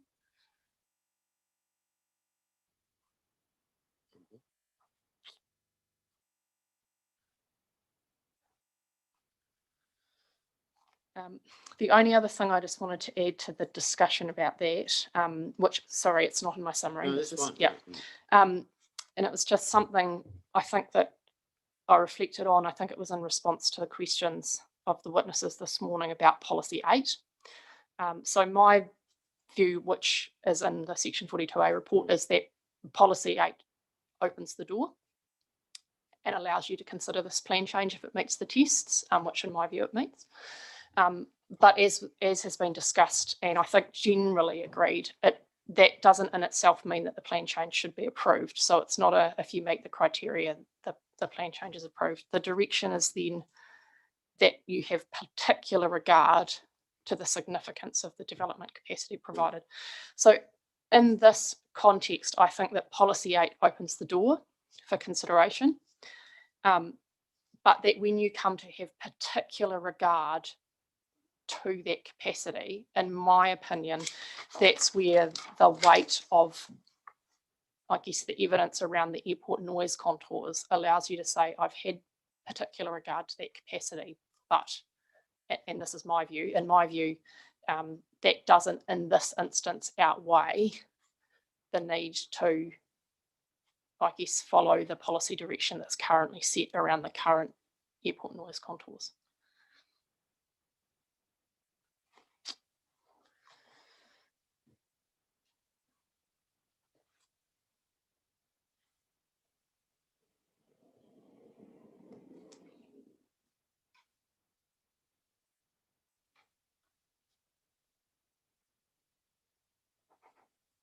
Okay, so in essence, you're saying that we're taking the same approach as has been the case in other residential zonings. But this has the addition of the noise control. But yeah, so it allows you to assess and then. Yeah, and I think that completely different scenario, but there was a similar type of thing, I suppose, with Plan Change 73, where you had the location and proximity of the wastewater treatment plant and the resource recovery park. So different thing, but again, that was more where I think it's does the significance of the development capacity, taking into account the other factors, how do you weigh that up? Yeah, okay. Yeah.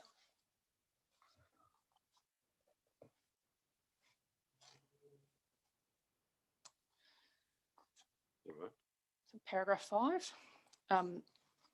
So in terms of, so just before we leave that, your experience in deferred zones, you've talked about that. There was a comment in discussions with Mr. Bonus. There was a comment about not aware of anywhere which required a council resolution to, or cease to be deferred once a council resolution was put in place. Are you aware of that? generally, no. I have this inkling in the back of my mind that it possibly was used once in the previous iteration of the Huranui District Plan. I just have a funny feeling there was something in Amberley where the lifting of the deferral was to do with infrastructure and something around that. But I have a funny feeling that the trigger that flicked it from rural to whatever the zoning was when the council resolved that yes, in fact, say the water had been supplied with it. But I can't find it because it's the previous district plan. Not a biggie. I just thought because a deferral that is just triggered by something becoming public. It's a deferral removal, which is triggered by some information becoming public. It's pretty, seems to be a bit fraught, really. One would have thought it would need something to actually, to address that it has not, that it's no longer deferred. Yeah, I mean, in terms of the I'll call it the wording of the deferral condition or rule or whatever you want to call it, I think as with any rule in a plan, as long as it's clear, what the condition is that needs to be met and that there is certainty and people can't argue, yes, that has been met or no, it hasn't, then I think it's fine. I mean, I suppose in that sense, there's an advantage to a council resolution that they either resolve it or they don't. It's a very, I guess, fixed point. Okay, but your concerns with the deferred status go beyond drafting matters. Yeah.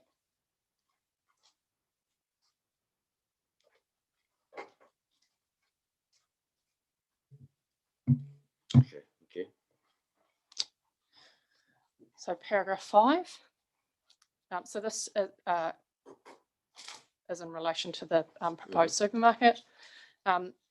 So just noting, and this was traversed yesterday, so that PC 71 application was lodged well before the supermarket consent, and the timing of the latter was such that it was only briefly considered in the Section 42A report, and therefore I don't think it was possible for this plan change to pre-anticipate that now proposed land use anticipated for the site, and given the short time frame, I think it would have been difficult for the applicant to propose significant changes before filing the evidence, and I think that was discussed yesterday. As acknowledged in the evidence for foodstuffs, it is not uncommon for supermarkets to be located in residential areas and adjoining residential properties. While I generally agree that it is best practice to manage interfaces where issues such as reverse sensitivity may arise, in this instance, the supermarket is not yet established nor even consented. So in this context, I do not agree that the plan change should be declined on account of the proposed location for the supermarket. So in my view, any response on the PC 71 site to the development, I think, needs to be flexible, providing for the possibility that a supermarket may be established without presupposing this. This is not dissimilar, I think, to the approach that's been taken to the district park next door, where that has been taken into account in the way that the ODP text has been written, but also acknowledging that that current land zoning is rural. So in my view, I think it would be best achieved by including in the ODP text that mitigation is required should the supermarket obtain consent. So what that allows is for that consideration to be undertaken at the time of subdivision. But it doesn't predetermine the outcome of that consent process. So in the event for whatever reason that the supermarket didn't gain consent or it didn't proceed, then that text in the ODP wouldn't be invoked. But it also allows for, if that does happen in the time between, because of the timing of the plan change and the resource consent, it does allow for it to be considered. That, I guess, presupposes that it's appropriate for PC 71 to actually bear the costs, if you like, of no, yeah, so I will go on to that. Yeah. So with respect to the specific mitigation requirements, so this is in terms of what Foodstuffs have put forward, I'm not aware of any other plans that require a 45-metre setback in a residential zone from the boundary with a supermarket. I consider this to be a highly inefficient use of land. So just for context, that's half a rugby field. I note that neither the noise nor the planning evidence for Foodstuffs discusses how, sorry, that should be discusses, does not discuss, how this interface is managed in other plans. For example, Mr. Allen acknowledges that supermarkets and residential activities are not by default incompatible activities and can and do successfully operate adjacent to one another, provided appropriate mitigation measures are implemented to provide an appropriate residential or non-residential interface. But then he does not go on to discuss what measures have been applied in other plans. I would also note that while he refers to a residential or non-residential interface, it's important to remember that the zoning of the proposed supermarket site is residential and the granting of any resource consent does not alter this. So we're not looking at a circumstance where a commercial zoning has been simultaneously sought for that property. So I guess coming back to the question that I think you were going to ask me is, I don't think it's reasonable for the PC7 landowner to have to deal with all the effects of the supermarket. I think this is one of those instances where there's a bit of a compromise to be had. I think that there probably does need to be a bit of a response, which is just about managing that interface. But I don't think that a 45-metre setback is justifiable.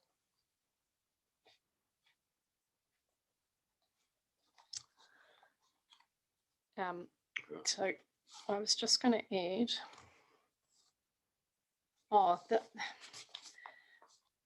the other thing was, I guess, is just, it wasn't clear to me either what the 45-metre setback was also based on, because Mr. Hayes' evidence, he talks about, in his paragraph 20, he sort of says he doesn't consider brief periods of noise at these levels, the levels he's been talking about, to be unreasonable, which I understand he's sort of talking about somewhere between 42 and 46 decibels.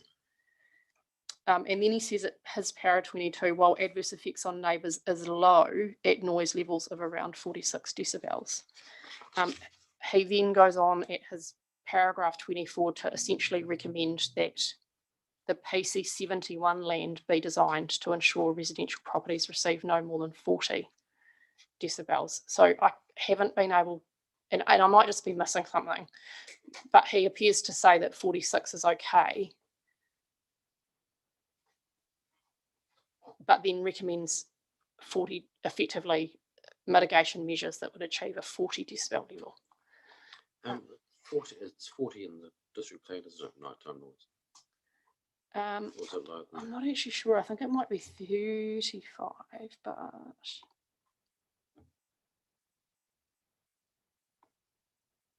I guess again, regardless, it's that if that is the level, that's at the boundary, and what this is trying to do, I guess, is push that boundary back into the PC 71 land, and that, I think that's what my concern is it puts too much onus on the receiving environment to mitigate.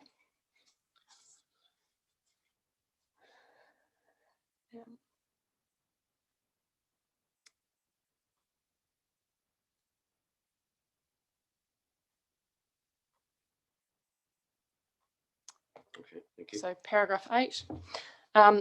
I also note that while the recent Resource Management Amendment Act will allow greater development in residential zones at reduced setbacks, this would not apply just to this site, but to all residential zones. And as such, in response to the need to provide greater housing supply, the Amendment Act anticipates that there will be intensified housing next to existing facilities like supermarkets, and it's not a factor that's unique to this site. So I guess from an efficiency point of view, I sort of struggle with this site needing to provide that kind of level of mitigation that won't be required in effect in other residential areas.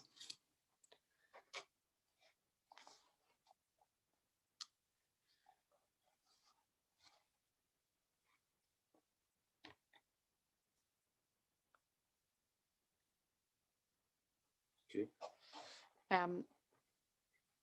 And just, I guess, further on that, the Amendment Act does allow for characteristics that make level of development inappropriate to be used to justify departure from that. But therefore, I think firstly you'd have to determine that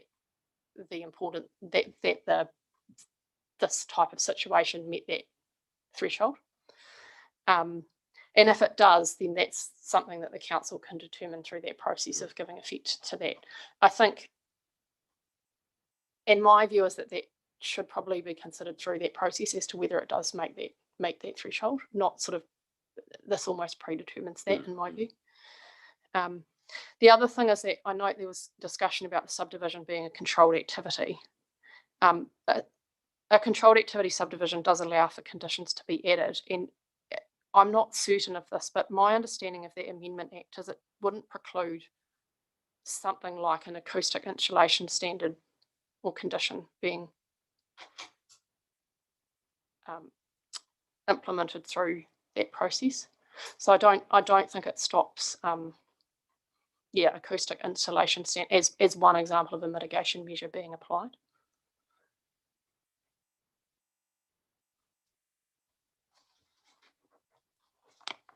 Thank you.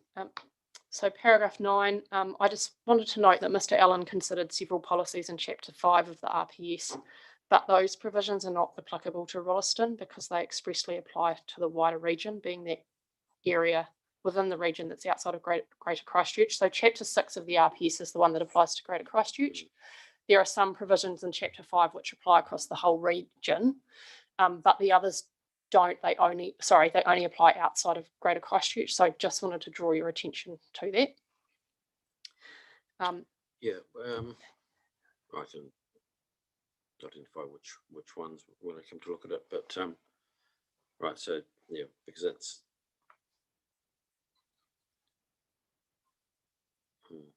the wider region, entire regions would include it, yes, but the wider region doesn't. Yeah. Sorry, just before moving on, the only other couple of points I wanted to make about that matter were that in Ms. Parrish's evidence and in the legal submissions, there are comments made about traffic effects, and I know this was traversed quite a lot, but comments about the proposed road and linkages into their site, the ODP4 site, will not be achieved and will cause safety issues and conflict with operations. But there is no transport evidence that's been provided on which that's the basis for. And I think that Mr. Collins and Ms. Williams, I certainly didn't understand them to think that the traffic associated with the supermarket would be incompatible with the development of PC 71 area.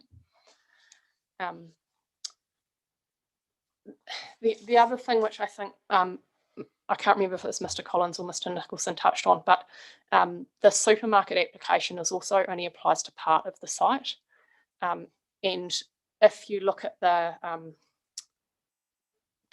plan and where the supermarket is, which is in the top half of the site, I guess you could say, a bit further up. So the wider part of the triangle. Yeah, yes, exactly, up on the corner. There are two links in, if I call them the three connecting links that we're talking about amending both ODPs to show, The only one that I think is absolutely precluded by the establishment of the supermarket is the northern one. Not being a transport expert, there could be issues with the middle one, but that main connection that we've had quite a lot of discussion about, the Broadlands Road one, is right down the other end of the site. My understanding of the application is that it doesn't seek for a land use for that bottom part of the site.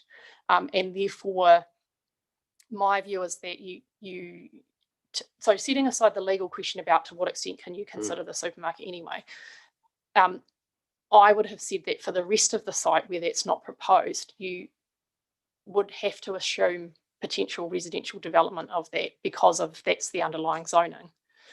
So my understanding is that there's nothing in front of you that indicates that the rest of the site couldn't be used for residential development, whether or not that's the intention of the current landowner.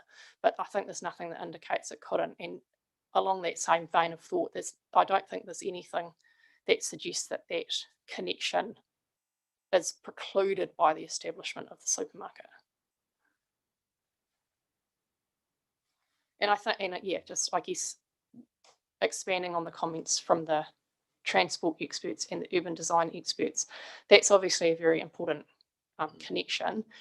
And PC71 to a degree relies on it, but that's, I think, addressed through the recommended changes to ODP Area 4, and that is a normal part of integrated planning, is for connections into and through those areas.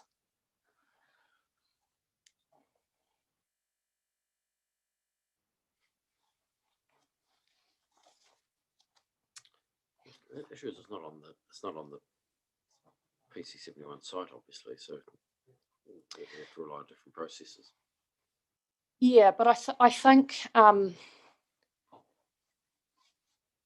mean, there are, and I think this was a question that you asked Ms. William, is that it as a complete backstop, I suppose, the council can use the Public Works Act process and designate that land and ensure that connection through. Now, that might not be what the council wishes to do, but it is available to them. So I think that I don't think that saying because that land is owned by someone else and they don't want to develop it, that you should preclude the access being provided if that's the best way to achieve integrated management. And I don't think that I think that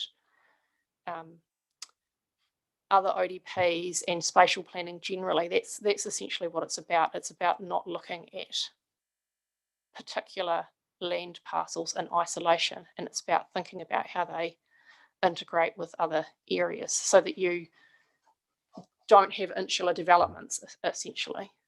Yeah. Okay, I just have to have a look at how it's dealt with in the ODP. And I'll look at that after I've had replies, etc. But yeah, it's not a matter in the applicant's control. Okay. All right. Cool. So paragraph 10 is just in terms of the water supply. So, sorry, I'm going to pronounce his name wrong. Mr. Mathamo addresses the concerns raised in the Section 42A report regarding the provision of additional water for those parts of the site outside the structure plan, outlining various options to meet demand. He states that because potable water can be provided to the site, an additional rule, that should be restricting subdivision until a water supply is provided is not necessary. I disagree with this, as my understanding is that Mr. Mathamo has simply demonstrated that compliance with the rule is achievable. In my view, the rule is necessary to ensure that at the time of subdivision, one of the options identified is implemented. So in essence, the rule acts as a hook, and if it can be achieved, then there's no issue. And my understanding is that Mr. Mathamo's evidence is that it can be achieved. So that's the basis for that. There are other examples of rules such as that which restrict development or subdivision until something like a water supply is in place. So there's rules in the subdivision chapter at 12.1.3. And I guess the other reason for my thinking of that is that the matters of discretion that relate to water supply, which are in 12.1.4.3, are somewhat limited. So in absence of the rule, I guess it's having something to, I guess it's essentially so that if the plan change is approved and a few years of subdivision consents in, that requirement is not lost sight of. Okay.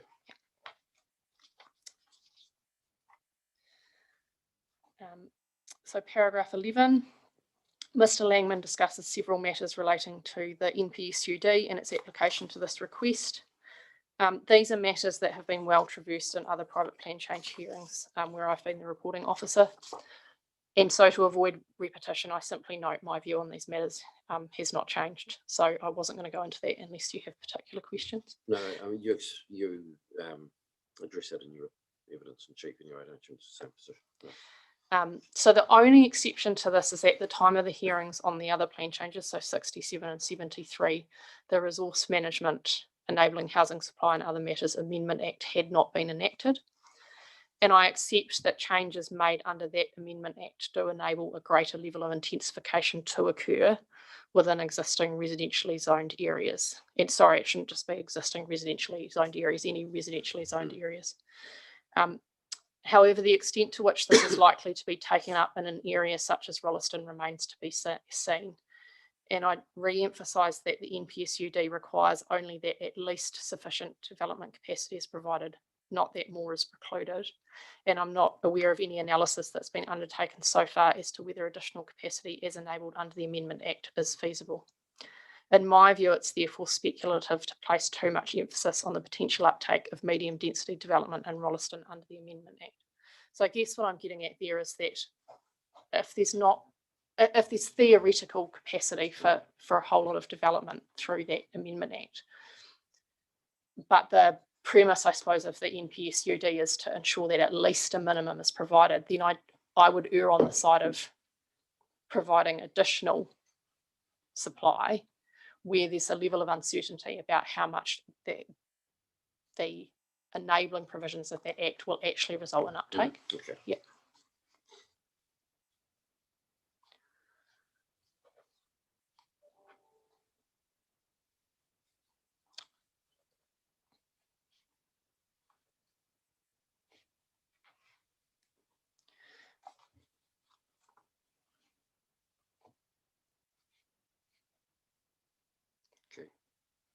So paragraph 12, so this just touches on the urban design and transport matters.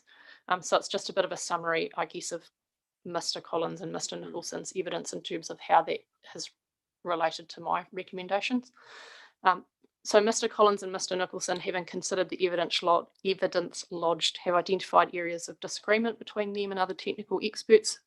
So to avoid repetition, I've just noted the following. So Mr. Nicholson recommends further amendments to the layout of the proposed ODP, so that's his figures.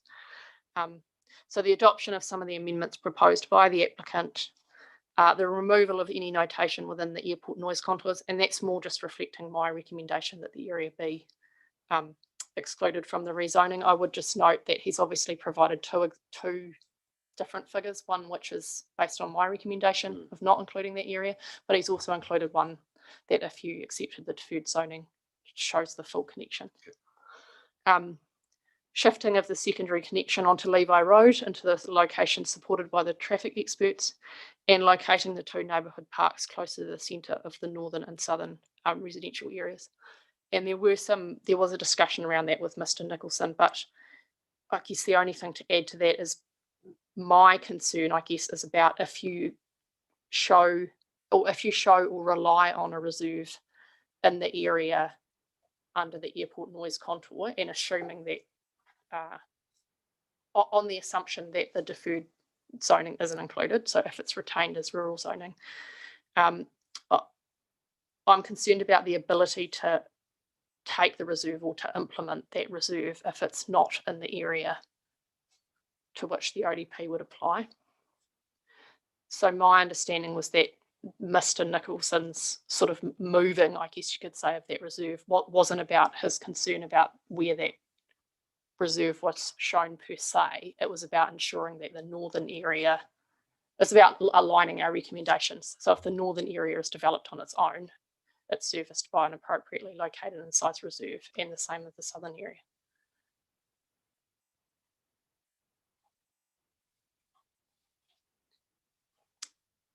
So at 12B, and consistent with or expanding on the previous recommendations, they both recommend that a requirement is included for the Broadlands Drive connection and intersection to be formed before any subdivision of land is approved to the south of an identified development line.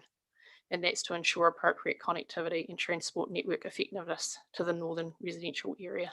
So Mr. Nicholson, I guess, expanded on that. And again, that's one of those areas where you're sort of putting a bob each way in terms of the supermarket, and that the connections through to the supermarket land are still shown as they were proposed.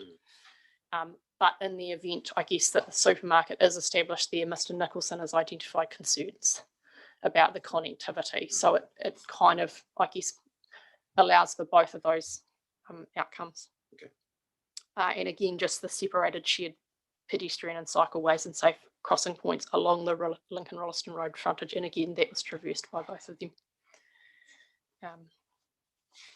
So having considered the evidence lodged, as well as discussing this with Mr. Collins, Mr. England and Mr. Nicholson, I recommend additional changes are made to the plan change for the reasons set out below. So I've just included a table there that attempts to summarise what is then shown in the recommended text. So the only, I will just go through that, but the first thing is just in relation to that development line and adding a recommended rule. Something that's occurred to me over the lunch break is that I would also recommend that an additional discretionary activity rule is added, so that non-compliance with that rule is a discretionary activity. So that was an oversight on my part. If it was just inserted as there, it would become a non-complying activity if it wasn't complied with. That wasn't my intention, because the purpose of that line is really about connectivity in the event that the supermarket precludes some of that anticipated connectivity. So I don't think that the activity status should be non-complying. So it would require the addition of a rule in 12.1.6 just to make it clear that that was a discretionary activity. So can I just through you? Yep. I mean, if the single issue again is connectivity, why would a fully discretionary activity, in terms of the appropriateness and effectiveness under section 32, why would a restricted discretionary activity or a matter of discretion not be more appropriate? Just in terms of the expert's view on that. Yeah, and so I agree with that I think it is a singular issue. And for that reason, I wouldn't have an issue with it being restricted discretionary activity. Sorry, the point that I was trying to make was that I don't agree with it being non-complying, but my initial recommendation that's what it actually would have resulted in. Yeah. So yeah, I don't have an issue with it being restricted discretionary with that. Okay. The alternate as well is I would also be comfortable with there not necessarily being a rule per se, but the ODP text being amended from what it is currently to deal with this. And the reason I say that is that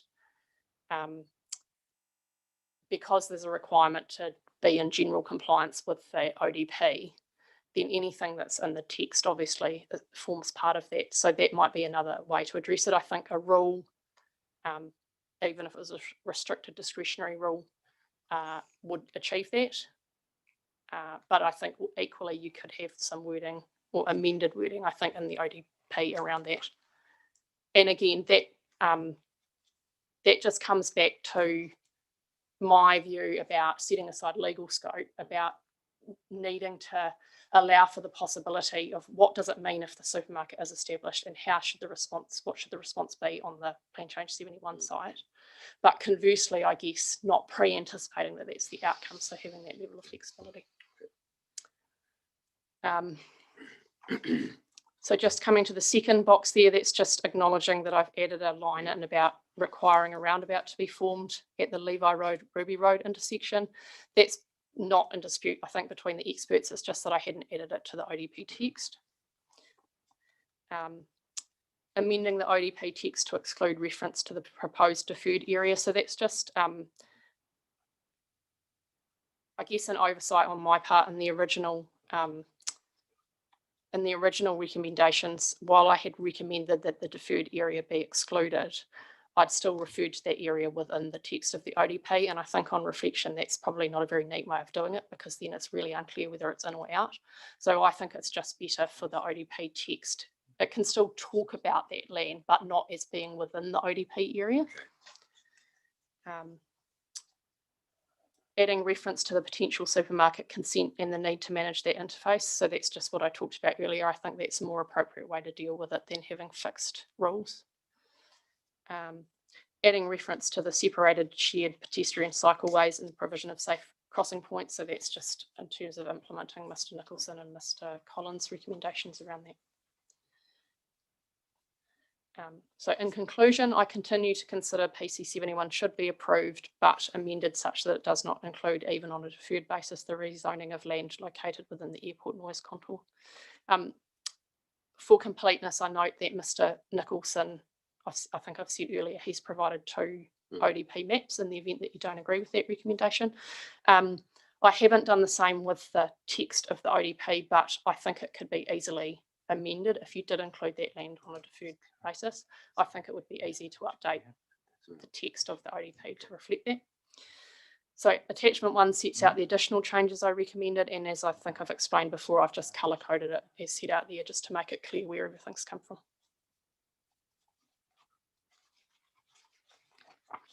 And the only other thing was just to say that Rachel passed me a note to say that the council has used resolutions to lift deferrals before, so in Lincoln and Prebleton in relation to sewer. Thank you. Okay, thank you. I'll just check.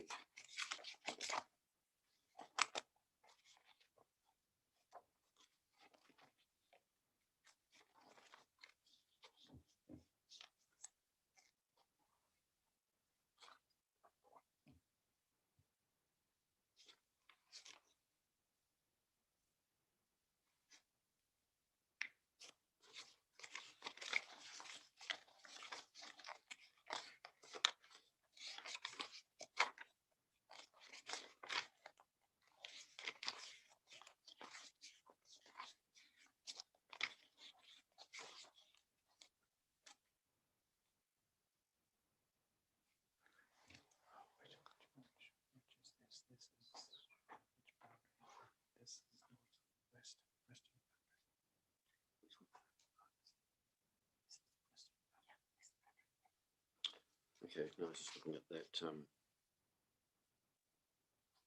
terms of the land being surrounded in terms of the policy, but you've addressed that in 169.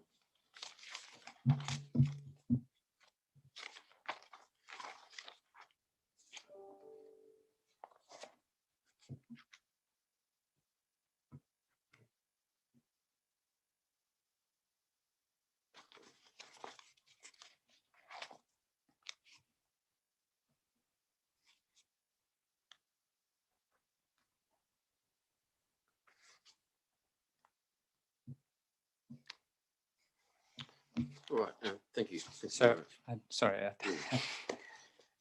I just actually realised that there's one issue in respect of the middle portion, which is the portion that includes not just the part of the land that's under the contours, but it also includes I think it's approximately 3 hectares, which is just outside the contour on the western boundary. I just wonder, is there any issue from Ms. White's point of view in terms of essentially we're only looking at deferring the land under the contour? So yeah, I think as notified, the application included in the middle portion included land that was under the existing contour and a portion of land, approximately 3 hectares, that was also outside the contour. Okay, yeah, no, I think I raised it in discussions with Ms. Aston yesterday. about that, and then the scope issues around that too, which we need to work through. But did you have any comment on them? If you just look at the merits of that? Yeah, so I mean, I guess I haven't turned my mind to it because I've understood that to be outside the scope, but setting that aside, I think the principle of it would be the same as with the other land, and I'm not aware of any concerns from, say, Mr. Nicholson about that either. Mr. Nicholson's confirmed that. He's nodding. So I think that from a principle point of view, don't have an issue. Okay. All right. Okay. Thank you, sir. All right. Thank you very much. Now, you're not wanting to do a full reply now, I take it. Yeah. No, I was actually just going to have a discussion with you about timing of the reply. Yeah. Well, I'm in your hands to a large degree on that. Yeah. And normally I would, of course, like to get it out of the way as soon as practicable. When to use that word or that term. We do, as I indicated at the outset, so we were sort of with our discussions with foodstuffs, and everybody's busy at this point in time, and sort of it's unlikely that we'll be able to conclude those discussions next week. We're hopeful of the week after. So sort of with your leave, I'd be looking at sort of an indicative sort of time frame of, say, 2 weeks from now to file a reply, with the ability, sir, to apply for leave if any further time was required. Okay, well, I'm happy for you to make that. 2 weeks from from tomorrow, perhaps. In the for some reason, Fridays always seem Fridays. Yeah. I prefer Thursday at 5 o'clock. So no, I'm in your hands on that. Yeah. The only issue that I'm obviously going to need to be conscious of, and it's not just in this one, but we've got this process now that we have to go through. That we'll have to go through with the plan changes that are, in essence, approved for the variation process, and how that ties in with the with that process. Yeah. So likewise, sir. I am conscious of that as well. The other matter I sort of mentioned in opening was actually that remodeling information that we have available for you. Sir, I think it would be benefit if you were to receive that information because it actually puts our evidence into sort of more context, and it certainly puts what Miss Blackmore would have said earlier today. That's the and that's what's available on the Kennedy Regional Council website. I'm unsure, sir, whether it's actually available. I mean, sort of what I would have obtained it through the GETS system. I don't know whether it is on the website, sir. Okay.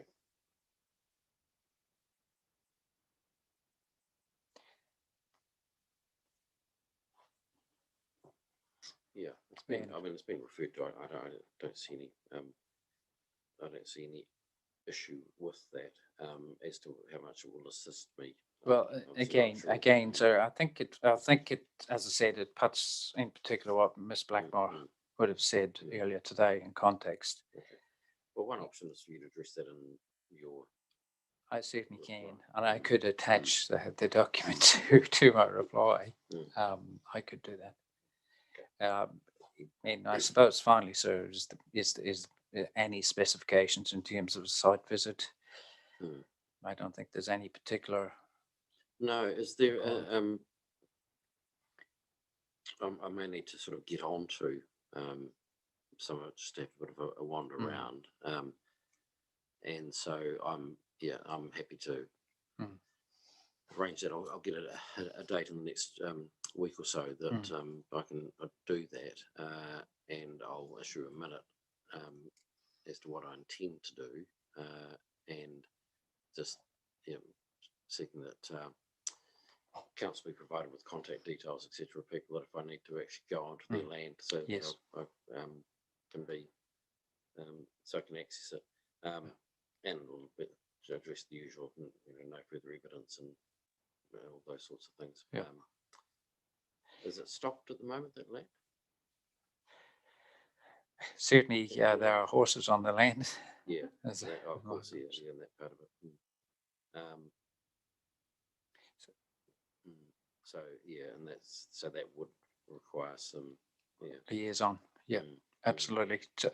Just when I said that was the final point, we had a very brief discussion about the issue of groundwater wells, downgradient water wells, whether you would still wish to receive that information. That's just a small reminder. And there may be sort of particular matters that you wish me to address in reply, sir. Certainly my friend Miss Booker's extension of the Hawthorn sector might be something that I'd. Yep, I'm sure you'll address that. Like. Yeah, and there's two ways of doing that. Well, I mean, one option is for you to let me know, or let us know what you're planning to address in reply. And if there's anything that you're not covering that I think you should, or that I would benefit from, then dealing with that way. But I'm easy either way, and I don't. Yeah, and anything from me about what what I want obviously is not constraining at all. So yeah, I can have a think about that issue as well. And thank you, sir. Sort of getting And sorry, just one other thing. All right, this is the list. There's listed this. As I keep thinking, the list might get longer, sir. But I think it would be reasonably fair to say, sir, that the summary evidence today, including the new suggestion by Mr. Nicholson, sort of requires a sort of a degree of input from our experts, and it may well be, sir, that a response from those experts would be appropriate. Yeah, I've got no problems with that if it is responding. Of course, sir, I'm aware of the yeah of what the evidence should say and what it should be limited to. We're certainly not going to reopen any issues that have already been traversed. Yep. No, I've got no problems with that. As long as it's limited, as you know. Yeah. Okay. Anything else? That's it. All right. Okay. Well, thank you all very much for it's been an interesting couple of days, and I appreciate your input into everybody who's been involved in it. So thank you, and I'll look at getting a minute out early next week. I'm told that information's not on the website, by the way. Okay. All right. Okay. Good, June. Thank you.